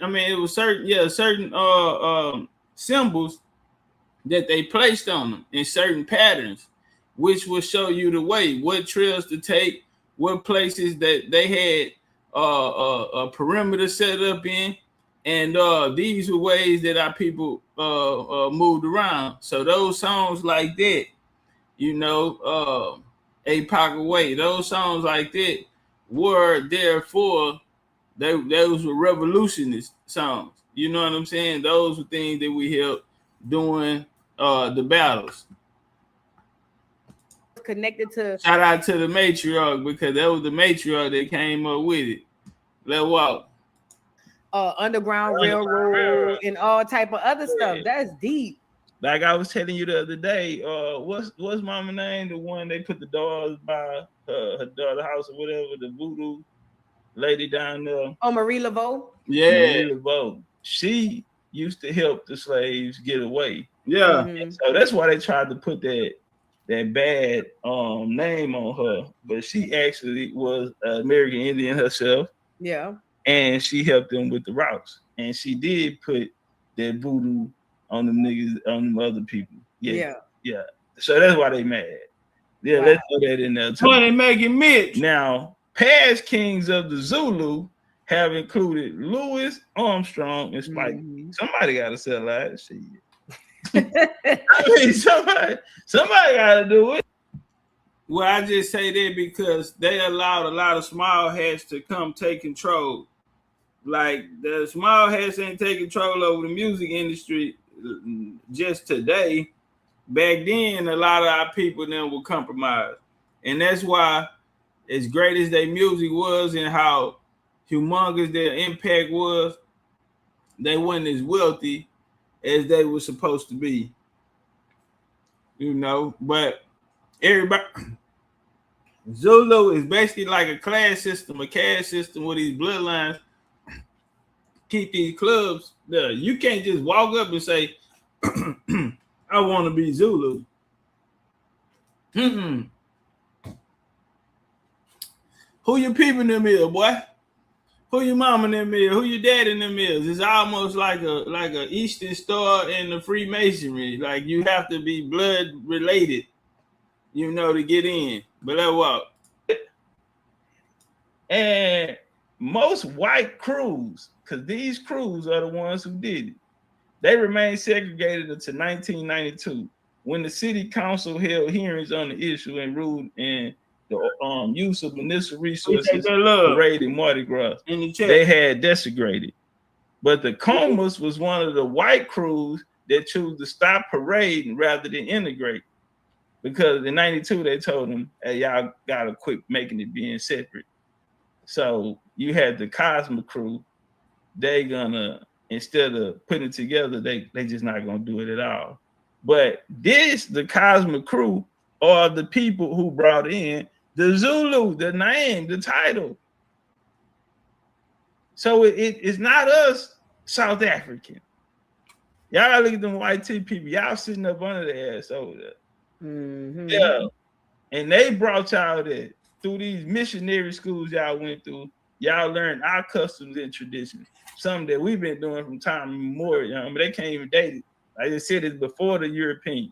So now the Commerce crew still exists, although without parade. They throw exclusive Mardi Gras balls every year. You know, in sectors of New Orleans. You had the king of the Mardi Gras is Rex. Mm-hmm. Of the most white crew of Rex. And then you got the other one. Like I said, somebody got to say that. And on the other one, then they give you the Mardi Gras Zulu king. But see, you got the Rex king and you got the Zulu king. And the Zulu king gonna be, you know, the nigga that they chose to sell out there. And the Rex, the Rex is gonna be the YT king. He's the real king.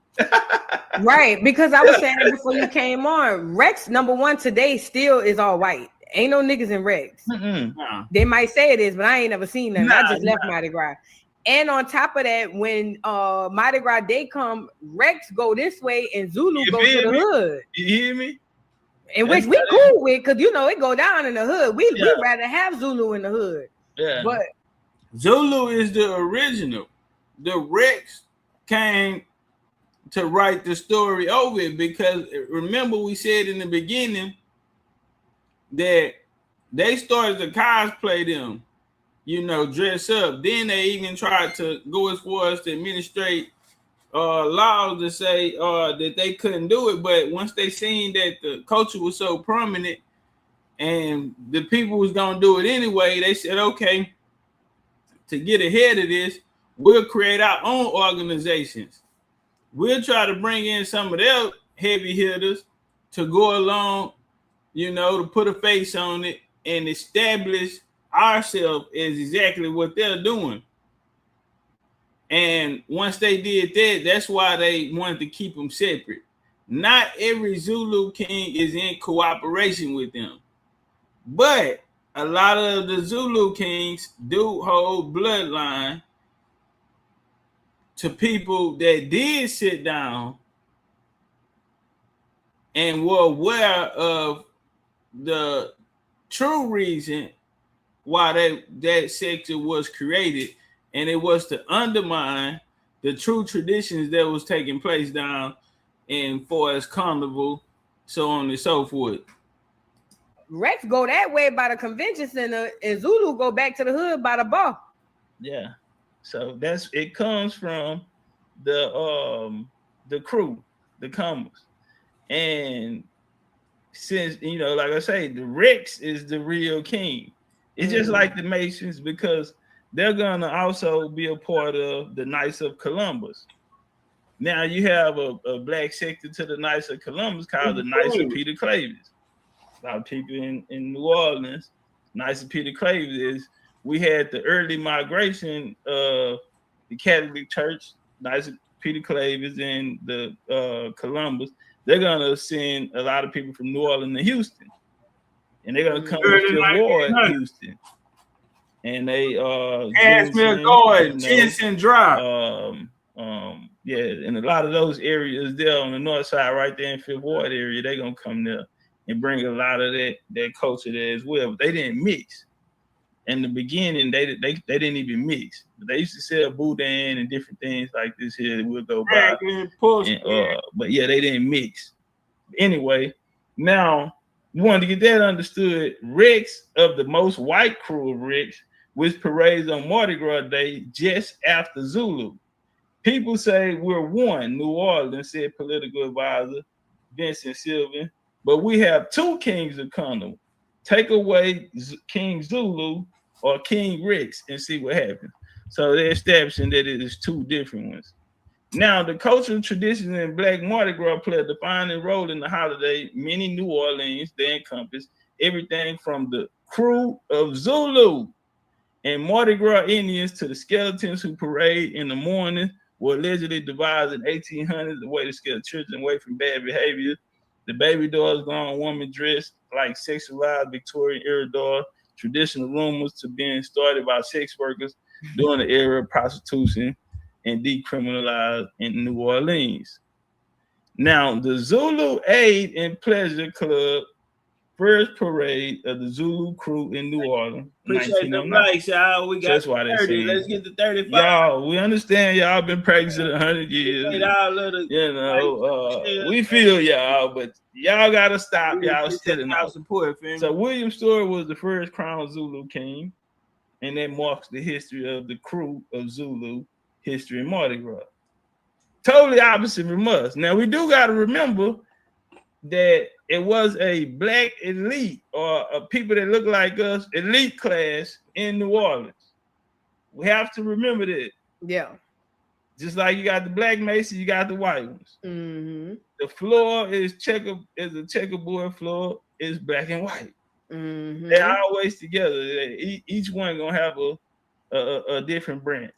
You got the Order of Red Men, you got the Pocahontas, where you got the Masons, and then you have the Eastern Stars, the women. It's all the same.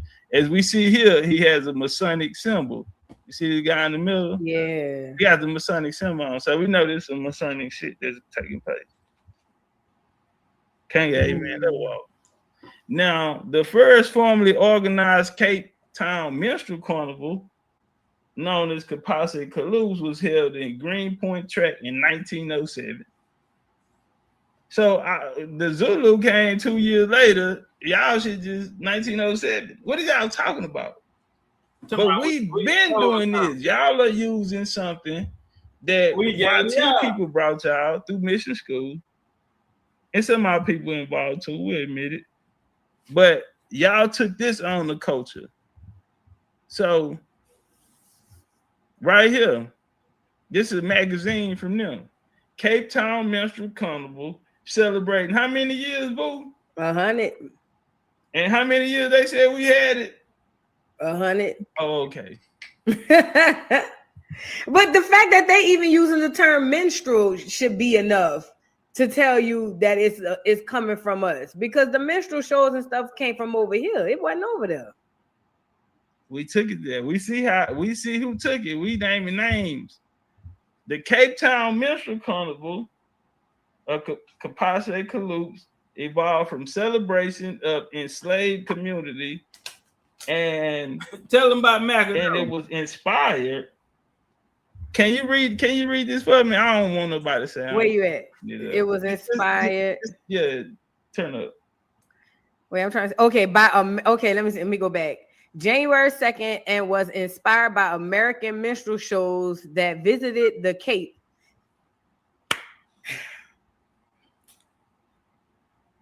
I mean, what we doing? All they had to do was chill, you know. Y'all chill, relax. It's okay. Mm-hmm. While the Extract First Carnival, difficult point, the estimated first organized troop 18. Hey, they trying to pop me, talking about. Well, that'll put you right there with the Jubilee Singers. TikTok, they trying to say American minstrel troops like Christie Minstrels in 1862, Old McAdoo, Virginia Jubilee Singers 1890, played a role. Boo, can you finish that for me? Because I don't want to. It's right at the end, the last two sentences. Played a role in shaping the tradition of Cape Town's minstrel shows. McAdoo's troupe, including the original Jubilee Singers, even formed the first Cape Coon troupe. Wow. It still lead back to us, as it always do. Legendary. What they say? Legendary. Bars. Bars. Stop playing South Africa. What we doing? Y'all tripping. It's just crazy because once you start digging into Africa as a whole, you realize a lot of them places we got grandparents older than a lot of the places and the cultures that they claim to have in Africa. You know what I'm saying? Not all of them, but in a lot of them, you know. And it's crazy because I felt like they just needed a reason to have beef with us and get on here and say all that bullshit. Yeah, don't nobody like us. Don't nobody like us. No, they don't like us. They act like they like us, but they don't like us. But they acting like we about to stop doing Zulu because they feel some type of way online. Yeah. You know, even if we didn't do Zulu, they can't come take Super Sunday or any of those things, because those are the ones that was here before the French, you know, before the European and things like that. Now the Mardi Gras, as we see coming from the crew, now they tamper with that. You know what I'm saying? That's that's the baking soda in the dope. But you come, like you say, in the hood, you got like St. Joseph, it's going down in different hoods. You know what I'm saying? Yeah. Might be under the bridge. You know what I'm saying? Type of shit. Yeah. So, they got it out of schools. It was something that was brought from here, like you say. Appreciate the love. Appreciate them gifts. All the way from our dress to our customs, the instruments we're using. They look like they got a whole second line out there, but they don't know the moves. They don't know the moves. But it's crazy because in like 50 to 100 years, then they'll flip it and say we got second line from them because it's similar things. That's why I be watching it. Right, I be watching it when they do that now. Like they got the Asians over here with marching bands. They got them over here with doing hip hop and all that shit. They already had them at the Olympics doing breakdancing. You know, they rewrite history all the time. They be done rewrote that shit like, oh, it really started in fucking bullshit Japan. And you be like, what? Yeah. That's crazy. Yeah, and I didn't realize that culture was so similar though, as far as they bands, they outfits. Like only thing they're missing is them feathers. Ain't no feathered animals over there in South Africa. Yeah, but they got the the skull and bones. They got the instruments and hopefully we get this video out. Y'all make sure y'all share this video, clip it up, put it on X, TikTok. Make sure y'all clip it up to let them know that we big bro and big sis. And daddy. Shout out to Big Chief. Legendary Big Chief Topcatz. His Cash App is pinned to the top of the chat. Y'all make sure y'all show the brother some love for coming over here and spreading the knowledge, because I learned a crap ton and I'm from New Orleans. But even us in the city, we get skewed like information when it comes to like the history and all that stuff. Because I always wonder, like, if we paid homage to Native Americans, what are Native Americans at? Because I ain't never seen no Native American in New Orleans. Coming out for their credit saying, hey man, I'm the nigga who helped. They one of them raise their hand and for real, my kinfolk. They always saying African slaves ran and lived with Indian slaves ran and lived with African.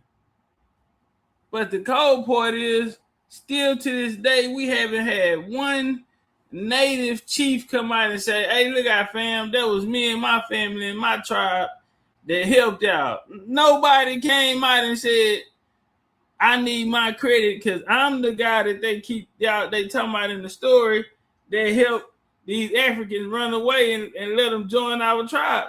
We ain't heard nobody come out and say it. But they steady bringing it up like it's some truth to it. Cold game. Hopefully, we get this video out. Y'all make sure y'all share this video, clip it up, put it on X, TikTok. Make sure y'all clip it up to let them know that we big bro and big sis. And daddy.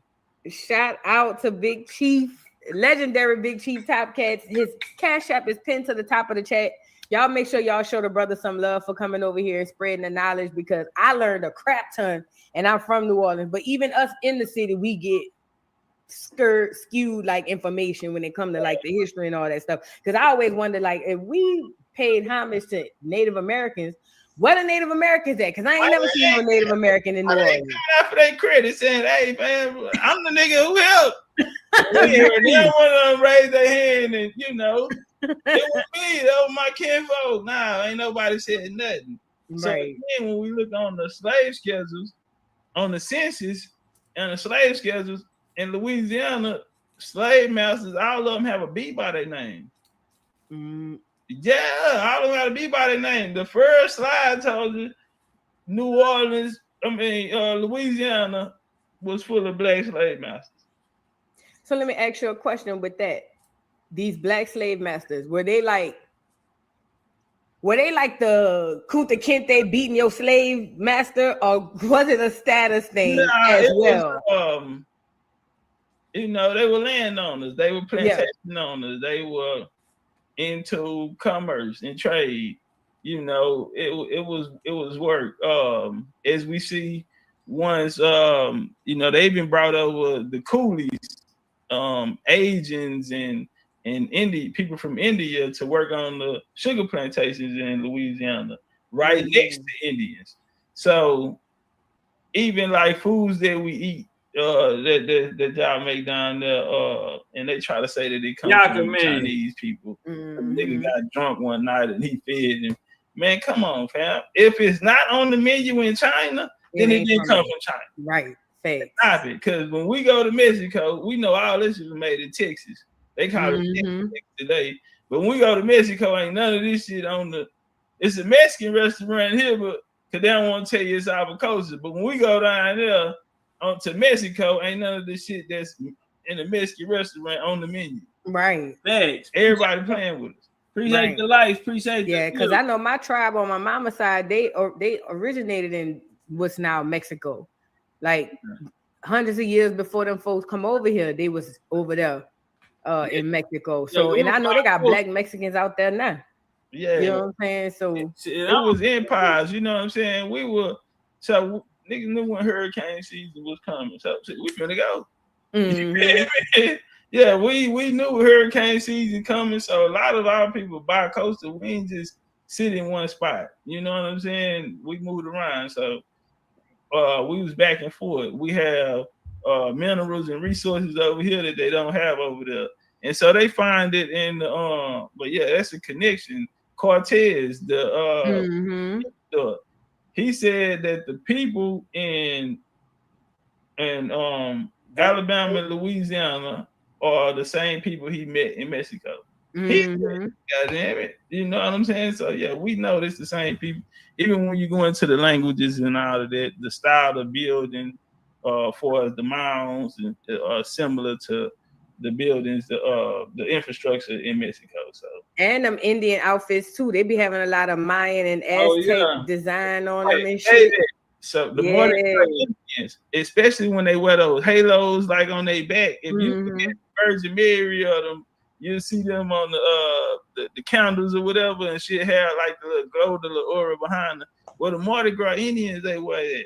So if you pull up a picture of Quetzalcoatl, he's dressed in the same kind of costume. You know what I'm saying? From the shoes to the feet, everything, all of that.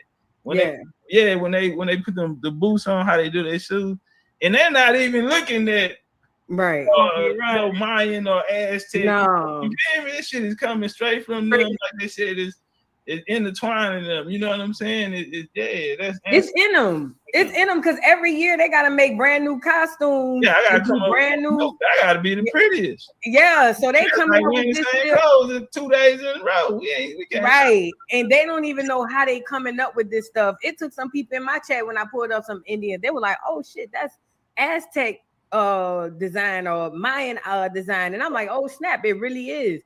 But you know, my daddy, when it comes to the Zulu thing, my daddy's side of the family is deeply in that line. They was around that shit from the beginning, from its inception. Yeah, see, they probably was like major players in the city. Yeah, and my daddy was telling me, coming from money, and we want. Yeah, because my daddy's side wasn't no broke ass nigga. Yeah, we ain't trying to be the low class and the out there bad niggas.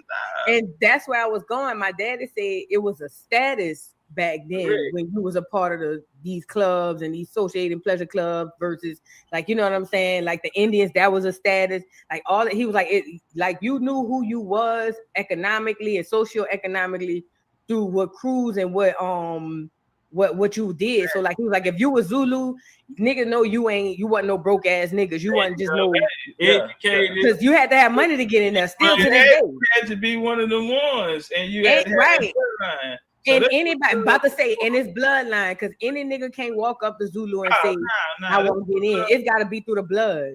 All clubs for fraternities, sororities, all of this, they started as basically how we're gonna keep is bloodlines that we're keeping together. Man, keep our stories, our families. You know, did something important, or they stuck together for a certain period of time. So we're all gonna remain family, and they did it. They used those clubs to do it, especially when you have those clubs where you know, you gotta know somebody, you gotta come from this bloodline. But you gonna also have to have status. Yep. Yeah. You gotta be bossed up.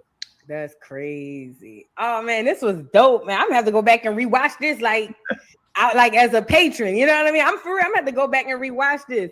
Yeah, I learned a lot. Even with the Lafitte cat, they got a project that used to be a project called the Lafitte Project. Right. You know what I'm saying? So it's a lot of intertwining and tying in, but I enjoyed having you here. Shout out to everybody in the building. Y'all make sure y'all go subscribe to Legendary Chief Topcatz on YouTube. You do this damn near every day. Yeah. Explosive lives, a very, very, very educated and very sourced up person. You know what I'm saying? I love when you be getting at them Pan-Africans. I ain't gonna lie. I hardly ever catch you getting at them live, but boy, I be watching them replays. Once I get the highest one, I want the biggest one, and then I ain't gotta talk to nobody else. You be killing Umar though. Umar, he ran. They set it up, and you know, Umar ain't crazy. You know, he came on there talking about y'all need to go do y'all genealogy. Nah, you don't have to tell us that. We already did that. Yeah. Yeah. Everybody want to come take our spiel. Shout out to the FBAs, but we got y'all doing y'all genealogy too. And Umar got the nerve to come tell us to do our genealogy. No, we told y'all from the Freedmans to the Solons to the FBAs, you know. Right. Oh, yeah. We brought this American. We made y'all proud to be American. But y'all all brothers, sisters, cousins, uncles, nieces, nephews. So it's all love. We ain't tripping. Like Boo said, it's gonna be us against them every time. Right now, yep. South Africa talking about they gonna band together. They got letting the white South African talk crazy too. So we just gonna stand on business and point out the fact that we mommy and daddy around here. Y'all need to chill out, homie. Cause everything y'all know we taught y'all. Thanks. Even if we taught it the wrong way. Yeah. Thanks. Big boy.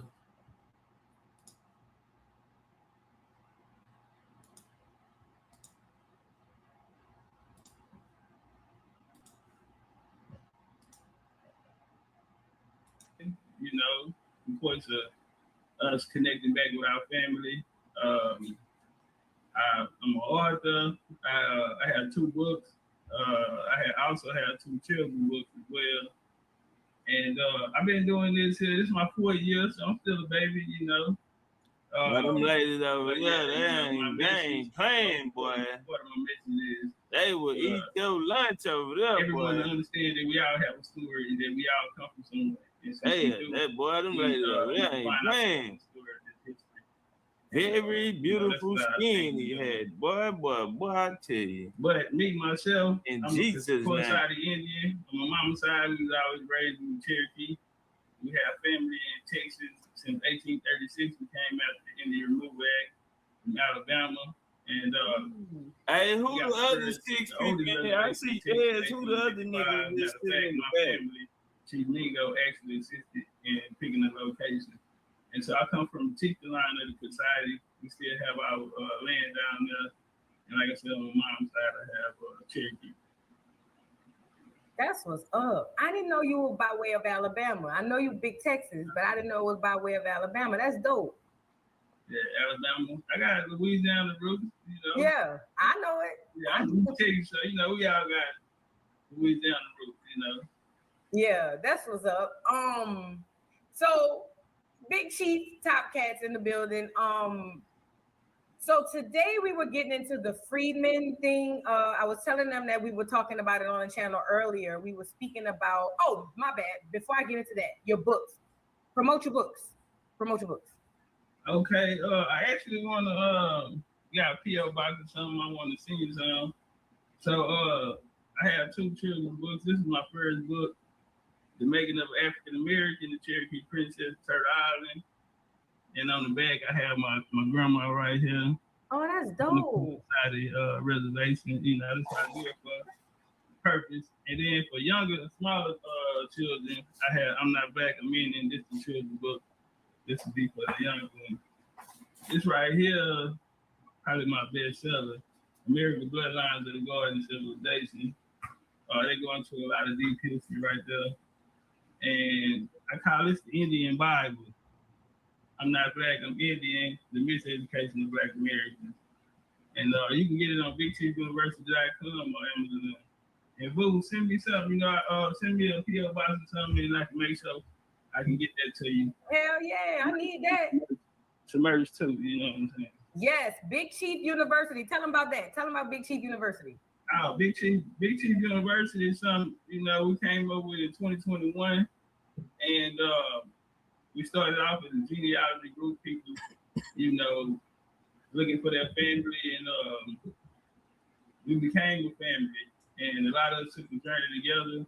We've been traveling the world. We've been to mounds, pyramids, everything you can think of. So we've done over 15 group trips, and me, myself, I'm on my 29th solo tour. Just going around and documenting a lot of the history and telling the story from an Indian perspective or from our perspective. Gotcha. Do me a favor, put your whatever website it is for your books. If you could put that in the back chat or put it in the chat and I can pin it, just something so people can know where to go pick up your stuff from. Okay. It's simple. BigChiefUniversity.com. All right, one of my mods, can y'all catch that? BigChiefUniversity.com.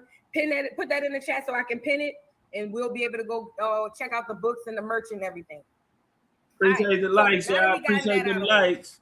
We almost at the Friedman thing. So what I was telling the people on the live was FBA is battling with Tariq Nasheed, obviously, with Luke, with the foreigners. You know about it. You kind of talked about it a bit on your channel.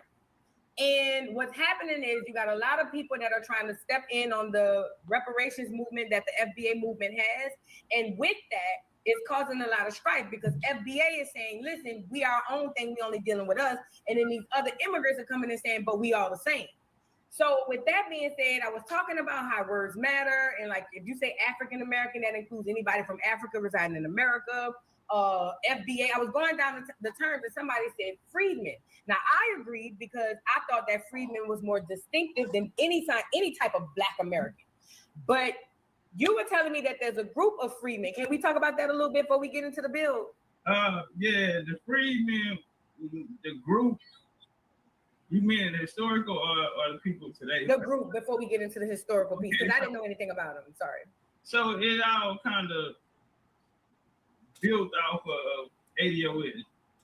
And after the Biden administration was coming in, ADOS, if a lot of people remember, if they were there, they remember that HR 40 was on the table. So this whole reparation push, they got behind it. And once it didn't go through, a lot of people broke out and they started wanting to find different names for it. So you had ADOS 2.0, these type of things. And I can speak about it because I actually was there voting. I had a vote on the name or whatever. But in 2022, 2022, they came out with the freedmen. And that was a lot of people, like I said, that was coming out of the ADOS movement. At that time, you had FBAs, but FBA wasn't, what it is today. So once a lot of them heard my message, they got into their genealogy and they kind of fell on the Indian side. So if you look at any of them, their foundation of points was from America because HR 40 was designed for Africans. You know what I mean? So in the 80s, in the 1980s, a lot of people, you had these Black farmers and they were looking for a claim because a lot of land was stolen here from the 1860s on up. And in 1989, they came out with HR 40 to study reparations and what it would look like. But it never had anything to do with coming out the boat. It actually had something to do with the land that was taken from under our feet. So for 40 years, they went on. Then we had this group called the Freedmen, who were Camilla, shout out to Camilla, me and Camilla bumped heads a lot, but she ended up being the president over the committee of AB 3121 in California for the reparations. So the Freedmen took a lot of the foundations that we spoke about and they came. Now what helped was the diaspora war, because at the time they were having diaspora war, they were having wars with Africans from overseas. So they're telling us how African they are, but the Africans, you know, the Africans was basically having authority over them because they knew nothing about Africa. And I kind of took advantage of the situation because I understood that the Africans weren't gonna let them in, and I wouldn't let them in America. So, yeah, what's your tribe? Who your family? And their claim for as a reparation claim in ADOS, well, that's a legal matter. So if you're saying you're American descendant of slaves, because at first they were saying they were African descendants of slaves. But when I asked them who is the African, what plantation did you come out of, nobody knew anything about their family. So they were using terminology like lineage, but nobody had no recollection of their lineage. So if you're gonna have a claim and go in there, you're gonna need some evidence. And so now when you look at the reparation movement, you hear everybody speaking, they're talking about genealogy. They're not gonna say my name at the time, you know, I was probably like my what's up, bro? We already on. You know, a lot of them had large platforms, but AB 31 did go through, and it was lineage based and not race, meaning everyone black can't get it. You have to prove what actually happened to your family. So that's something that they adopted from us, the Indian side. Also, they adopted the culture and the history of the Americas, and that was as they were having the wars with the African wars, whatever. And so the freedmen, they took the political route and basically tried to be like the black culture back in the civil rights era. You feel me? So a lot of I don't have nothing bad to say about that was past, but yeah, they did start a movement, but their foundation was based off of the message that came from me. Gotcha. And that ain't me too my horn or none of that. No. From their side, who actually, said that. Man, look, when it's true, when it's facts, it's facts. A person could look at it and be like, "Oh, you feel like you didn't." Man, facts is facts. Yeah, so you ain't gotta sit up there and be like, "I ain't trying to toot my own." If it is what it is, it just is what it is. And that's we just think, the game that I gave them, I wanted to help them. You feel me? So yeah. Gotcha. So let's get into the freedmen. Coco. Let's get into that. Coco. Prince Coco. Now, or you want to do a little talking and then them hard eyes down there. Okay.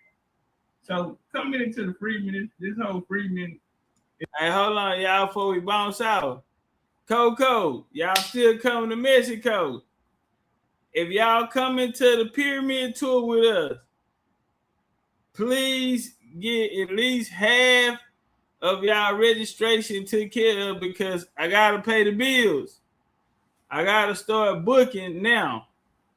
So when I book, the amount of tickets is a certain amount we have to get so we can go private tour. We want to go private because we want to control what we can control. You feel me? We're not trying to go to no play Mayan towns and watch nobody play Mayan and feed us unseasoned chicken off of a open fire that they didn't lay some logs down the bill. We not trying to do that. So yeah, man, we had 2 people pay their registration yesterday. We had somebody come through and do half. And when was that? Friday or Saturday, Morton. We gonna have Morton, my Texas Indian LDBC bro there. So y'all know Morton in the building. It's a party called a Faith Faith. We got Ori coming out the Bay. Man, we got Dame coming out of, and shout out to Dame in the cash up. Dame coming out of VA and a host of others. So we need 7 more Indians. So we don't have to, you feel me? Let's get 7 more Indians to come out there, enjoy themselves, go have the time of our life and turn up because life is short, homie. I just lost a close family member last night, and that hit me real hard. But man, I'm here, and man, life's short, homie. Don't wait. Don't be like, I kiss the next one. You know what I'm saying? Because we never know. So if you can and you do have the resources, man, go ahead on and take care of their registration so we can go ahead and make it. The deadline was the 10th. So we over the deadline, but right now I got to start spending money because we got to make sure that we get our shirts. You know what I'm saying? Our merch and materials we going to wear there. People got to get their flights. Flights are already hotter than a bitch right now. So I had got my flight for the 17th for this. So I'm just going to end up doing a little trip anyway. And you know what I'm saying? We're going to bounce back over there. I already been down to Mexico in June to go check it out, make sure everything's straight. Everything was straight. Not too much had changed. So y'all know I'm the chief and the spy boy. I'm going up first. I went up. It's good. We're going to come. You know what I'm saying? We got a nice resort. One of the baddest that's out there. And it's new. It's a newer model. Most of all of the rooms are facing ocean view. It's 5-star. It's a 5-star and it's all inclusive and it's adults only. So and they have a huge pool and they do foam parties. I'm just saying. So yeah, man, y'all go take care of it. And we only have 50 wellness drops left. Let me not put that on TikTok because they just tried to pop me for that. We have 50 of them left. Y'all go ahead and do it. Y'all, yeah. Coco, you say I ain't seen the info. I told you the info. You tried to check me. Yeah, I felt like I had got checked. And I gave you all the info. Go back and check your message. Go back and check your message on the app. I was typing and you had hurt my feelings so bad I had started talking. So if my voice cracking up in there, I was a little emotional for how bad you talked to me. That's really what was going on. Mama Mia say the dates is August the 14th, that weekend. So we even pushed it back with some of our Indians had already booked and they can't get out of it, so they got to go without us. So I'm saying we need 7 Indians. We really, we need at least 1 or 2 more men because it's damn near a girls' trip. Most of everybody that paid, booked, they didn't call and said, hey, man, what's the resort? I need to go and take care of my business. I can't keep waiting on y'all. You know what I'm saying? Morton hit me. I hollered at him about it. Shit, Morton paid right away. I told him, hold on, man, let me see what's going on. He shot the money in. Y'all know Morton, that nigga live in the gated community. Nigga drive a Range Rover. I'm talking about a brand new Range Rover and shit. You know that big money ass nigga. It's a lot of big money Indians around here. But I'm saying we need 7 more people to come. You feel me? But man, we're gonna enjoy ourselves. We're going to go see Eshell. You dig? So y'all get ready to ride the go-kart. Morton, your ass driving the go-kart. Last time we went, Sword was driving. And I had a souped up cart. And I popped the wheelie and Ebenezer and them almost fell off the back of it. I said, oh, I can't do that no more. Nah, but man, we're gonna enjoy ourselves. We're going to the club, we're gonna get a section. We ain't going without, because the last time we were there, the cartel walked in on us. In the section we was in, they put a little space up, and we had the whole Mexican cartel on side of us. I don't know what fraction of the cartel, but them was cartel niggas, how they went in there and moved everybody out and put them there. But I'm gonna tell you something about them Indians. All of the Indian men, Sig them, man, Lucini and them, man. We went and posted up in the middle. You feel me? While them Jaguar women was throwing ass on the couch. But that ain't nobody business. That ain't nobody business. Now they was up there throwing that ass, drop down, get your eagle on. Somebody say, but the DJ was jamming, Chief. What do you expect? But nah, on some real shit, say, man, pop out. Miss Mills say she got her drops this weekend. Man, hey, family, them drops coming fast or what? Man, it's like soon as y'all ordering the drops, them hoes at your doorstep, damn near.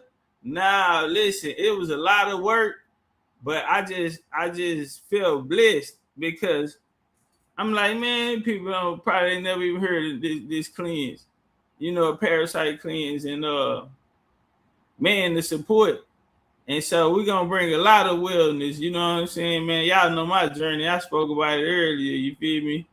That health is wealth, homie. Like, the body, that's our temple, homie, and we really gotta, be mindful and conscious of these things. So, you know what I'm saying? I was gonna go over there to Rich out, and they was gonna fuck around and buy me out over there. They got a lot of love for BigChiefBCU.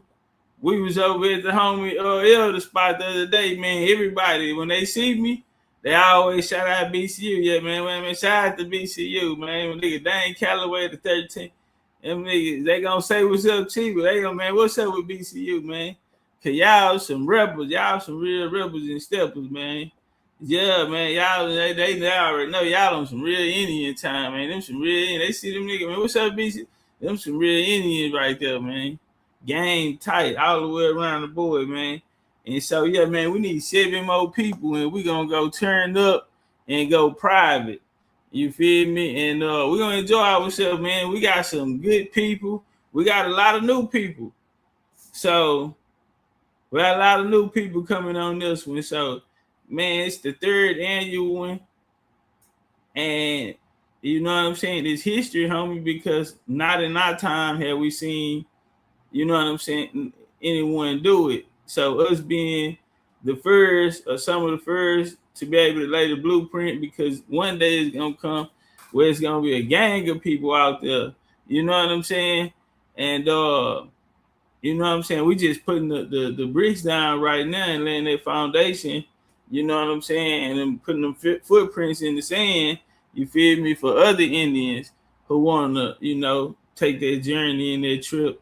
And, hopefully we can get together. I'm still waiting on that day for that Indian unity, man, where, that indigenous unity where it ain't no competition and egos in a way. You feel me? And everybody, I want to run this. I'm the biggest chiefs and chief. Man, we had chiefs and chieftesses and chiefdoms all over this land. Man, we Indians. Ain't nobody finna tell us what to do, bitch. What? We bang it out. We don't understand. We don't understand nothing else. Now we on some cool, you know what I'm saying? And we on some religion, we on some positivity. But when somebody thinking they got authority over what we got over here and all of this with blood, sweat, and tears, and I ain't talking about us. I'm saying I understand every Indian feel like that. You feel me? Man, the only language we need to be talking right now is how we gonna do this. Cause it's finna go up. Yeah, nigga say you talking to an Indian. We on Indian time, homie. It's gonna go up. Cause we ain't finna do that. Indian go and say, I'm gonna purchase a couple more, big dog. Hey man, who is that? OG Cuffy. What's up with it, Dimples the Jaguar? Dimples hit the pyramid tour with us. Dimples was on the Mayan canoe with us. Lost in the middle of the ocean, boy, I was scared. And then who was that? One of them niggas gonna tap me and say, hey, if you look, you see where the water get dark blue at? You see where the water get darker? And I'm looking like, because you can't see. It's too far to swim back. You can't even see the land no more. It's just water. So he's one of them tapping me. I think it was Reed.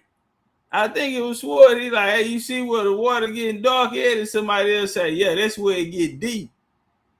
But my boy got to be fair. I ain't say nothing though, because goddamn it, I'm the big chief. But boy, I got a little worried. And see, the day before, we was at the pyramid. And if y'all know Shakmul, God, messenger of the gods. Shakmul is the god of water. Boy, man, and this Sunday, so you know I ain't gonna lie. Boy, I said, hey, Shakmul, look out, Shak. Say, man, drive this boat, because we already on here with an illegal alien that don't speak no English. How do we know he don't speak no English? Because I cussed his motherfucking ass out because he had a lawnmower motor on the boat. I said, nigga, I know goddamn well there ain't no lawnmower motor. And it was too late because we was already driving off. We had already, say, man, we already off the dock. And I turn around, I say, yeah, I be goddamn, I know that ain't no lawnmower motor. You lying to me, man. This nigga that took the fam. We used to make go-karts like that. I said, oh, what type of project shit these niggas got? He done took a wood canoe and put a weed eater motor on this. I swear for God. And this nigga is taking me across the ocean. Boy, I got to send the prayers up the shock move guard of the water. I said, if you don't drive this something, and then at the end when we get off, when we finally make it to the island, I'm the last one off the boat. I don't know who recorded this. Somebody recorded because I handled it. But he don't speak no English. Tree turn around and say, that man don't understand nothing you saying. Because I thought we was finna get to tussling. Yeah, if you want to be serious, yeah, nigga. And your mama too, nigga.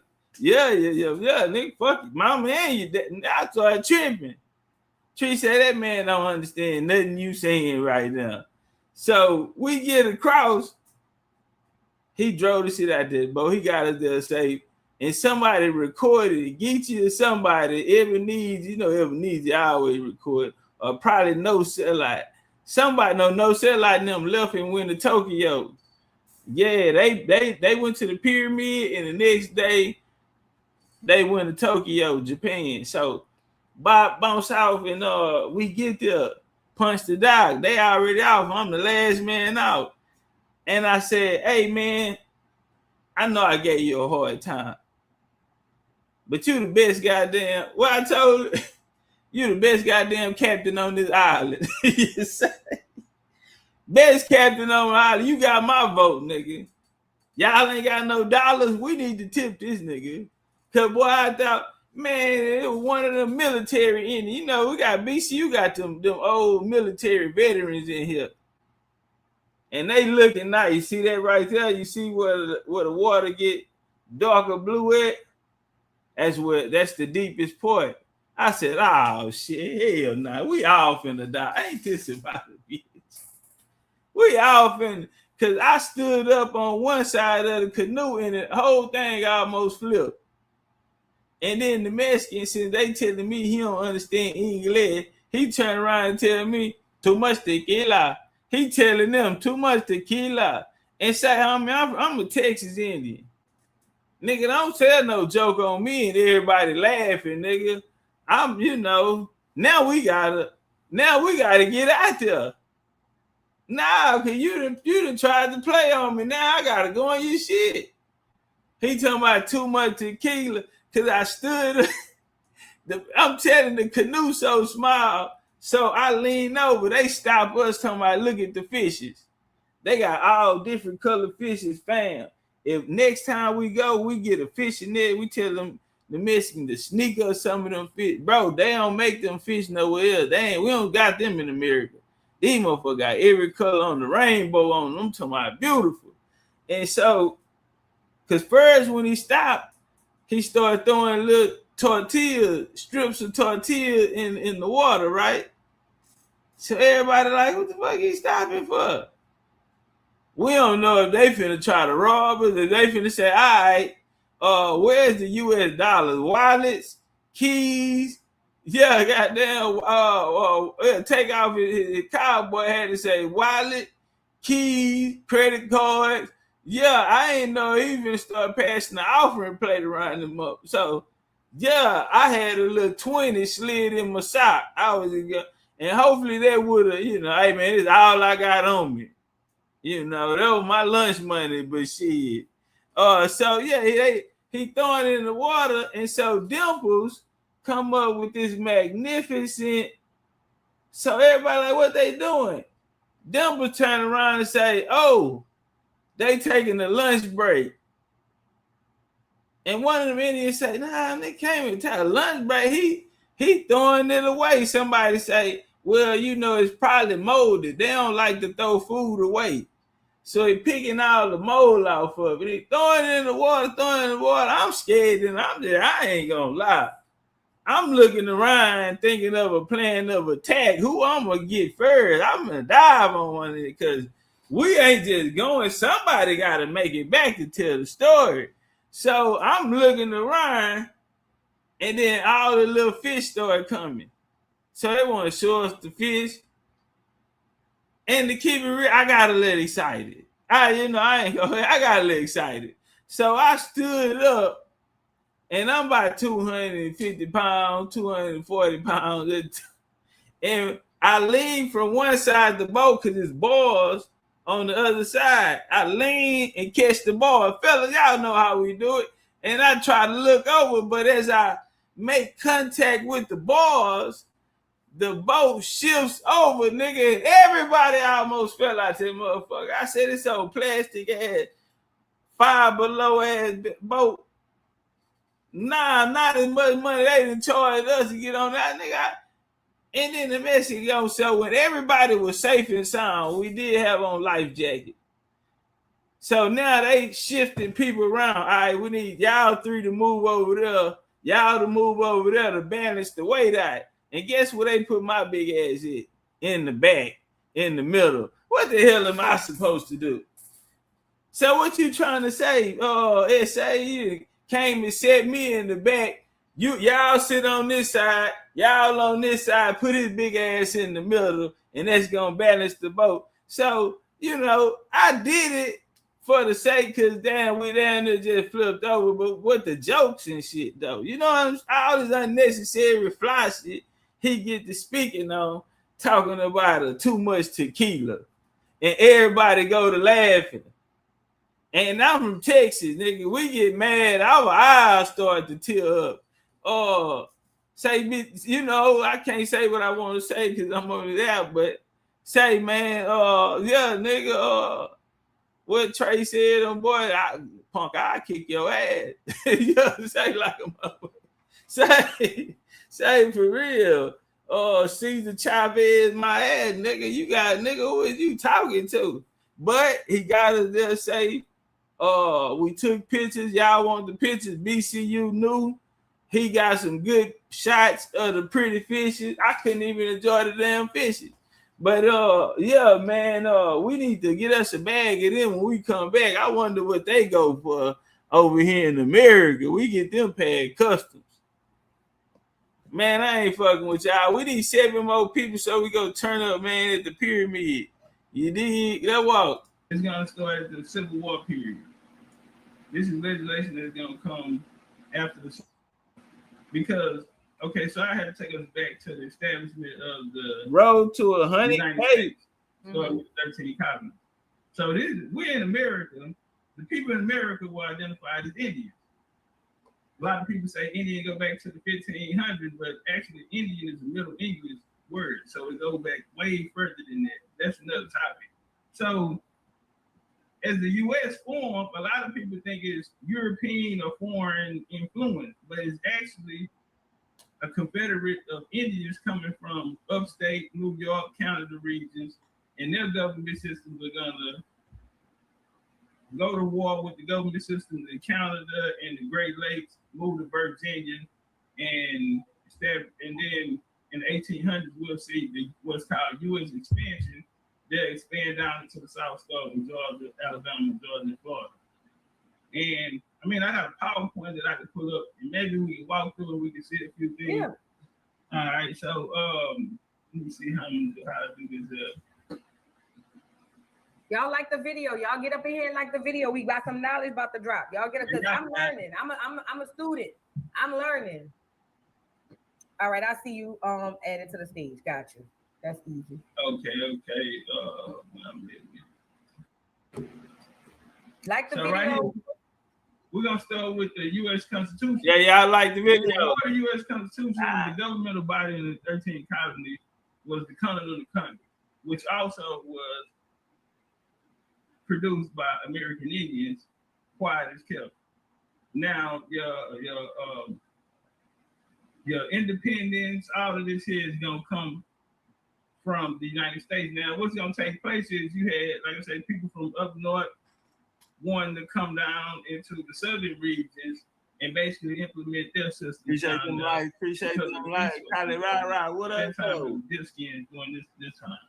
So right here, Native American roots of the U.S. Constitution in the highway. Tell you that the American Indians actually had. We go right here to H-Con Red 331. Window shopping and resolution to acknowledge the contribution of the you could never. In the development of the United States Constitution. He died in chicken pox. But in 1830, there's a law passed. Hold on, because this important right here. This important right here. Which fall under one of these five newly broke ass out. Now, in the U.S. government imposes a civilization plan. So when people ask, what are the 5 civilized tribes? Well, they were created from, and it's hundreds of tribes, thousands of tribes. Well, they call it tribes to throw you off, but these are 5 civilized governments because the U.S. can't operate here without a operating Indian government. If there's no standing Indian government, the U.S. have no jurisdiction to rule here because that jurisdiction is going to be given to them by Indians. We'll talk about that in my upcoming lecture. Black America, 250 years U.S. 250 year anniversary of the United States. Black America. That's what it's gonna be called because it's a blackout. The 80s were the Cherokee.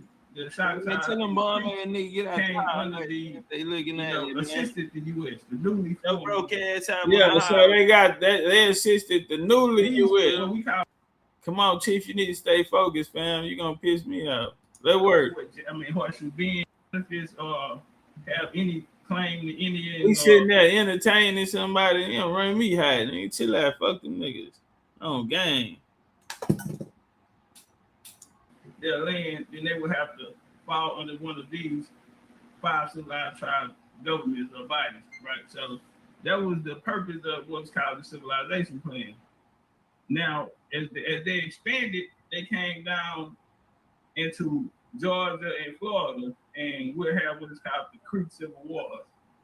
So the Creek Civil Wars are known as the Red State. Appreciate the lights. Appreciate them gifts. You have a series. Y'all some real ones. Appreciate them gifts. You have Fort Mims, where the Indians win. Then your back door have the Battle of Horseshoe Bend, and then you have the Battle of Fort Jackson. And that's 1815. After 1815, most of these people that flee out of the area of Georgia went into Florida.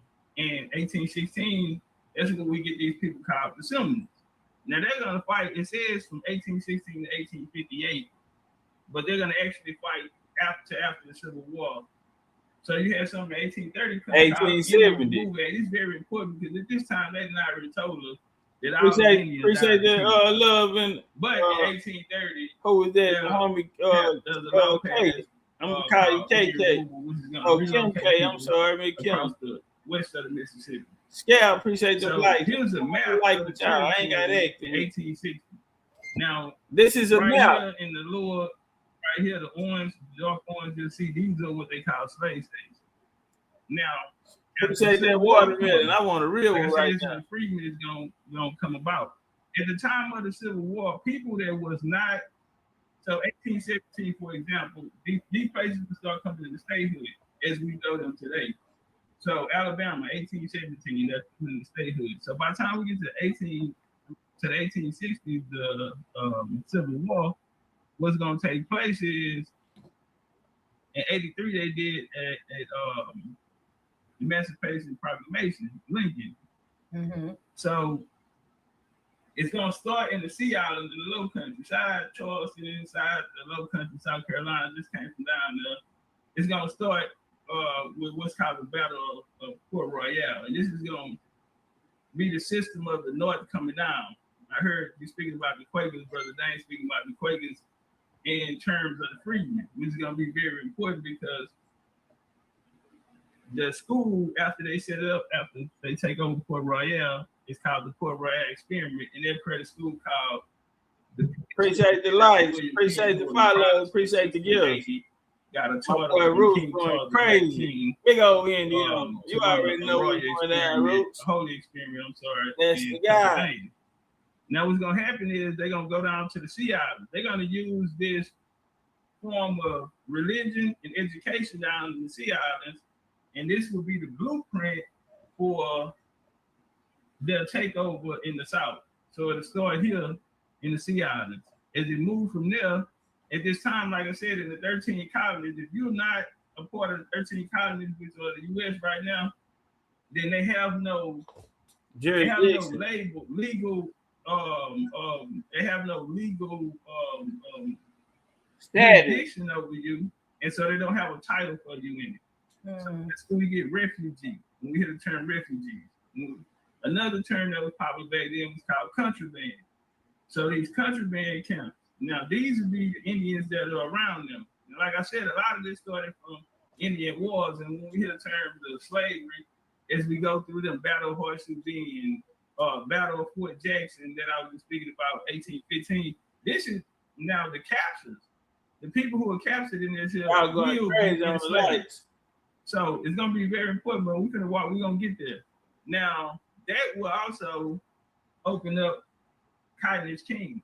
Before then, this association of slaves and picking cotton, that didn't happen until after they made it down. H-time, girly girl. The cotton was actually the wild Indian. So they built contraband camps. They had contraband camps. Now that was 400,000 to 500,000 enslaved men, women, and children, and Union occupied portions of the Confederate. And they fled their owners. Now you saying you got 500,000 people fled, and that's what they say today. 21st century scholars will tell us that they were actually African.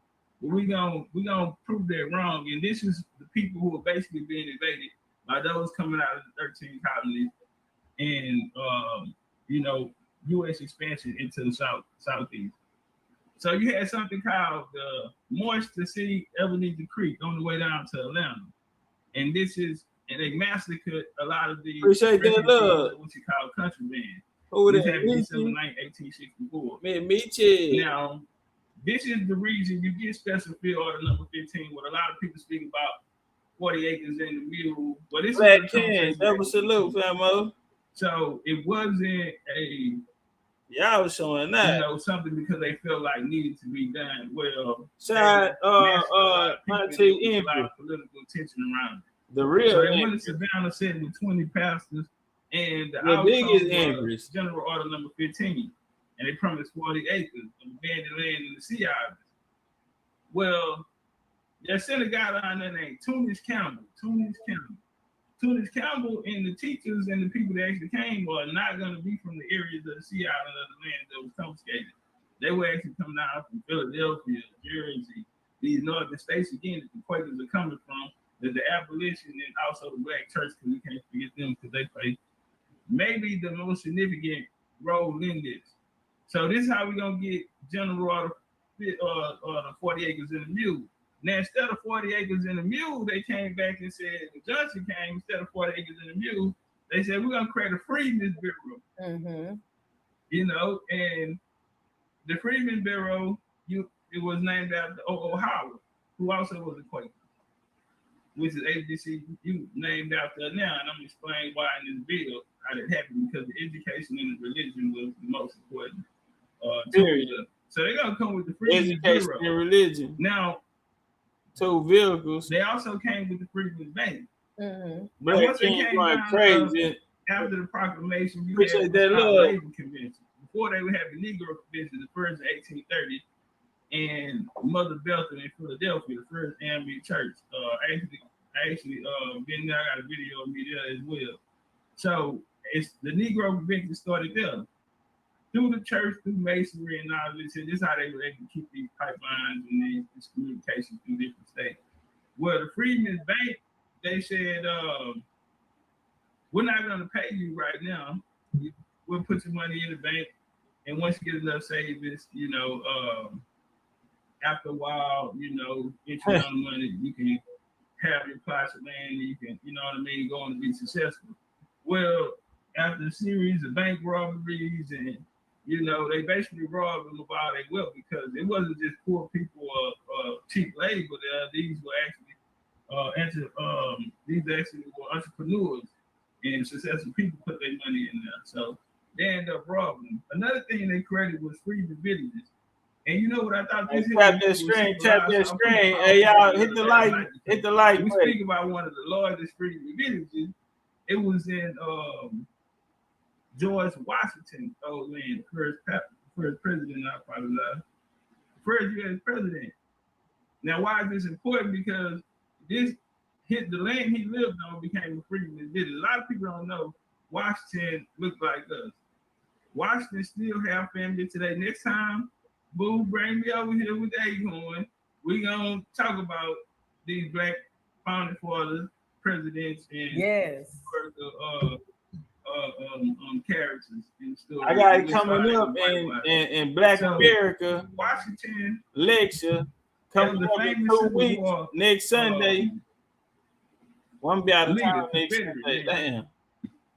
Well, Robert E. Lee, his family, I figured and the Washington family were very close. Washington had relations with his grandmother. His dad, Henry Washington, appointed him to when the United States got their army, where he appointed Henry. Washington had a son named George Washington Cuttis, and he was a colored boy. He was a Negro, and so they will always say that he was sterile and that was his wife's child. But actually, in actuality, it was his. He paid for his colleges. We have him in the will, leaving him the land. Well, that land that he left him, George Washington Cuttis had a daughter. His daughter is going to marry Robert E. Lee. So they're keeping it in the family. That land that was given to them by George Washington would become one of the largest freedom villages there. And so that's why I say this is unique, and that's why I put this up. So these freedom villages, at this time, you know, they were contraband. They're not even. Appreciate it, right? We'll tap that light screen with y'all. In 62, after the emancipation, you know what I mean? And, down here, they drove military authorities looked to create a new camp for contrabands outside the city. So they had what's called freedom settlements, known as black settlements, freedom colonies, freedom towns, historically significant communities founded across the South, including Texas, from 1865 to 1930. Now, after the Freedmen's Bank robbed them, like I said, it started with these Negro conventions. A lot of people that wasn't us, most of them were associated with Quakerism, Methodist, Presbyterian, or trying to get us to go to their colonies in Africa, you know, back to Africa. So you had something called the American Freedmen Inquiry Commission, which was established during the Civil War. There you go. Emancipation to determine conditions of free slaves. And through this system right here is where you're going to get this Freedmen's Bureau, which was going to help to manage or transition freedmen to freedom. The way that they're going to do it again, like I said, is going to be to kill the Indian, keep the man. So the education they want to bring them, and also the religion, as you were speaking about earlier with the churches or whatever. So you have what's called the AMA. A lot of people might not have ever heard of them, but they were more successful, put up more money than actually the Freedmen's Bureau. Because at the time, the founding of these schools after 1865, the Civil War, they wanted to put up a lot of these schools. Now, the schools were already there. These people just, after the war, you know what I mean, they end up taking over these places. So looking for old world buildings, traces of the old world, just look at these schools. Look at Harvard, one of the oldest schools down in Boston, and you look at the old world architecture there. Well, a lot of these schools are down in the South as well. They just took over after the war. We had the AMA, which was the American Missionary Association, and they brought in colleges like Fisk University, Hampton Institution, Tougaloo, Dillard, Talladega, Howard. You feel me? Now, all of these have Indian background. Mm-hmm. Yeah, especially Hampton and Tougaloo and all of these places. So right here, you see them today. The schools that were funded by the AMA are known as HBCU, Historical Black Colleges. So, like I said, we go through Fisk, and through Baptist Negro movements, this is how they kept it together. Then we had our great migrations as well, coming 1916 in the 70s. Right. And the AME church actually helped. Now I'm gonna get down here to the good part. Now, they passed the Civil Rights Bill of 86. And 86, this is when they first offered Indians citizenship into the U.S. You can say you become, 1830 at the Indian Move Act, those that leave, they offered them citizenship. And now, after the war, and they down in the South, now they're offering citizenship through 1866. Except if you was an Indian country, citizenship intended purpose was to dissolve the native political sovereignty. So if you take the U.S. citizenship, then you lose your indigenous sovereignty, because now you're under that jurisdiction. And it made lands available for sale to white settlers. So the 1866 Civil Rights Act, or the 14th Amendment, was an option for the people to accept U.S. citizenship or be sovereign, which they didn't have an army, they didn't stand a chance. That's why places like down in New Orleans, y'all had your own National Guard down there, which fought on the side of the Confederacy. So right here, what I want to show is a map of the slave trade that they said. Yeah, appreciate y'all. Yeah, tap. Right here. Appreciate your needs and nation. We'll look at the free states. Ribbon, hold.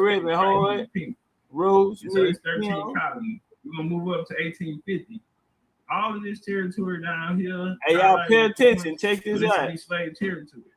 We've always been taught the South being associated with slavery. Well, a lot of people don't know that it was a domestic slave trade here. Like I said, the wars are going to start from up north. Right here, the Iroquois League. This is the people who. This is the Indian domestic. Who the United States Constitution was formed after. The government bodies up here. So they're going to move out of upstate New York areas. All of these areas here are Indian wars. After the wars, these are results. Are they dealing in the upper middle colonies right now on this map? Upper middle colonies. The Cherokee. And these are governments. Right here. Each one represents locations of government. You see them leaving out of Charleston, going to different Caribbean islands. You go the creeks being raided down here. Now, what's interesting? You see the Appalachians going, and you see them taking. Particularly start taking them through Charleston. Being taken into captivity. This is America indigenous. You see the Natchez to go to Hispaniola. Now they use the African slave trade story over it. Chicken showing green right there. Right here, when we're looking at the maps, I want to show you something. You got the Appalachians, Mobile, up the Lower Creek, and the Yamasee. The Yamasee going to St. Augustine, out of South Carolina. That, prisoner of wars are being enslaved. Well, it's the same area that they teach us where the Africans came to and had these same experiences. So we're going to put the maps right on side each other right here. This is the map that they say African slavery on the left. Now, when we look over to the right, we see just the same location here. Y'all see the location everywhere in red on this map is where they said we were serving to it. Right here. On this same map, look at that location. Earlier, we speaking about the refugees. We speaking about the country. That same location that was highlighted in red was African slaves. If you look here, this is the Indian domestic slave trade happening in this same territory area. These are the camps that took place during the. Now, in the U.S. military, they call them contraband camps. Now, look at their map. Their map is the same place where they're saying that African slaves were, but really right here we see it was the domestic Indian who they were calling chattel. Because we're going to American history and what actually took place. We can put these maps right on the side and hey, drop some flames out there. You can see what actually happened. So I land right there and I'll take some questions. I did I'll try to paint a picture. I got so many questions because you saw my mouth flew open. Wait a minute. All right. I didn't even write them all down. I just got my little paper so I could see what's going on. My bad. No, you good. It was just so I didn't even want to stop you because you was cooking. I didn't want to stop you. So let's go back to a point that had my mouth on the floor. AMA to HBCU. Right. Can you give a little bit more detail about that? Because what you said made absolute sense. But can you like give a little bit more background detail on that AMA to HBCU thing? Okay, the AMA in 1865 they came down as a missionary program to fund their curriculums in territories that were Indian territory. Now these people are coming from up north, so this is new territory down there. They want to implement their system that they first had to experiment with in Port Royal and Seattle. That's why I brought that up first, with the education and the religion down there. The AMA came in and,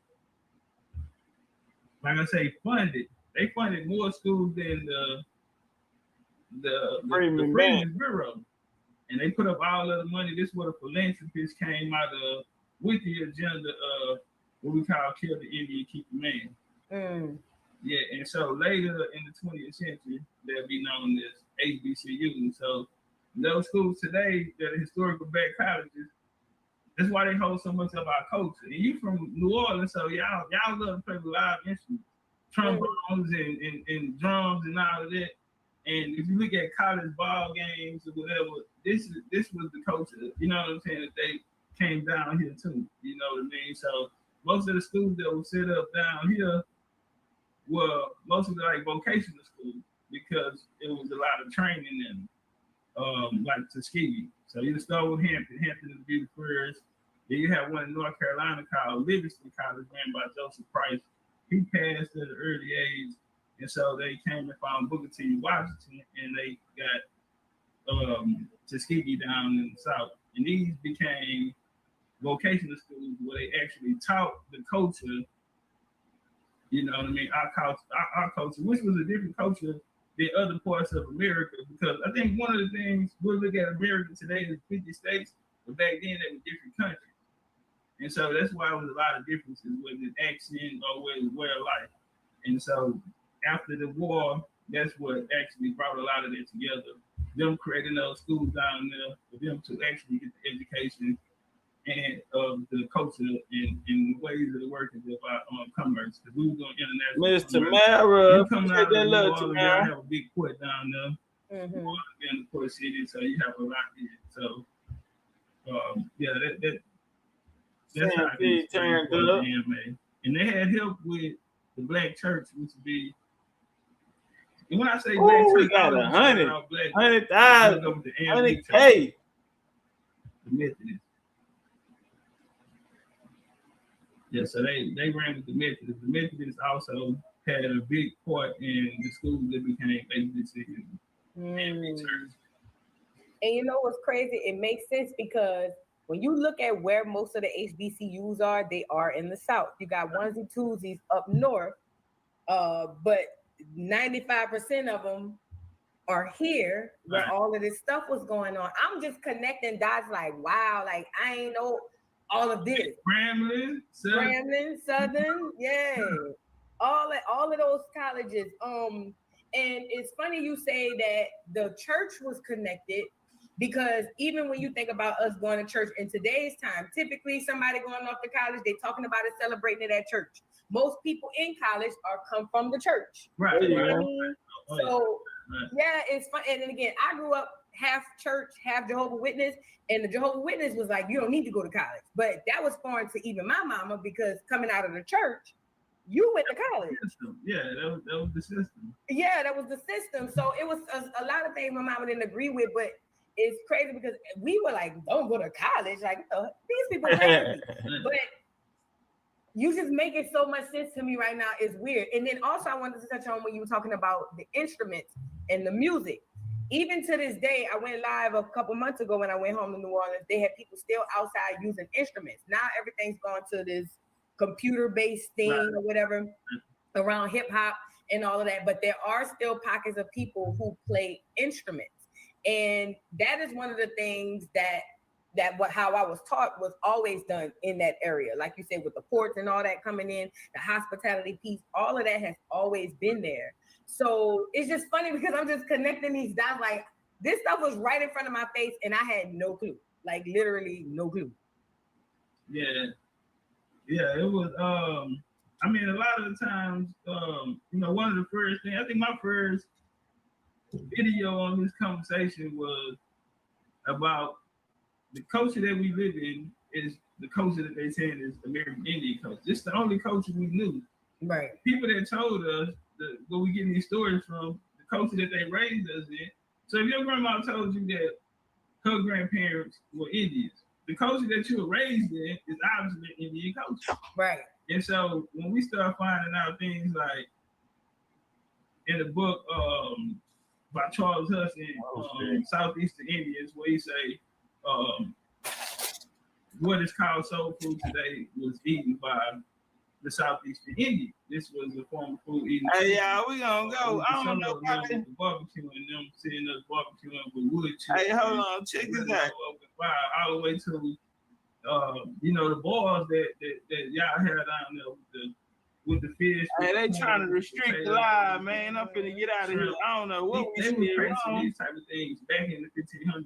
We ain't said nothing wrong. And these other things. Hey, look, check this out. I do want to say this here though. Hold on. I always say, the functions that we have, and like in New Orleans, you don't go to sleep. You can't go to sleep there. But this is a culture that has always been there and preserved there. But y'all ain't gonna go too far on it. But even on the Mardi Gras Indians, how they came.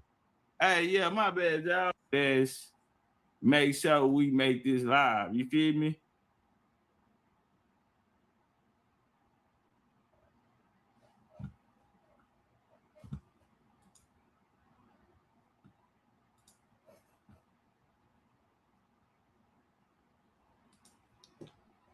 Man, y'all turned up. Y'all turned up.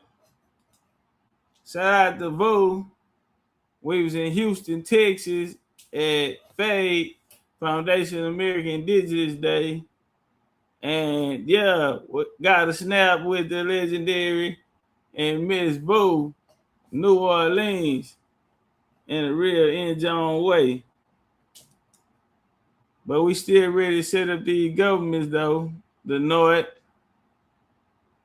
the East government, the Southern government. And let me get this banner down. And the West government. That's what we on now. American Indians in power, our history, our nations, our future. We were here, we are here, we will always be here, and we ain't going no MF and well. Type shit. Hey, y'all go to BigChiefUniversity.com if y'all trying to, and man, at least pay half.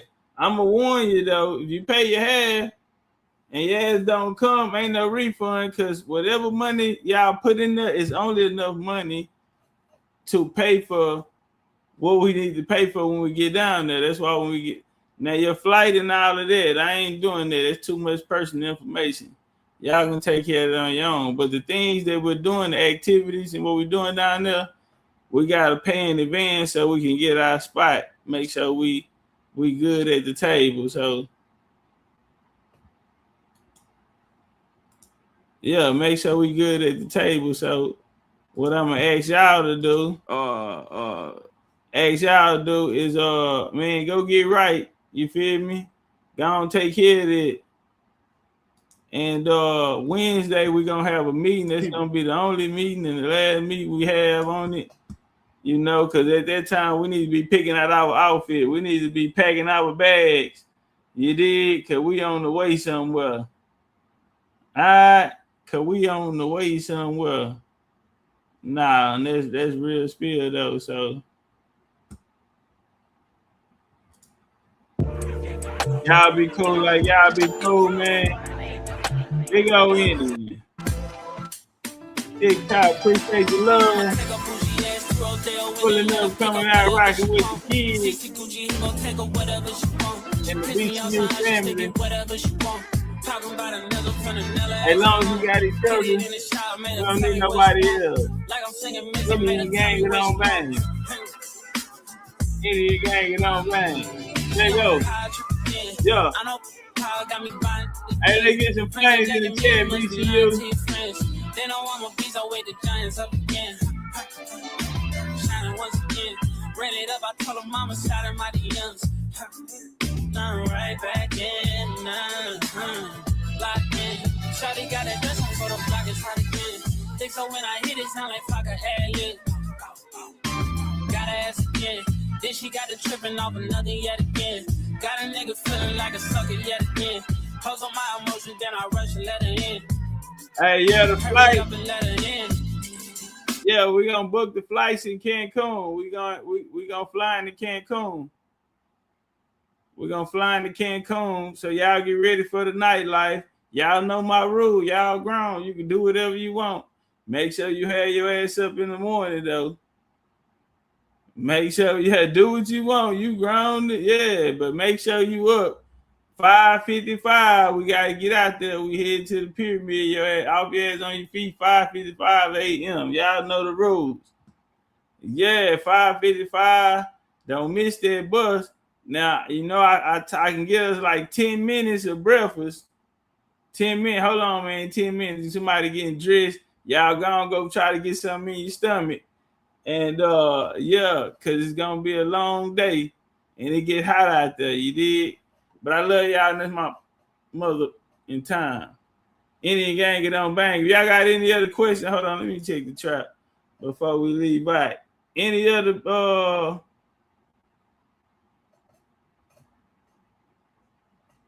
Wednesday at 7 p.m. Central Time. Ab Tactical say he got his cleanse. Yeah, them drops been coming in fast. Hey, yeah, man, y'all go take care of that, man, so we can turn up, man. 3rd annual BCU Pyramid Tour is up there and it's stuck there. I love y'all. That's my time. I like that Honduran cigar, the spirits rise. Smoke curling like ancestors whispering in the skies. Dr. Sebi in my left ear saying heal from inside. This ain't no new land, we the ones they try to deny. Before Columbus ever dreamed of ship to steer, we was building mounds, doing rituals with no fear. From Yucatan to Galveston, New Orleans near. That's a triangle of soul, boy, the map been clear. Second lines ain't parades, that's ancestral rights. Tambourines and feathers under full moonlight. We ain't immigrants now, we the original might. Built pyramids and bone flutes before Rome took flight. Topcatz said it loud, stop begging for permission. Our culture ain't missing, it's just deep in tradition. We ain't African cause they told us we remember the mission. The land speaks Creole, soul food and intuition, yo. We been here through the blood and the drum, through the elders, the chants and the kiss of the sun. Smoke rise from the leaf, yeah, we talk to the sky. And the ancestors' rhythm, we never die. We been here, oh yeah, we been here. Way before they wrote their lives, we still live. This our home, not a place we disappear. James singing true through the pain and the tears. Granny sat me down, roll something slow. Said when you puff, give thanks, let the cosmos know. I inhale the jungle, exhale the flow. Spitting stories that the textbook still scared to show. Cigar lit like a torch from ancient rites. Aromas like prayers to the Orishas at night. New Orleans ain't a torch tale, it's black divine. Where the jazz horns been time and the spirits align. Forget Columbus, we was dancing in stars. Trading turquoise, dripping culture in bars. Drums talking codes, spirits moving cars. Look close, the past ain't gone, it's just behind these stars. From Congo Square to Trammy porches, we built this land, no need for endorsements. The Mardi Gras beads ain't just for decor. That's soul armor, homie, we was gods before war. We been here through the blood and the drum, through the elders, the chants and the kiss of the sun. Smoke rise from the leaf, yeah, we talk to the sky. In the ancestors' rhythm, we never die. We been here, oh yeah, we been here. Way before they wrote their lives, we still live. This our home, not a place we disappear. Jaheim singing true through the pain and the tear. Through the blood and the drum, through the elders, the chants and the kiss of the sun. Smoke rise from the leaf, yeah, we talk to the sky. In the ancestors' rhythm, we never die. We been here, oh yeah, we been here. Way before they wrote their lives, we still live. This our home, not a place we disappear. Jaheim singing true through the pain and the tears. We been here, oh yeah, we been here. Way before they wrote their lives, we still live. This our home, not a place we disappear. Jaheim singing true through the pain and the tears.